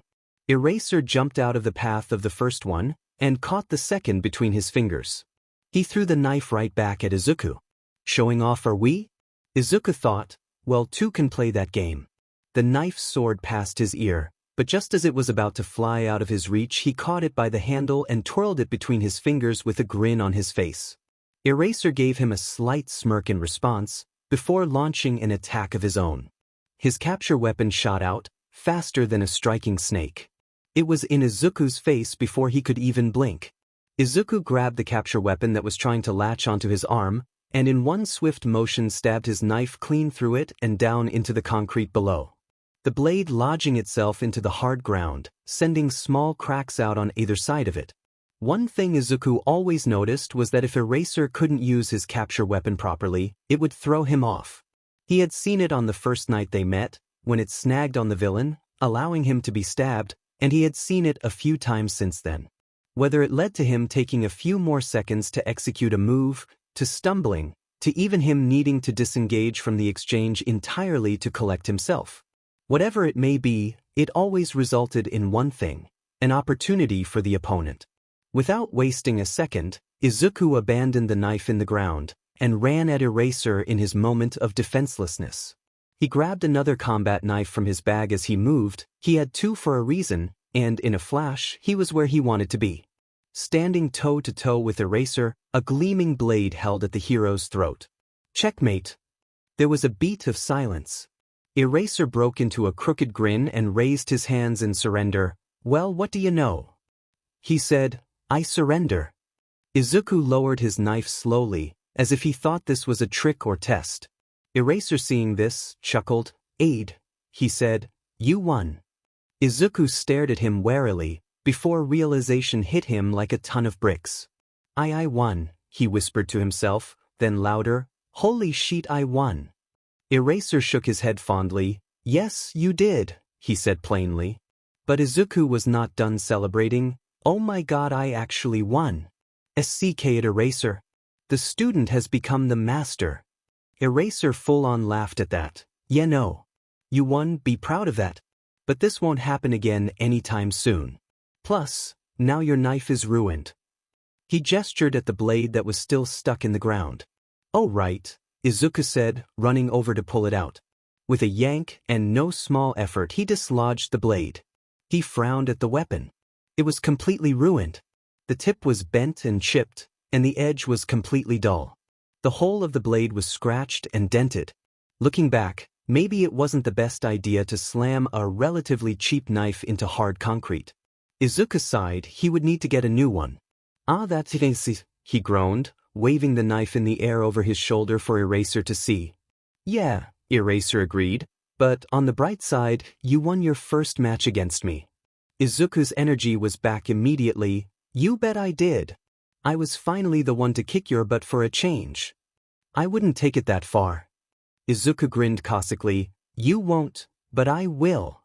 Eraser raised a brow at him. "For someone who's only won against me once, mostly out of luck, you sure talk a lot of shit." "Of course I do," Izuku said proudly, chest puffed out. "This is the first time I've ever won. I'm celebrating." More like bragging. Obviously. I've finally proved I'm the better fighter. Eraser hid his smirk behind his capture weapon. I hate to remind you, but the current score is 348-1. Izuku's cheeks turned red, and? Your point? Eraser shrugged coyly, I'm just saying, I remember multiple occasions where you ended with your face pressed into the concrete and I was largely unscathed. Izuku groaned, don't remind me. So you admit this was a fluke? Eraser asked smugly. Oh hell no, Izuku was not giving him the satisfaction of winning this argument, not a chance. I'm celebrating, no matter how much of a buskill you are. Eraser crossed his arms and mumbled, I'm not a buskill. Izuku just shot him a look. It said enough. Okay fine.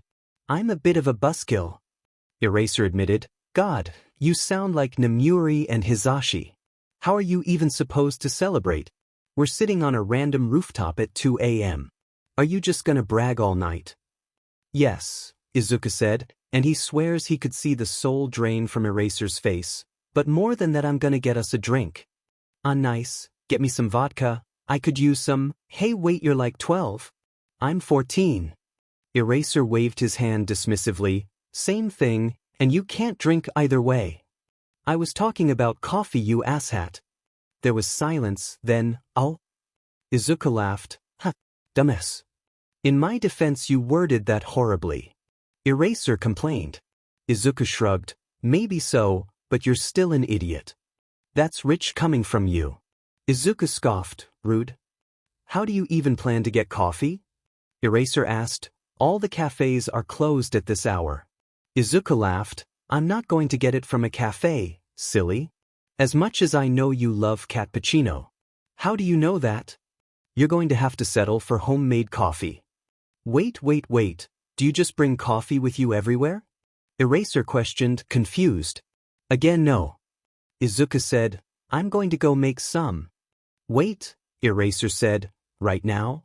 But by now Izuku had already vaulted over the rooftop rails. Bye Eraser head. See you in a bit. That left Eraser standing alone on a rooftop, with no other choice to wait around for the vigilante to come back if he wanted free caffeine. Somehow, he knew this was going to take a while. Aid was back in 10 minutes, slightly out of breath and now holding a black thermos in his hands. It's coffee time, baby! Aid shouted as he plopped himself down on the ledge right next to Aizawa. He set down the thermos between them and started rifling through his messenger bag.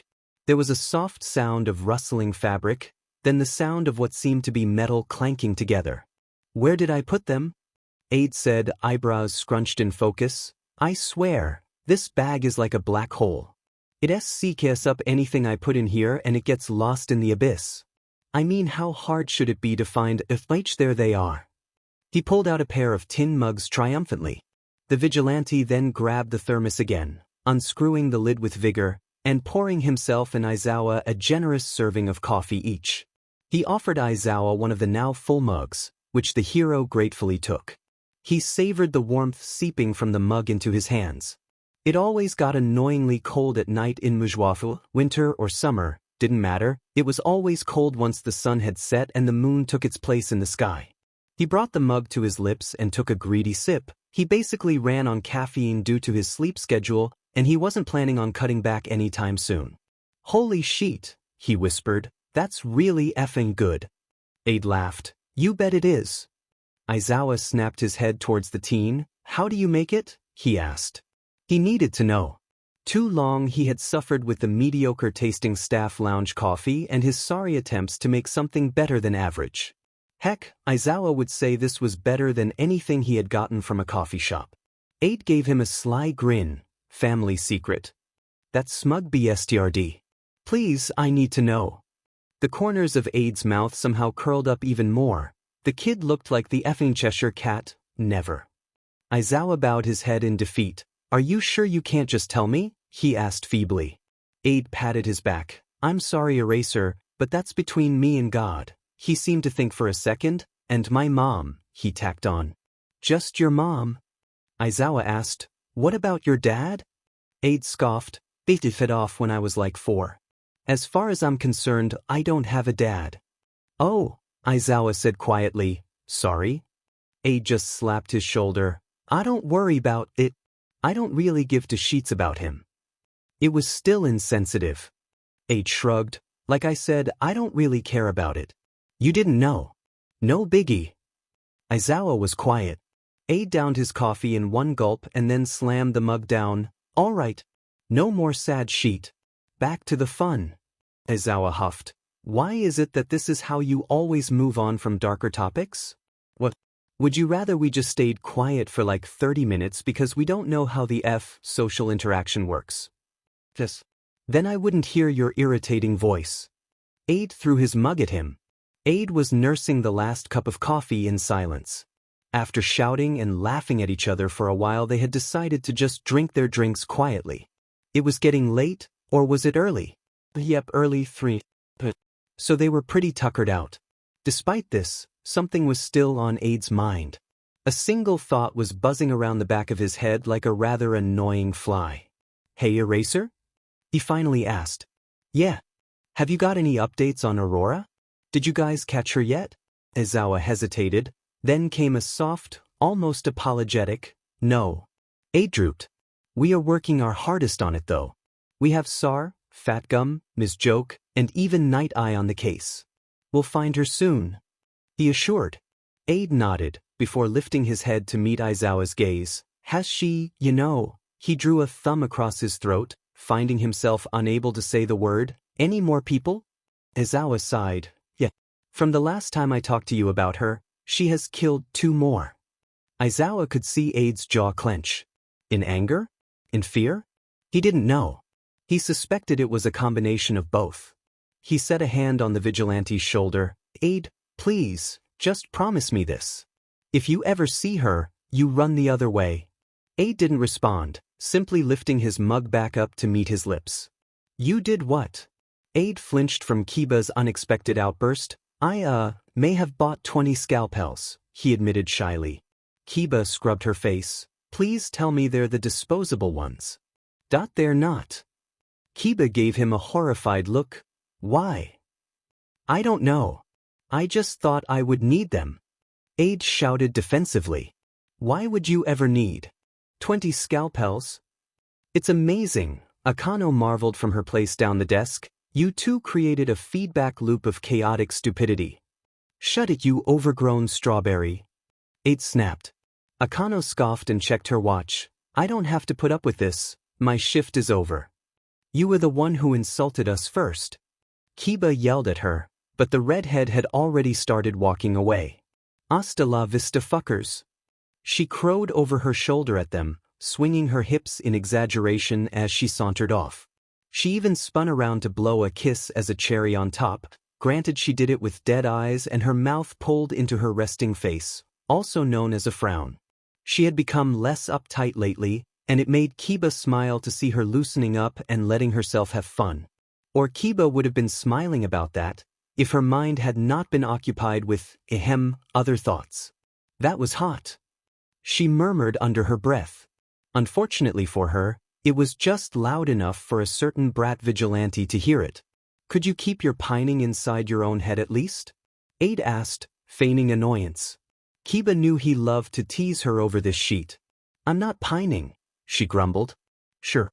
If you want to pretend you weren't staring at Akano's but 2 seconds ago, go right ahead. Kiba squeaked. I was not.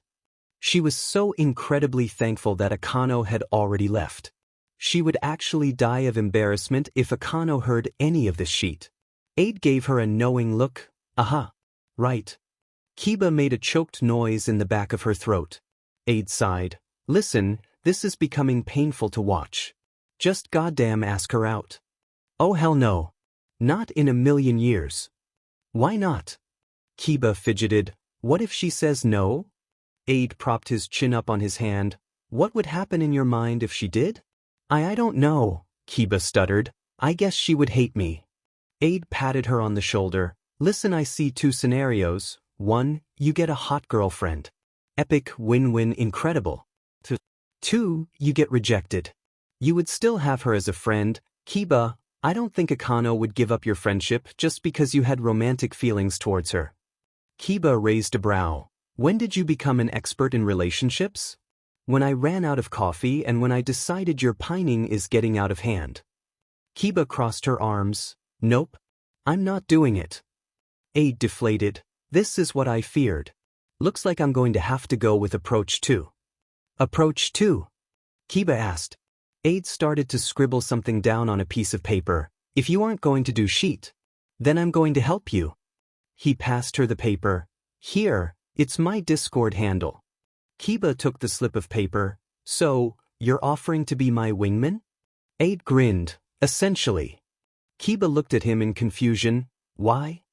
Watching you stare at Akano all dreamily all day is physically hurting me. Kiba stared at the paper in her hands. Slowly, a grin spread across her face to match Aide's. She raised her head to meet his gaze. Be prepared for the memes. Aide laughed. Right back at you, bucko. Izuku finished tying up a duo of villains. It was another drag deal, second one this night actually. His record for number of drag deals busted in one night was currently 3. Maybe if he was lucky he could break it tonight. He had already called the police and they should arrive any minute now. He checked the zip ties around the villain's wrists one final time to make sure they were tight.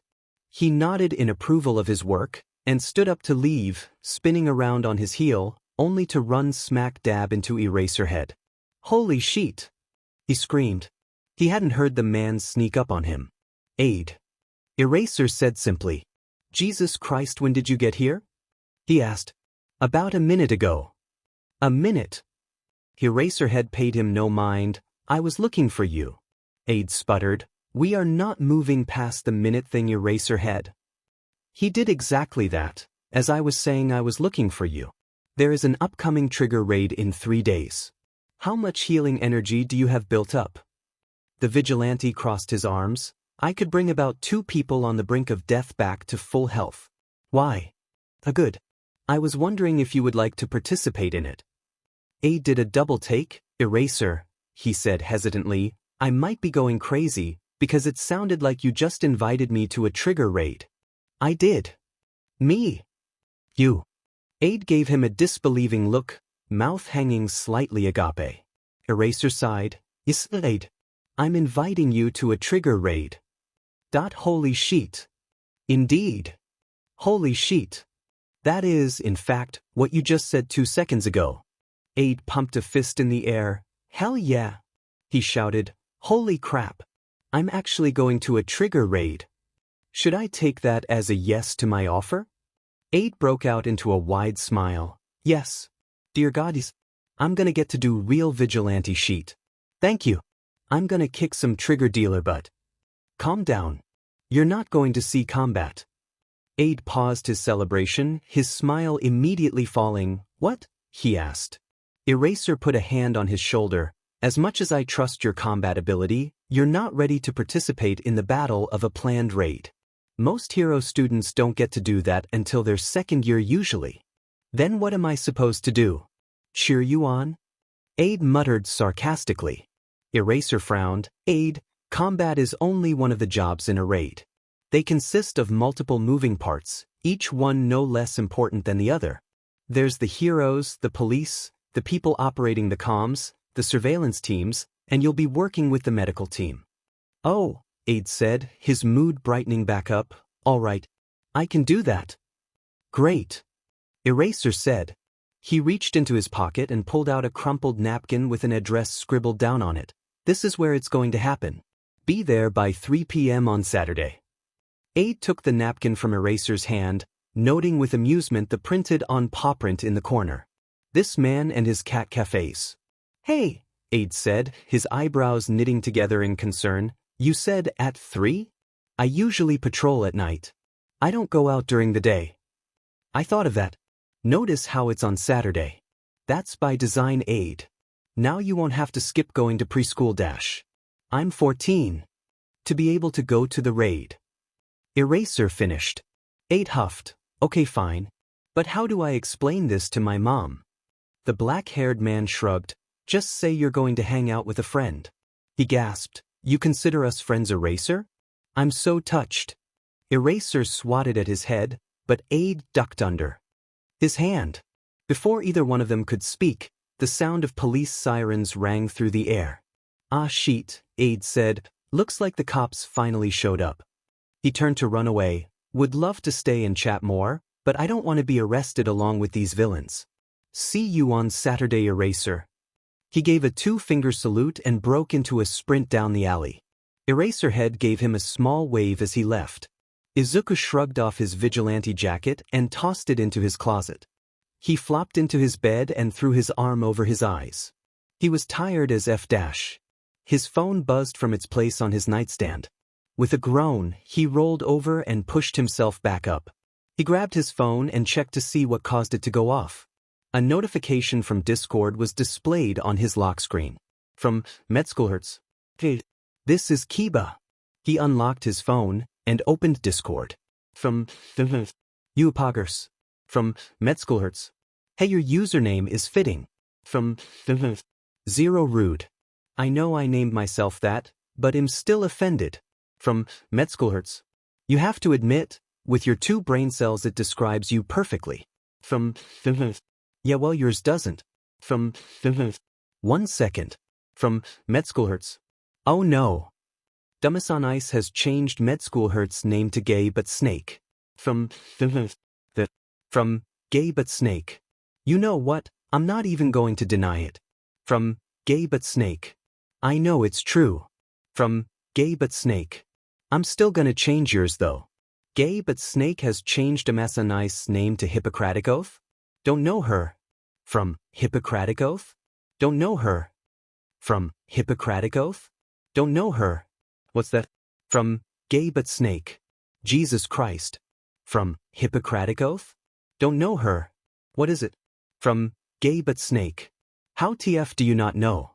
From Hippocratic Oath? Don't know her. It's not my fault, I don't know what the F Hippocratism oath is. From Gay But Snake. It's the Hippocratic Oath, you walnut. From Hippocratic Oath? Don't know her. Just tell me what it is. From Gay But Snake. From Hippocratic Oath? Don't know her. Why not? From Gay But Snake. Because you are supposed to know medical sheet. From Hippocratic Oath?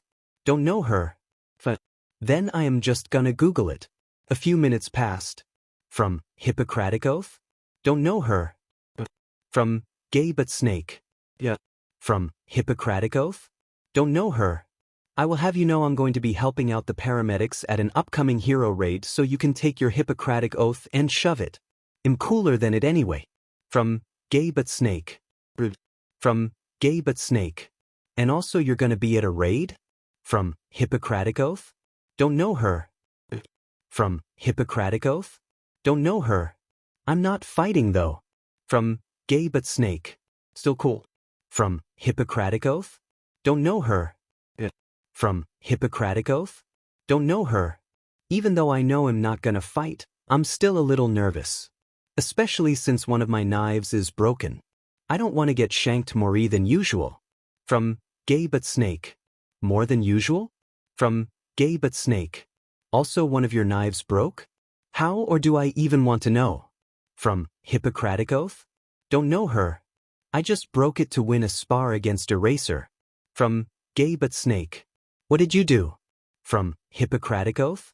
Don't know her. From Gay But Snake. 8 answer me. From Hippocratic Oath? Don't know her. From Hippocratic Oath? Don't know her.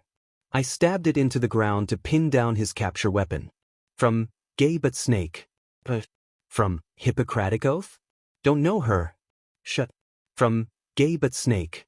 Listen, do you really feel that nervous without one of your knives? From Hippocratic Oath? Don't know her. A little bit. I just kind of feel defenseless without it. From Gay But Snake. Alright, cuz I think can get you one. From Hippocratic Oath? Don't know her. Wait, SRSLY? From Gay But Snake. Yeah, from her. From Hippocratic Oath? Don't know her. From Gay But Snake. A trauma surgeon from the hospital. From Gay But Snake. He'd probably be fine with it. From Hippocratic Oath? Don't know her. Really? Thank you so much. From Gay But Snake. No problem, my guy. Thank Haru if he says yes. From Hippocratic Oath? Don't know her. I will. From Hippocratic Oath? Don't know her. This man will suffocate under a mountain of thank you cards. From Gay But Snake. Now that I want to see. From Gay But Snake. Take a photo when you do. From Hippocratic Oath? Don't know her. The C, smiley face. From Hippocratic Oath? Don't know her. Oh shit, I just realized it's 4 a.m. From Hippocratic Oath? Don't know her. Jesus Christ, I need to sleep. From Gay But Snake. From Hippocratic Oath? Don't know her. From Gay But Snake. Holy shit, Aide whispered. In his hands was a sleek black K-bar knife. It was made of strong, heavy metal and had a razor-sharp edge that promised the painful bite of steel for anyone who crossed its path. For a blade that was supposed to be used, the knife was free of any scratches or nicks. It almost looked brand new. He turned the blade over, the dark metal dancing dangerously in the light as he shifted it. On the grip of the knife he could see the steel tang running through the entirety of the handle, clasped between two sides of even darker micarta with silver rivets running through both ends to hold it in place. Mesmerized by the deadly piece of art in his hands, he unwittingly moved his fingers to the edge of the blade, pressing his thumb against the sharp metal. Immediately, and without much more effort than just placing his hand along the blade, a bead of blood formed from the cut, a dark red ruby, almost like a jewel adorning a crown of broken obsidian. Eventually, the drop grew too big and slipped down the black metal like a tear. The sudden movement snapped him out of his reverie, and he quickly pulled his hand away. He let healing energy flow to the wound, closing it as quickly as it formed. He liked the blood off his finger, the taste of old coins assaulting his tongue. He didn't particularly like the taste of blood very much. In fact, he didn't like blood altogether. Unfortunately, blood kind of came in his job description. Still, the taste made him smile. It told him that the blade cut cleanly and with ease. He wasn't smiling because it was blood, he was smiling because of the knife. It was beautiful. It was deadly. It was perfect. Aide turned to face Kiba. You said you got this from your coworker? He asked. Kiba smiled proudly. Yep. Haru was nice enough to give it up.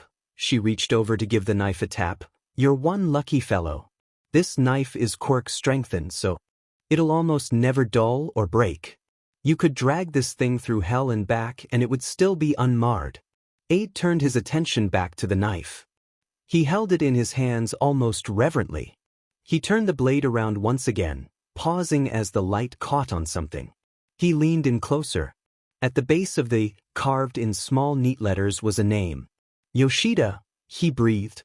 It was spoken so softly it was hardly even a whisper. The name felt firm and powerful in his mouth. Cold and perilous. Fitting. He slid the knife into its sheath, the holster attached to his thigh by two Kevlar buckles. He flicked the lock closed with a click. He couldn't quite place it, but the knife seemed familiar. It felt like a word that was on the tip of his tongue, so close to knowing where he saw it, yet so far. Choosing not to dwell on it, he smiled at Kiba. This is amazing. He said, please tell Haru I said thank you. The mountain of cards may take a while to make. Kiba chuckled. He told me there was no thanks necessary, he's just happy to get other people into knives. She paused. And weaponry in general, come to think of it, she muttered. It still hurt it. Oh, so he likes weapons then? He asked. Kiba chuckled, like, is putting it mildly, more accurately he is in love with them. Absolutely enamored with all things from blades to guns to even freaking medieval bows, that guy. What is he, American? Kiba sputtered, I mean his dad is. Aide nodded sagely, explains everything. Kiba barked out a laugh, before explaining, it actually comes from his quirk. How so? Just. The doctor shrugged. I don't know the details, just that he needs to have them on him pretty much at all times. I don't know how many weapons he has, probably too many to count. I just know he owns them because of his quirk, and because of that he has a lot. She paused to think, oh, and probably because of his previous profession. Huh, the vigilante said, neat. Okay, Eraser said, since this your first raid I don't expect you to know what to do, so I want you to listen carefully to what you're told and to do it. No going rouge this time, Aid. I had to jump through some hoops to get you here, so please behave. Aid gave him a salute. Aye aye, sir. Eraser smiled. Now, here's how today is going to work. The heroes will enter the building. He pointed to a large gray warehouse 2 blocks down the road. In 5 minutes and do our part. You don't need to know about the details because he pointed at Aid, will be over there with them. He gestured over to a group of paramedics. There are 2 med teams. You will be assisting team 2. They have walkie-talkies on them that will tell them when a patient is being brought in so they won't catch you by surprise. Those paramedics are highly trained. Listen to them. You may have combat experience, but they have actually been to med school. They know what they are doing. Aid nodded, chest tightening as his nerves began to act up. As much as he tried to push it down, a concoction of excitement and anxiety had been steadily growing in him as the time for the raid grew closer. Eraser must have seen it, because he clapped his back on Aid's shoulder comfortingly and said, "You'll do fine. You'll have people there to help you. You may be new to this kind of stuff, but you have enough experience to help." Aid nodded again, swallowing thickly. Eraser pushed him lightly in the direction of the paramedics. "Go on, problem child. You've got a job to do." Izuku did just that, quickly moving towards the group. There were 3 paramedics in total. One was a short, around late 20s looking man. He had long, gray-blue feathers on his head in the place of hair. Another was a much taller man. He had an angular face and sharp eyes. His hair was an ashen gray and sitting atop his head was a pair of sleek, almost silver-looking rabbit ears. He looked to be around the same age as the other man. Finally, the last man was of large build with wide shoulders and an imposing height. His arms were huge, the muscles rippling just beneath the skin as he gestured while he talked to man 2. He had messy brown hair that he cut short with a large stripe of white running through it. He also had completely white eyes, so he assumed it had something to do with his quirk, not age. Unlike the other 2, he looked to be in his mid-40s. He walked over to them and dipped into a deep, dramatic bow, then rose back up, a large grin on his face. "Hello. I'll be your designated vigilante for the evening. Would you like to have some more time to decide, or are you ready to order?" There was no response, just blank stares from the 3 of them. His smile fell. "Sheesh, tough crowd." Featherman turned to his colleagues, a deep scowl on his face. "So, is he just gonna make bad jokes or is he gonna actually be helpful on the field?" The brunette smacked him upside the head. "Washi!" He shouted, appalled. "Don't be rude.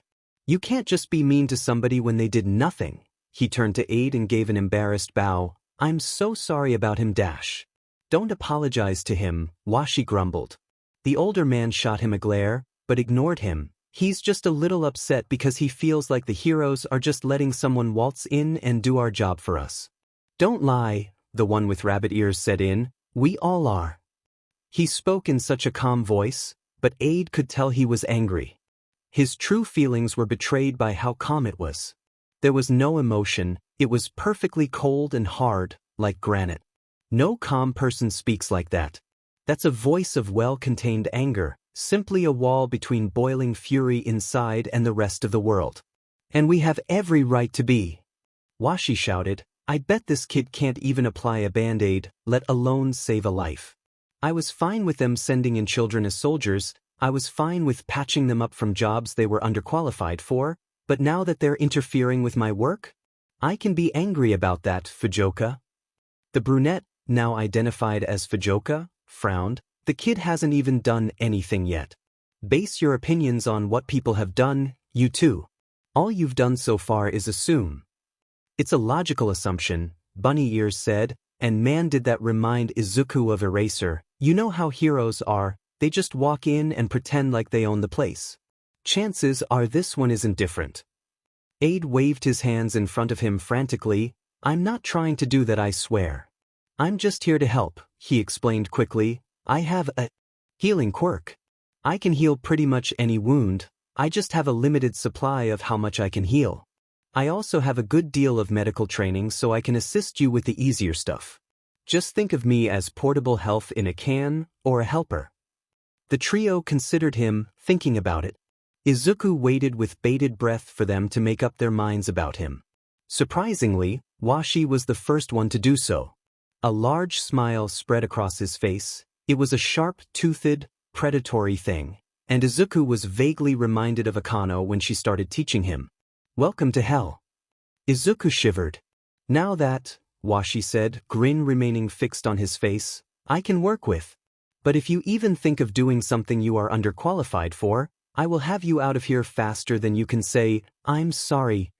He was the first domino to fall, and soon Rabbit Ears joined him on team. "Maybe don't murder the vigilante. Just follow our lead," he said slowly, "and if you don't mess up, then maybe you're worth half a DMN. Fujioka, who had been on his side the entire time, breathed a sigh of relief. He turned to Izuku. "Welcome to the team." He clapped his hands together. "Now. You've introduced yourself, but I don't believe we have. I'm Fujioka Yoshiro," he pointed at Washi, "that grumpy dwarf dash."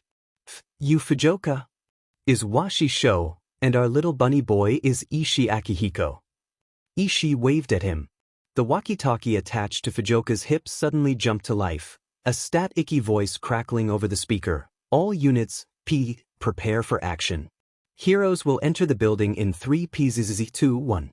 Distantly Izuku could hear the sound of yelling and faint crashing. Washi clapped him on the back, feral grin fixed back on his face. "Let the torture begin." Izuku was seriously starting to wonder if he and Akano were related. A few minutes passed of relative inaction, the paramedics making sure everything was in place and explaining a few procedures. Then, all hell broke loose. -1 villain, large cut on arm, pz possible concussion -2 broken bones -8 we need healing over here, yes right there -2 bleeding out -8 wrap this Washi I need help crap don't say that around patients aid over here aid patient flew by. Aid held down patients when they were trying to set a bone, dressed wounds, and healed whatever he could. His supplies of healing energy was depleting fast, but it didn't matter. He was an outsider, that much was clear. The team was still cold to him, with the exception of Fujioka. He wasn't expecting anything more, but it's still kind of seeky. They didn't give him much instruction unless they absolutely needed to, and they didn't talk to him, pretty much at all. On top of that, Ishii kept giving him looks when he healed patients. He didn't know what that was about, just that it was uncomfortable and that despite that he could work with it. Things had slowed down a bit, but the battle was still raging on. Right now he was treating a villain with a long gash down his leg. It wasn't too deep, but it was still big. He had disinfected it and was about to heal it. His eyes started glowing blue, little jumps of static zapping between his fingertips. He was about to reach out and let the healing energy flow into the wound, when a hand was placed on his shoulder. He looked up over his shoulder in confusion. Ishii stood over him, his face a blank mask as always. "Don't heal that," he said. Izuku looked at him quizzically. "Why not? I have healing energy left." "Save it." "But I can help this man, why shouldn't I?" "You can do that without wasting precious resources." "But it's quicker, more painless, and what do you mean by wasting?" Ishii frowned. "Exactly what the word means. You are wasting healing energy on that." Anger rose in Izuku. He'd faced his fair share of discrimination for his quirk, and he wasn't about to let someone refuse treatment to an injured person. He wouldn't stand for it. "Aren't you people supposed to treat all patients equally? Why is this man a waste to you?" "He isn't a waste to me, just your use of resources is. We are taught to treat patients equally," Ishii explained, "but we're also taught to conserve resources." "You're making no sense. What am I doing wrong?" Ishii stared at him blankly before sighing. "Let me explain. Let's say you got a steady stream of patients with minor injuries. What would you do?" "Heal them with my quirk," Izuku said, his voice resolute. "What happens when you run out of healing energy?" "Then I switch to stitches." "Now let's imagine someone with a life-threatening injury comes in. What do you do?" "Heal them." "Ah," Ishii said, "but you ran out." Izuku frowned. "Then I use traditional medicine." "But what if that doesn't work?" What if they're bleeding out and you can't do anything to stop it? What then? What would happen? Izuku felt blood beneath his fingers. He felt his face slick with sweat and tears. He wasn't standing in front of Ishii, he was in a dark alley. It wasn't a small cut, it was a life-threatening stab wound, and the patient he was treating wasn't some random villain, it was Eraser. "He heal them," he said, voice wavering. The hero was going to die, and it was all his fault. "How? You have no healing energy." The sound of a cracking rib. "I'd find some." There was no guarantee he would be that lucky again. "And what if you don't?" The world snapped back into focus. There was no blood on his hands, there was no dying hero, it was just him and Ishii staring into each other's eyes. Then they die. Ishii stared down at him, his face nor his steel-gray eyes betraying any emotion. "Correct," he said. "What do I do then?" Izuku asked quietly. Ishii sighed again. "You do what I've been trying to tell you to do. You conserve resources." He crouched down by Izuku and gestured at the villain's injury. "Look at this cut, it's just over 1/4 of an inch deep. Does that sound threatening to you?" "No," he answered honestly. He had left people with cuts that shallow before to collect healing energy. "Correct. Now you were tasked to help this person, and your innate reaction is to heal them with your quirk because it is easy and it is quick." Ishii's hand fell to his knife strapped to Izuku's leg. "I know you fight, you're a vigilante, so you must know that you cannot rely on your quirk for everything. Healing somebody isn't going to help you fight now, is it? You have to rely on your skill instead." He brought his hand back up and started. "Threading a needle, medicine is like that. You cannot rely solely on your quirk. If you do, then you will end up killing someone due to your negligence. But," he held the needle out to Izuku, looking him dead in the eye, "if you learn where and when to use your quirk, it becomes a tool, not a handicap. Back our example, if you only treated all those minor injuries with traditional medicine, then when the life-threatening injury came in you would be able to save them, and save many more." Ishii's eyes seemed to stare past Izuku's body and skip to peering into Izuku's very soul. "So," he said, "do you choose to take the easy way out and hinder yourself, or do you choose to save lives?" Izuku stared down at the needle, the cold metal gleaming in the afternoon light. Hesitantly, he reached out, his hand hovering in the air uncertainly. He closed his eyes. He didn't know why he was hesitating. This was what his entire purpose was. Was he scared? Maybe? Why was he scared? He didn't know. Was he really so afraid of commitment, of not taking the easy route that he couldn't even say he would try? He became a vigilante to aid heroes.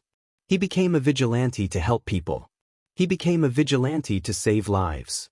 Casting aside his hesitancy, he reached forward and grabbed the needle. He felt so light without it, and he began to realize how cumbersome his doubt had become. "I choose to save lives," he said with not a hint of uncertainty in his voice. Ishii smiled at him. "Then you are not quite the fool I believed you to be." It should have felt like an insult, but Izuku could tell that to Ishii it was a compliment. Izuku matched his smile and started stitching up the cut. His movements felt more deliberate now, more decisive. He felt awake. Like he wasn't just coasting through every minute, he was living it. Ishii was kinder to him after his decision. In turn, Washi seemed to be too. They gave him more direction, more help, and also trusted him more. More patients flew by.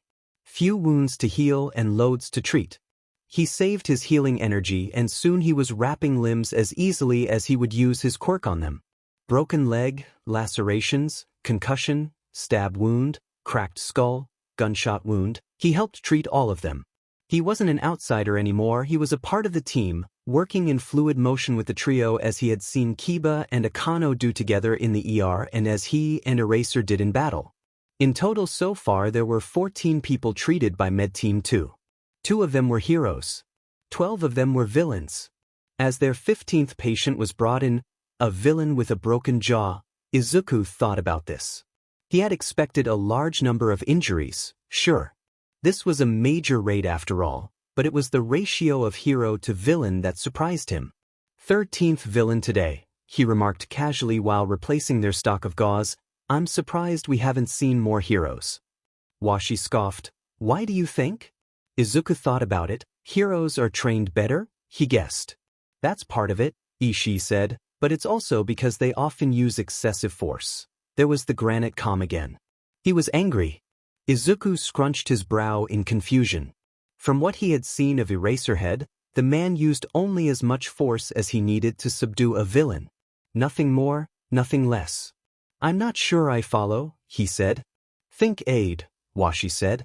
Unlike Ishii, he felt no need to conceal his irritation. Of the two heroes we treated, what were their injuries?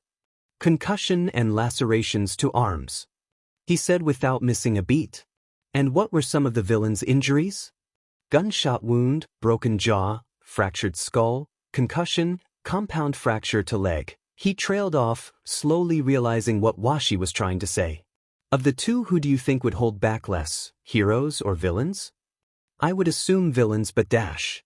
But when you're faced with such indisputable evidence, you start to doubt, Washi finished for him. When neither party holds back, the weaker person gets hurt much more.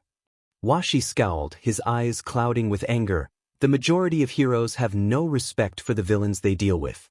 They beat them bruised and bloody, practically on death's door, then send them to us and expect us to fix them like they're broken toys. I've seen men half drowned, women covered head to toe in burns, legs ripped to shreds, faces mangled beyond recognition, you name it, I've seen it. They don't let people see the things we do. Ruins their perfect image. No one argued with him. It seemed they all agreed to some extent. Fujioka nudged Washi comfortingly with his elbow. I've seen those things too, Washi, but you've got to remember that not all of them are that bad, you know. Some of them are gentle, some of them are kind, some are doing their jobs with care. He paused, a devilish smile spread across his face. In fact. Oh God, no! Washi screamed. Ishii shook his head. There he goes again. Fujioka put his hand across his chest proudly. I once worked alongside a hero named Ares a couple of times. He would always stay behind and help out the EMTs and paramedics after battles. He smiled at Aid, kind of like you. Izuku couldn't help the blush that crept across his face. Fujioka continued his story. He treated everyone so kindly and with such gentleness. Villains you would see him subduing ruthlessly only minutes prior, he treated like they were worth the world to him. They were all patients to him, people he loved to help, despite having them shoot, stab, and use their quirks on him previously. He was a true hero, I tell you. Izuku couldn't agree more. Ares was one of his favorite heroes before he dropped off the map. He turned back to arranging the new packages of gauze into their container. A warm feeling filled him. For one, it was almost peaceful.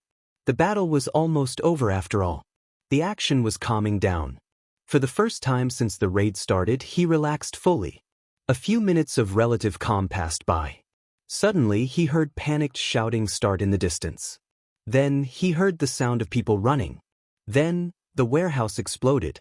Aid flipped around just in time to see flaming debris flying right at him. Without wasting a second, he dove out of the way. He could feel the object clip over the tips of his hair and feel the heat of the flames on his neck. He didn't stop to contemplate his narrow avoidance of death, instead immediately snapping his head back up to survey the situation.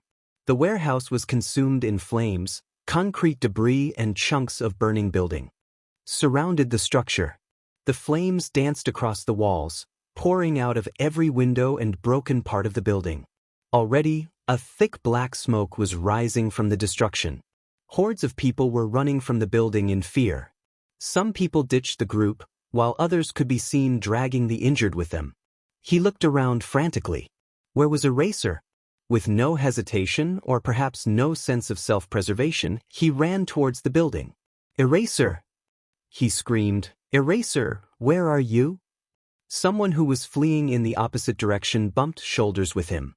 He kept pushing forward. Eraser! A group of people pushed him out of their path. Eraser! A large wooden beam fell from the building towards him. He rolled expertly out of the way. Please don't be dead. Please don't be dead. Eraser! He cried.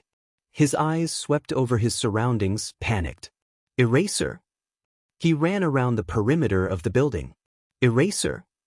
From his right, he heard loud coughing. He ran towards it, finding a body trapped under a thankfully not burning piece of debris. It was Eraserhead. His body shook with harsh coughs as he tried to claw himself out from the wreckage. His foot was caught. Izuku rushed forward, and using all the strength he had, he pried at the debris pinning the hero down. At first it didn't budge, and Izuku's heart sank. He widened his stance, took a deep breath, and strained with every bit of power he had against the rubble. This time, he was able to lift it. Not much, but enough to allow the hero to pull himself free. The second the man was clear, Izuku dropped the debris. He immediately rushed to Eraserhead's side. "Eraser!" he yelled. "Are you all right?" Eraser coughed again. "Yes, luckily," he croaked. "Thank you for getting me out from under there." Izuku's brow knitted together. "What happened?" he asked. Eraser scowled. "It wasn't just a trigger storehouse like Intel told us. It was a production facility." More coughing. By the time we realized that, it was too late to pull out. Some sidekick with a flame quirk launched an attack, and the flames lit some spilled chemicals. Unluckily for us, they caught fire and spread it to the rest of the lab. Cough. You know the rest. The whole thing combusted. We barely had time to run. "Did everyone get out?" he asked. Eraser looked around, counting softly under his breath. He stopped halfway through and cursed, "SARS still in there." The hero moved to stand up and run back in, but the second he put pressure on his foot he fell to the ground with a gasp of pain. Izuku glanced nervously at the burning warehouse. Every second they wasted was a second closer to death for SAR. Eraser was in no state to save him right now. "I'll go," he said. Eraser snapped his head over to him, scowl already fixed on his face. "No," he said, "no way." "Then who?" he asked, glaring right back at the man. "I can go," Eraser growled. "Just heal me. If you go in there you'll die from smoke inhalation or burns." "That doesn't mean you should do it though, Aid." "Why not?" "I brought you to this raid as part of the med team so you wouldn't get hurt, Aid." Eraser shouted. "I can heal myself," Izuku argued. "You can't. You made a promise you wouldn't go rogue." Eraserhead screamed. Silence hung in the air, and he could see Eraser's eyes widen in understanding of what it meant. "No," he said softly with fear in his eyes. "No, Aid, no." Izuku gave him a bittersweet smile. "Sorry, Eraser, looks like I'm going to have to break this one." He turned his back to the hero. "Aid, wait, dash!" he cried, but it was too late. The vigilante had already started running. Eraser was left on the ground, only able to watch helplessly as Aid disappeared in a wreath of flames. As soon as Izuku entered the building he regretted it. Immediately thick black smoke clouded the air in front of him, swirling around between the flames. The fire danced and the smoke followed. They spun around the room together like a waltz. Izuku could have appreciated it if not for how much pain it was causing him. The smoke was so thick he could barely see in front of him. If he held out his arm he could barely see the tips of his fingers. The fumes stung his throat and burned his lungs. Each breath was painful, like drinking lava. He felt like he was suffocating, in fact he probably was to some degree. His eyes watered and stung. There was a steady stream of tears pouring down his face, the soot in the air sticking to it, making it look like he was crying tar instead of tears. In spite of all this, Izuku kept pushing on. He kept running and searching. He needed to find SAR. If he didn't, he could die. No, he would die. This brought Izuku to his next obstacle, fire. It singed his skin and burnt right through it. Epidermis, dermis, fat. Soon it would reach muscle. It was the worst thing he had ever felt, being burned alive. He had had third-degree burns before, but never this fast, never this many, never all at once. He had never been afraid of dying from those burns. He activated his quirk, letting healing energy circulate through him, healing his wounds instantaneously. Blue lightning crackled around him. In his rush, he forgot to turn his quirk off. Without anywhere for it to go, the healing energy just kinda sat in him. A lick of flame rose to his face, scorching a small line across his cheek. The healing energy that had been sitting dormant immediately jumped to restore the skin. Izuku's jaw dropped a little bit in shock. If he just didn't turn off his quirk, he couldn't really be hurt. It would heal as soon as he was burned. It still hurt, but it couldn't harm him. A manic smile spread across his face. He could do this. He continued to circulate through him, so as flames consumed him, he came out unscathed. It felt like he was being eaten alive by thousands of ants. He was in pain like none he had felt before. He was literally on fire, but he didn't care. He was okay. He could do this. He felt his healing energy supplies drain steadily, and was immensely grateful for Ishii for telling him to save it. He would be dead without that. He was on a timer though, and he couldn't ignore it. If he didn't get in and out in time, he would die as well as Sar. So he leaped through flames, not pausing to flinch or cry out in pain as he did so. He didn't have the time. He was fine, he could do this. He let the smoke and flames bite at him, he didn't care. He could do this. A large piece of metal swung down from the ceiling. The burning hot iron hitting his face, dislocating his jaw and branding a large mark across his face. He popped his jaw back in, and the injury healed. He could do this. He healed his lungs as the cells died from chemical and thermal irritation. He could do this. His fingers turned black from smoke and bloody from burns. He could do this.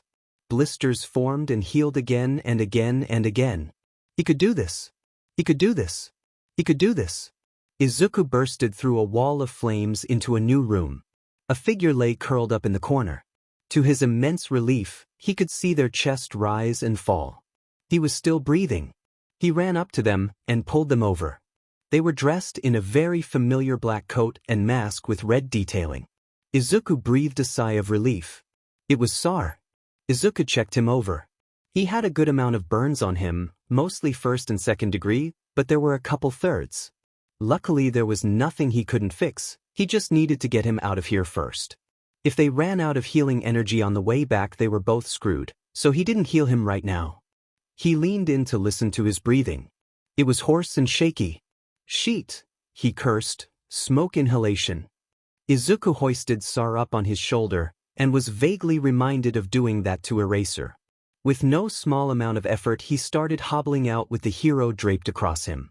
The way out was in some ways easier than the way in. Before, he had been stumbling around blindly, simply hoping to find the hero. He had no idea where he was going and where he was. He was completely in the dark. Now though, he had a clear destination and a general direction to get to it. He didn't know the route out by heart, but he had an idea. He wasn't blind anymore. However, there was a new set of complications. First, he had to lug an Enitor Ifang man with him. A man who was, might he remind you, a lot taller and heavier than him. Izuku was muscular now, but he wasn't goddamn an all might. He was just a slightly jacked 14-year-old the size of a Russian nesting doll with a baby face. He was short, and not nearly strong enough to carry Sar easily. At this point he was more dragging the guy along with him instead of carrying him. Second, he was still on his timer. His healing energy was depleting fast.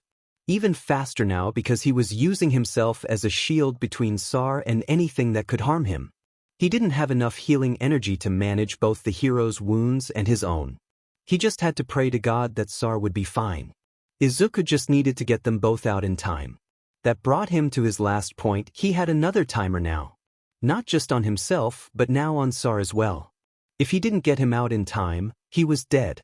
He didn't want to spend the healing energy on him and strand the both of them in the fire, but he couldn't let Sar die. If he didn't manage both timers well, they were both FE'd. So with the added motivation of, 2 lives are resting on your shoulders stupid, don't f***, he made his way out with haste. He pushed through flames and used his own body to keep them off Sar. He took the burns, he could afford it, Sar couldn't. He dodged falling objects and let smoke fill his lungs. He let his skin turn red and black. He let the fire bite into his flesh and bone and consume it. It didn't matter. He could do this. As long as he got them out. He could do this. As long as he got Sar out. He could do his. Izuku didn't know how long he had been running. He didn't know how many times he had been burned. Everything hurt. When Izuku saw the cool light of day shine into the golden glow of flames and embers, he felt like he could cry. Oh, there he went. Tears slid down his face freely. He didn't even try to stop them. He ran faster, dragging Sar with him. He ran towards that light with everything he had. His chapped lips broke into a smile, the soot-coated skin splitting and causing blood to dribble down his chin. The cuts healed immediately. He ran into that light. The world seemed blinding. Sar was safe. They were safe. Relief flooded into him. It felt like stepping into a cool pool of water. He didn't have the luxury to indulge in that feeling, however. Sar didn't have the time. "Help!" he yelled, his dry throat screaming in protest. "Help! He needs immediate medical help." Sar had been exposed to the smoke for far too long. Izuku could heal him, but he still thinks he will need intubation. There was still sheet in the lungs, and if he healed them fully there would be nothing left for the burns. Luckily that was one of the things he could do, as he carried the supplies to do so on him in his bag. It was important to stabilize airways. "He needs intubation," he yelled. He wasn't great at that yet, and it wouldn't hurt to let the paramedics know. Unfortunately, they couldn't do anything with that mask still on. Izuku pulled out a scalpel from his pocket and went to work on getting the mask off. He felt bad as he started lifting the mask, as Sar probably didn't show his face for a reason, but his life was more important than his comfort. Luckily, the skin was only burned, and was only melted into the mask in a few small places, which he easily freed from his face. Once he was sure the mask wasn't attached to his face in any other places, he lifted the covering from Sar's face. The hero's face was marred with viscous burns and a few old scars. He had a well-defined jawline and sharp cheekbones. His eyebrows were singed but had good shape. Barring the burns, he was very attractive. Izuku didn't understand why he hid his face. Ishii skidded to a stop behind him just as he started intubating Sar. "Am I doing this right?" he asked, hating the way his voice quivered with the question. Ishii looked closely. "Yes," he said, crouching beside him. "Good job," he tacked on stiffly. Once the tube was in securely, he started squeezing the pump rhythmically. "Could you take this?" he asked. "I need to heal the lungs." Ishii nodded and wordlessly took the pump from him. Izuku placed his hand on Sar's chest and focused his mind. He had found that his healing energy would normally just jump to whatever was closest to the point of contact, but with focus he could direct it to some degree. He didn't want to heal the burns right now. He pictured the lungs in his mind, the pink tissue expanded and contracted, the image was clear as day in his mind. He let the healing energy go, and even though he couldn't see it, he knew it went to the lungs. He smiled. He just used enough to heal them partly. Just enough so there wouldn't be any permanent damage. He was dangerously low on healing energy now, but he could make do with it. He pulled out his new knife. Yoshida's black metal shone beautifully. Izuku cut off Sar's pants quickly and ripped off his jacket and shirt, observing the burns as he went. He focused on the third-degree burns and the 2 fourth-degree ones he hadn't noticed before. They were small and located on his ankles. Just as those 2 burns closed up, his healing energy ran out. It felt like trying to shoot a gun, only for it to be empty. He could honestly hear the empty click in his head as he tried to activate his quirk again. He looked back over Sar's body. It was all 2nd degree and 1st degree left. It would scar for a few months at most. His breath caught as his eyes reached Sar's face. There was no 3rd degree, but it was burned, it would scar and bad. His face would heal from red and angry burns to a gnarled mess of silver scars. It might be vain, but he felt horrible for Sar. His face was going to have permanent damage. As much as Izuku was wrong to think it, it would look bad. It would be distorted and messed up. Immediately Izuku's mind filled with anger. Why did that in turn have to mess up? Why did the fire have to spread? Why did Sar have to be trapped? Why couldn't Izuku have gotten him out faster? Why couldn't Izuku have healed him? Why did Izuku always have to fail? Why did this stuff happen to people who didn't deserve it? Why didn't it happen to him? Why did he have to be so useless? Why did he have to be a failure?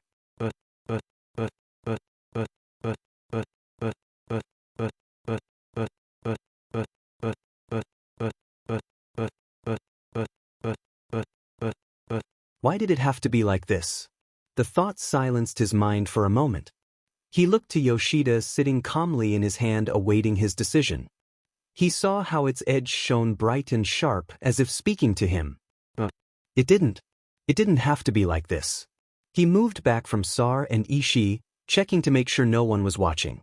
When he was sure no one was, he rolled his pants and lifted the knife in the air. For a second doubt crept in. What if this was the wrong thing to do? He purged it from his mind as soon as it came. He tossed the idea like paper into flame. 1 second and it was gone. He stuffed a roll of gauze between his teeth and bit down hard. With no doubt or fear, he ripped off the band-aid and plunged the knife into the muscle of his thigh. Once it was halfway sheathed into his leg, he dragged it sideways, though an area he knew was non-lethal, but harmful nonetheless. Pain seared through his leg, and the only thing that kept him from crying out was the gauze in his mouth. On the flip side, warm happiness crept through him. He felt fuzzy and light-hearted. Dopamine was flooding through his brain. Why did his quirk have to be so contradictory? His leg throbbed with the beat of his heart, and a pained tear slipped through his eyes. Pathetic. He should be able to deal with a little pain. He pulled the knife out and removed the gauze from his mouth, stuffing some in the hole, and used the rest to wrap his thigh. He could stitch it up when he got home. He rolled his pant leg back down and slid back over to Sar and Ishii as if nothing had happened. As far as Izuku was concerned, nothing did. He just had healing energy that he didn't before. He just had the means to heal Sar's face now. He reached across the body to touch his face, letting blue lighting fly. The burns shifted from red and blistered to just red, then to pink, then to perfect skin. The face stitched itself back together as Izuku and Ishii watched, one with resigned confidence and the other with his steel gaze. By the end of it, Sar's face was back to pale smooth skin, the old scars the only thing left that broke up his porcelain complexion. Ishii looked at Izuku. He knew the vigilante had run out of healing energy. There was no question in his eyes. He was probably halfway done piecing together what Izuku had done. There was nothing in his eyes, just cold HS. Izuku met his gaze. Ishii stared into his eyes and Izuku in turn did the same. Tempered metal met pine tree green. Izuku did not back down from Ishii's stare. He was not the only one with steel eyes. Ishii was the first one to break eye contact, simply returning to manning the pump. He did not say anything, his expression did not change. His eyes stayed cold, and his mouth stayed in an impassive line.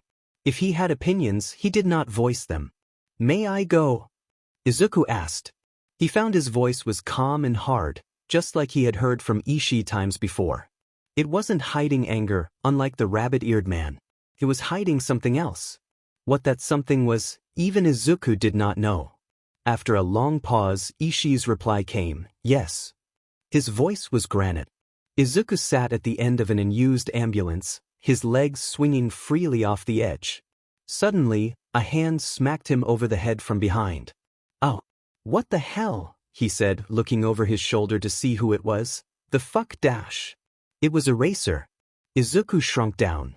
The man was glaring at him with fire hotter than the burning warehouse in his eyes. Izuku would quite honestly run back into that than face him right now. He looked away nervously. Eraser did not. Eventually he cracked under the pressure. Sorry," he offered.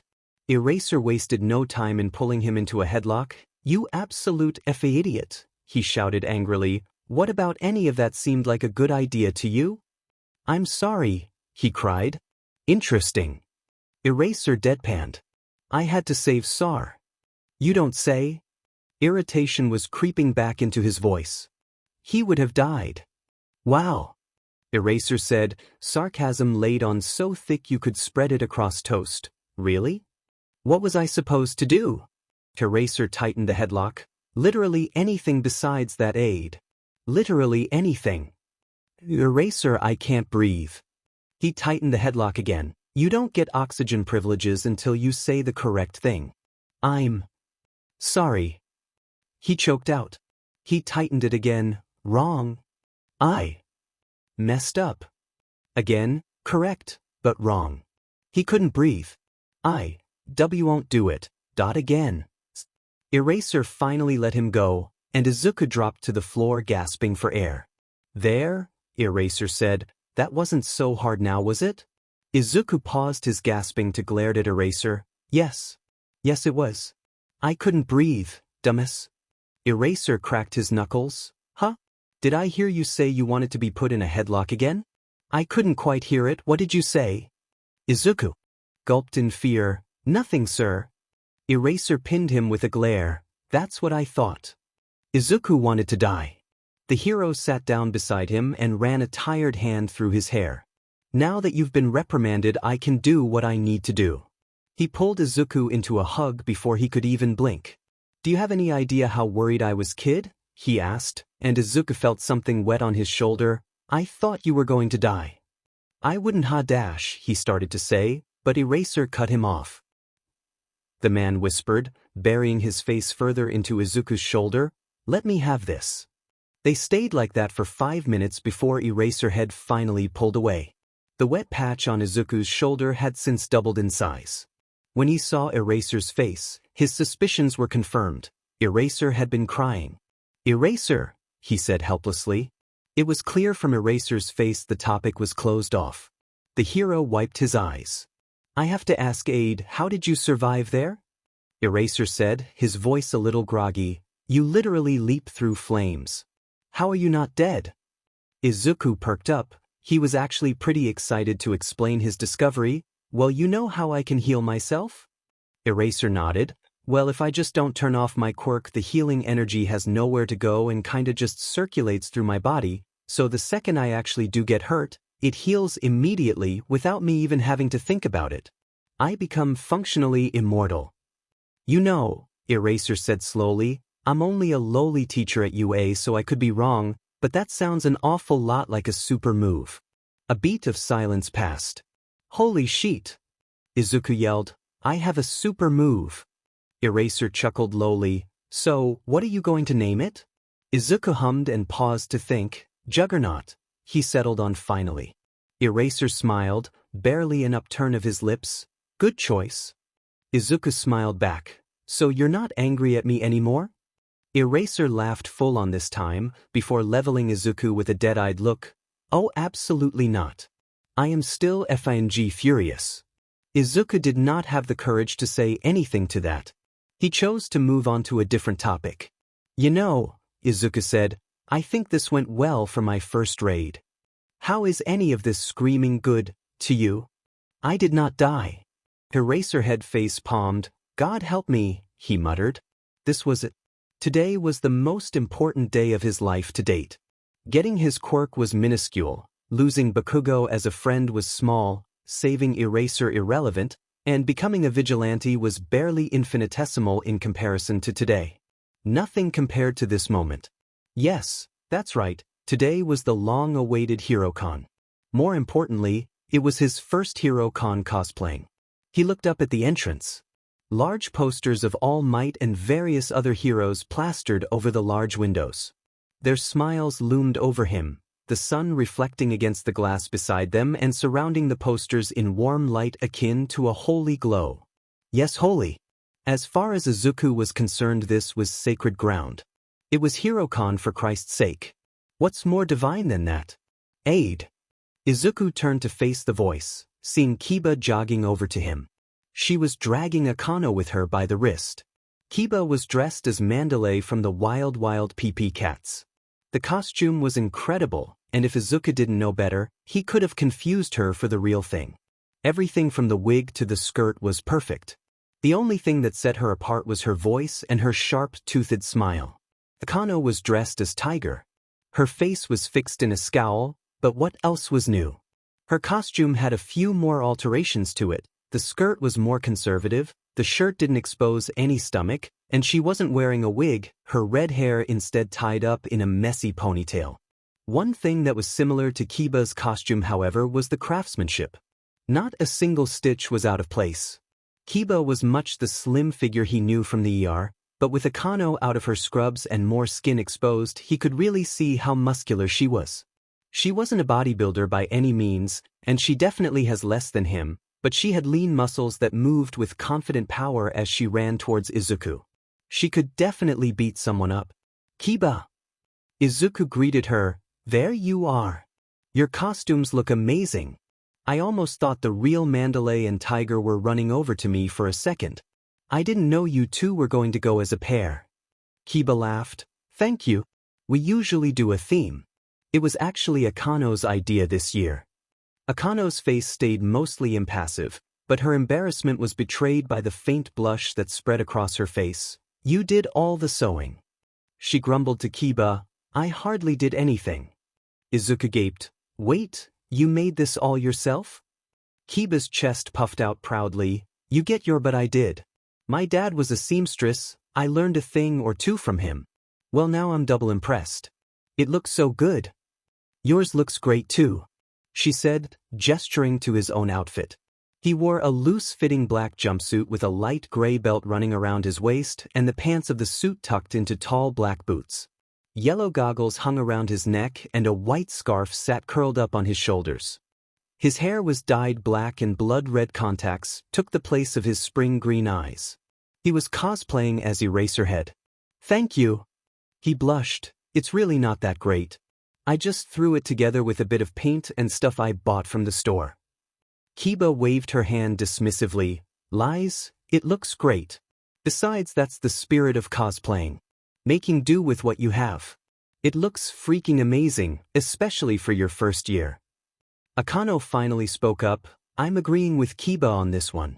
It looks good. Izuku had nothing to say to that. When Akano compliments something, she means it. Formalities are really just a suggestion to her. Ha! Kiba crowed. Akano complimented you. Now you have to accept that you look awesome. Yeah, gloat all you want. He grumbled, I'm being ganged up on. SCK it? There was a pause and Kiba threw a glance to Akano, before elbowing her in the stomach. The red-haired woman sighed, is it? She said monotonously. Kiba smirked in triumph. They walked down Artist Alley glancing at the booths as they passed them. So if we spend an hour in Artist Alley, we can make it to present Mix panel, then spend time in the dealer's hall, and if we're lucky we can make it into Wash's panel as well. Then we can have lunch in the cafeteria. If we time it perfectly we'll make it just in time to participate in the costume contest. Kiba muttered to herself, working out the times. Akano hummed her confirmations, adding a thing or two every now and again. Now was one such time, that'll take about 2 hours. We'll have an hour left after that if we want time to rest before our shift tonight. We could go to the canned A with Midnight. She's always an inspiration every year. Kiba said excitedly, sounds good. Anything you want to add, Aid? He shook his head. No, that about covers it. I would have loved to have seen All Might's panel, but I don't feel like waiting 5 hours to ensure we have a place in line. Kiba nodded along. Did that 1 year, was not worth it. Love the guy, but his speech basically boiled down to, you can do it, and plus ultra. Akano chuckled, we could always go to Endeavor's panel and throw tomatoes at him again. Aid sputtered, again. Kiba sighed wistfully, much as I would like to represent the medical community and nail him in the nuts with rotten fruit again, we got kicked out last time. It's a wonder we weren't banned. Wait, Aid said, how many times have you done this?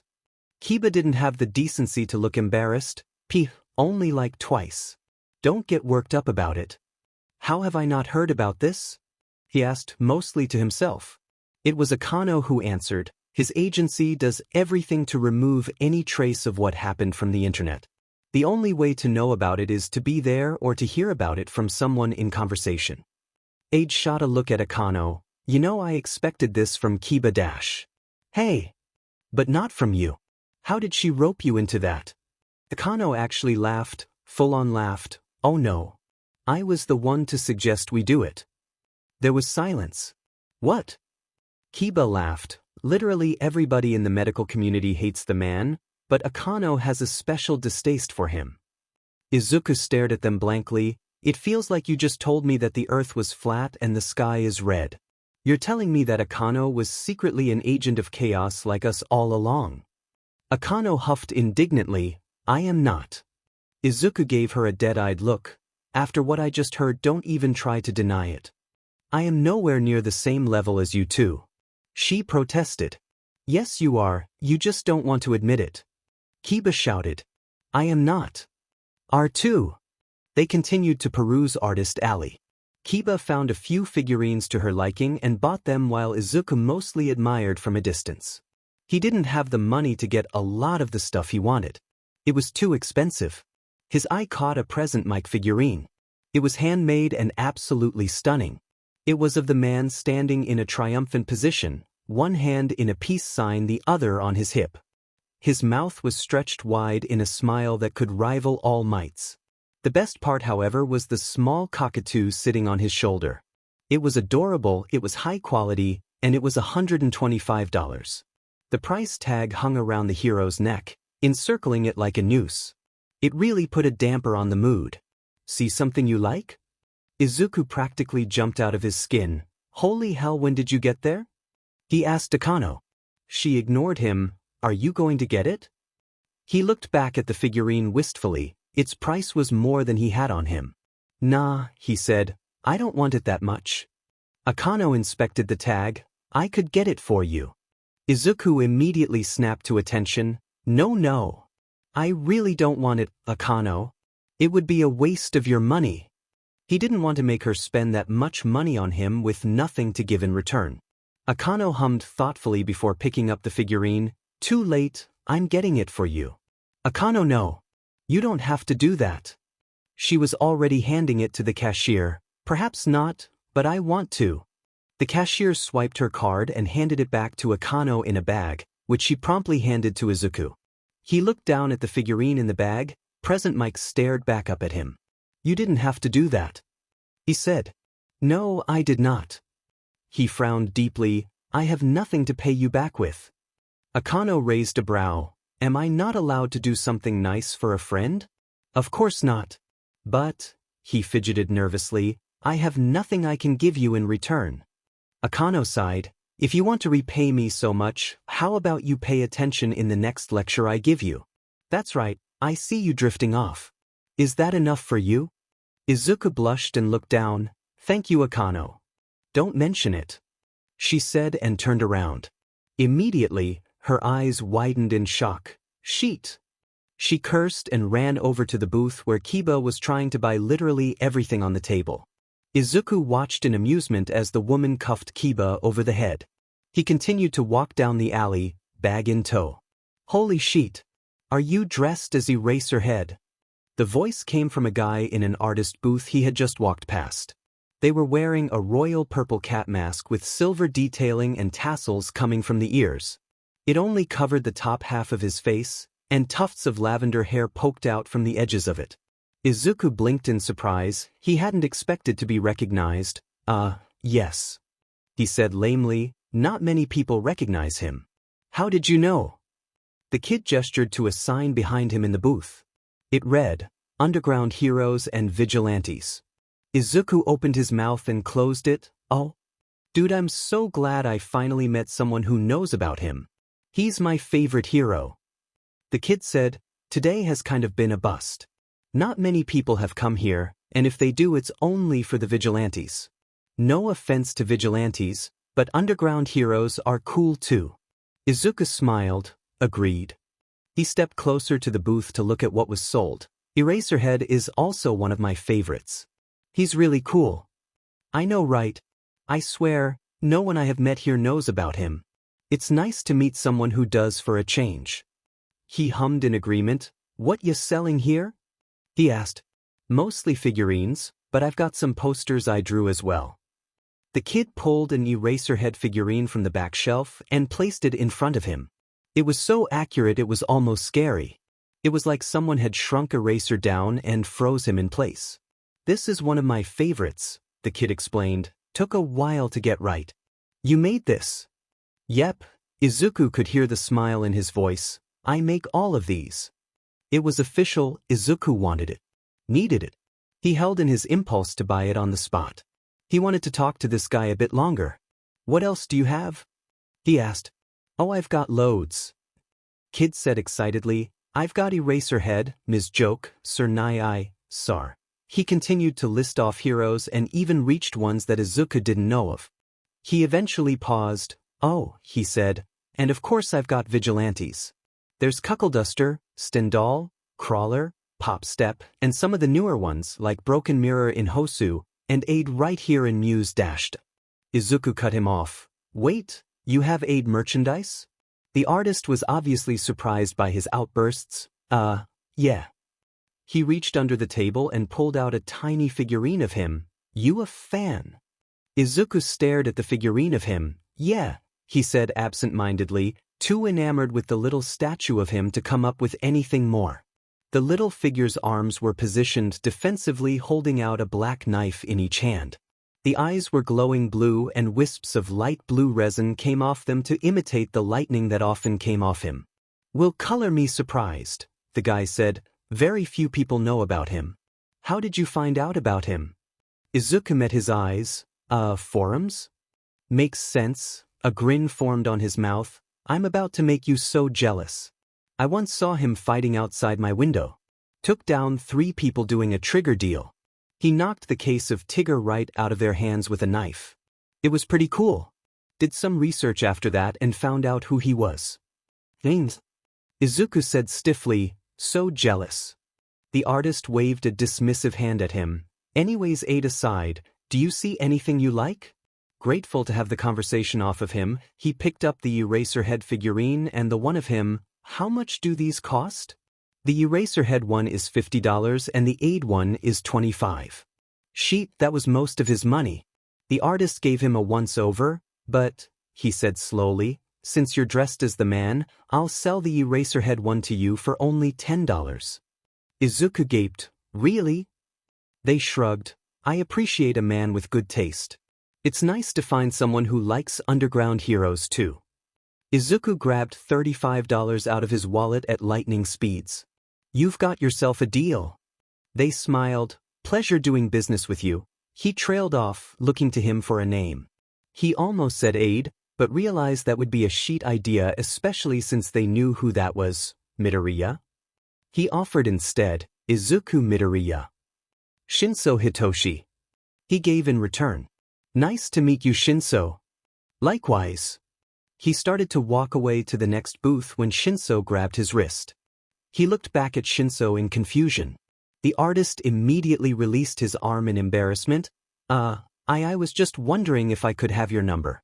It's not often I meet someone who likes the same thing as me. Izuku understood, it was like that for him too before he became a vigilante. Plus, anyone who liked Eraserhead was a friend of his. Sure, dude. Do you have some paper I could borrow? Shinso handed him a business card of his. It was light lavender with the words, Perpielli's Arts Emporium. Izuku chuckled at the pun as he wrote down his number. He handed the card back. See you around, Shinso. Shinso grinned. You too, Midoriya. He ran back to where Akano and Kiba were. They didn't notice him creeping up on them, so he was able to hear them talking about him. I'm so proud of him, Akano, Kiba sniffled. Our little boy is all grown up and making friends who aren't in their 30s. Akano patted her on the back. They grow up so fast. Kiba cried, where did our little baby go? In the blinking eyes it seems like our antisocial kid is finally being a normal FING human being. Izuku had never kicked someone so fast in life. Eraser would be proud. Present mix panel was great and went off without a hitch. They got good seats and his speech was amazing. It was about the challenges of becoming a hero with a disability and how he overcame it. Hearing loss had been really hard for the hero at first, but he learned to cope. During the end of the speech, as Present Mix eyes raked over the crowd, they paused on Izuku.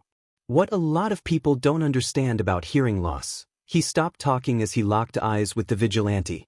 Time seemed to freeze. Then, and quickly as it had stopped, it resumed. Yeah, what a lot of people don't understand about hearing loss is that dash. He continued on with his speech as if the pause had never occurred. Izuku thought, weird.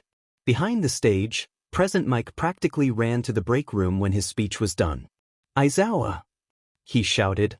Aizawa, you're not gonna believe what I saw. Aizawa looked up from the book he was reading. What is it? He asked. At my panel in the crowd, there was a kid dressed as you. Silence filled the room. I'm sorry, what? Their time in the dealer's hall passed quickly, and soon enough they were sitting under the shade of a sakura tree eating soft serve ice cream to stave off the heat. Kiba and Akano chatted while he liked his chocolate cone. It was a lovely day out, the sun filtering through the tree and little pink flowers fluttered to the ground, dancing joyously in the air before settling to the ground. One such flower landed on his ice cream right as he took lick. He coughed and hacked as he breathed it in accidentally. Demon's sakura flowers. People romanticize them, but all they do for Izuku is annoy Hai. Sakura flowers. Romantic. He looked over at Akano and Kiba chatting away. His time had come. I have to sheet, he declared loudly. The duo looked over at him. Did you have to announce that out loud? Akano asked. He stood to leave. Yes. You're taking your ice cream with you? He looked back at them, also yes. Akano pinched the bridge of her nose and muttered something under her breath. Izuku took the opportunity to mouth, "Make your move," at Kiba while pointing at Akano. Her jaw dropped. Izuku winked and used his two hands to make a kissing motion. He ran away before Kiba could throw something at him. So, that was weird. Kiba said awkwardly. What else is new? Akano replied. They turned back to eating their ice cream. Kiba was tense the whole time. What should she say next? What should she do? It was just like her to start questioning how to be a normal human being. Surprisingly, it was Akano who broke the silence. Do you remember how we met? Kiba huffed a nervous laugh. How could I forget? I still remember that cafe. Kiba grinned. Same. I walked in soaked from head to toe. It was a rainy day. August 15. 6 years ago. Akano smirked, eyes in a different place. I was knee-deep in studying.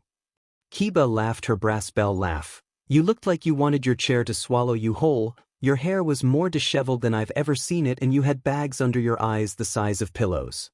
Akano smiled. Whatever compelled you to walk over to me? She asked. Well, Kiba started, I saw you sitting there looking like you had the weight of the world on your shoulders, and I thought, man, that person is having a shitty day. She looked at Akano for confirmation to continue. The woman nodded, and Kiba resumed her story. Being my extroverted self, I felt I needed to make that right. I remember being nervous that you might not appreciate my help, but I looked at you and I thought you looked like you needed a friend. I looked at you and saw someone who needed a laugh and a smile dearly. I looked at you, and despite all my effort to put it into words, what made me go over there was a simple feeling that told me, go talk to them. You were like a magnet and I let myself be pulled. Akano picked up the story. You sat down across from me and said, nice to meet you, I'm Sanada Kiba, and I'm going to be your friend. And you said, if. Akano chuckled. I did, didn't I? That you did. Akano bit her lip. What made you stay? Why didn't you walk away? Kiba leaned back. I guess because I knew it would happen. It just confirmed my suspicions that you needed a friend. So I kept talking. I bought you a coffee and you didn't try to chase me away anymore after that. Eventually my one-sided ranting became a back and forth between us. I guess I just knew deep down, you didn't mind. I was annoying, but a welcome distraction. And the rest is history. Akano said. Kiba nodded. And the rest is history. Akano frowned. What about after that? What about when things got dark? What about all the times I stormed off? All the times I cursed you out? All the times I said I hated you? Why did you stay? Kiba took a bite of her ice cream. When you phrase it like that, you make it sound like you were a horrible person. I was. Akano bit out. No, Kiba shook her head. You weren't. You were going through a tough time. No one can fault you for making mistakes. Plus, you skipped a major part of our story there. For every time you stormed off, you came back the next day. For every time you cursed me out, you would apologize twice. And for every time you said you hated me, you would say you were grateful for me 3 times over. For all the times I stuck by you, you stuck by me. But I was horrible to you. Kiba grabbed Akano's hand. But you weren't. Don't you see? You were and are a great friend. You scared off people who made fun of me for my quirk. You helped me study for midterms when you yourself were struggling. You took me out for lunch and made me laugh and smile more than I had before. You got angry, you got sad, but the Akano I knew always came back eventually. The Akano I loved always came back eventually. Why did you stay? She asked again. Kiba squeezed her hand. You know I've told you that 1,000,000 times over. I know. Do you need a reminder? Akano looked at her, something unreadable in her eyes. Always. Kiss her, Kiba. Kiss her. Because you're my best friend. Because I love you. Kiss her. Akano flashed a bittersweet smile. Thank you. Kiss her. She did no such thing. The three of them walked to the costume contest. It was hosted in a large hall, with a stage at the end of it and the room lined with rows upon rows of chairs. They chatted with the fellow cosplayers, taking photos and talking about heroes. There was laughter and compliments galore. Even Akano, who SCKED at talking to strangers, was lightening up. She even asked for a photo or two. People practically swarmed Kiba, and even asked for an autograph or two. Izuku chalked it up to her having a great costume. The final call for sign-ups rang over the intercoms and Kiba ran off to put her name down for the look-alike contest. Akano shoved him along with her. I'm not going to win. He shouted at her as Kiba dragged him off. I look nothing like Eraser. Christ. Akano shouted back, can't you just be a normal kid for once and go have fun? Izuku gestured to himself, what about me screams normal to you? Kiba flicked him on the head, stop griping, you're gonna have fun and you're gonna like it? He whimpered and rubbed his sore forehead. For the 100th time, Aizawa wondered how Hisashi had roped him into this. The voice hero always worked as a judge for the costume contest, but how on earth did he manage to make Aizawa do it too? Who did he stab in his previous life to warrant this? Regardless of how or why he ended up here, he was stuck sitting among a panel of 5 other heroes judging how well people dressed like them. He wanted nothing more than to keel over and die as contestants whizzed by, saying their lines and showing off their costumes. Hisashi, the traitor, nudged him. How are you doing? He fixed him with a dead-eyed stare. Awful, no thanks to you. The full-grown man pouted. Come on. It's not that bad. Yes, Hisashi it is. Stop being dramatic, it's just a contest. It's hell. Hisashi frowned before an idea popped into his head. Hey, he said brightly, maybe if we're lucky the kid cosplaying as you will participate. Aizawa scoffed, fat chance. Just as he said that, the intercom buzzed to life. Contestant number 136 please come to the stage. A short, 12-year-old looking kid clambered onto the stage. He was dressed as Eraserhead. The universe hated him. I'm cosplaying as Eraserhead. The kid said, yeah, that's about it. But you have to do an impression of him.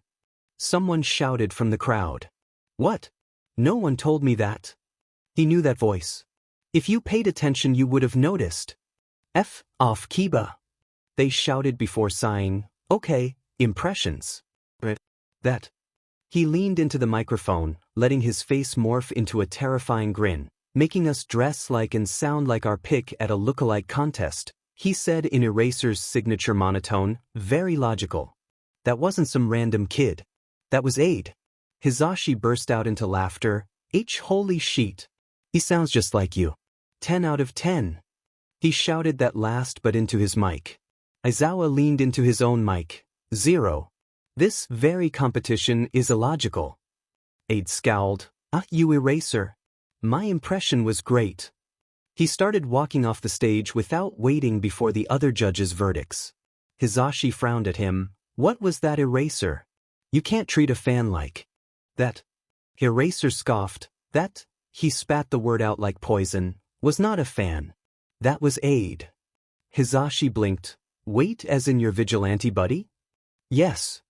Hisashi pulled out his phone and started texting. Oh, this is too good. Namuri is gonna love to hear this. Aizawa slapped his phone out of his hands. Hisashi squawked like the cockatoo he is. Izuku was disqualified for being rude to a judge. He didn't care. He got to watch the competition with Akano instead. The person in question having saved him a seat because she knew he was going to do something stupid and lose his spot. During the show, he came to the horrifying realization that not only could Kiba look like a person almost perfectly, she could also do flawless impressions. That woman could be a spy if she wanted to. She got a 10-10 from 4 of the judges and a 9-10 from the other 2. It was the highest score so far. All in all, the contest took an hour in total to complete. It was fun, he had to admit. Now the rewards were being handed out. Best costume went to a man dressed as Edgeshot and best impression went to a girl who went as Ryukyu. With those two out of the way, it was finally time for the overall winner to be announced.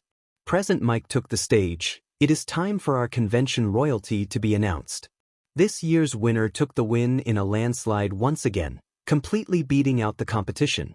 Everybody, can we get a hand for our reigning champion, taking her win for the 5th year in a row, contestant 237, the Golden Queen of Conventions, Sanada Kiba. The room went up in applause. Kiba walked to the podium, and the voice hero presented her with a bouquet of roses and a trophy. She beamed at the crowd, seeking Akano and him out. Akano and he smiled right back. When were you going to tell me that you are literally famous in convention circles? Izuku asked. Kiba looked away bashfully. I'm not that famous. Kiba, Izuku said flatly, you literally have a title. Do you mean to tell me that the Golden Queen of Conventions is not famous? It's true, Akano monotoned. You're not just a nerd, you're a mega nerd.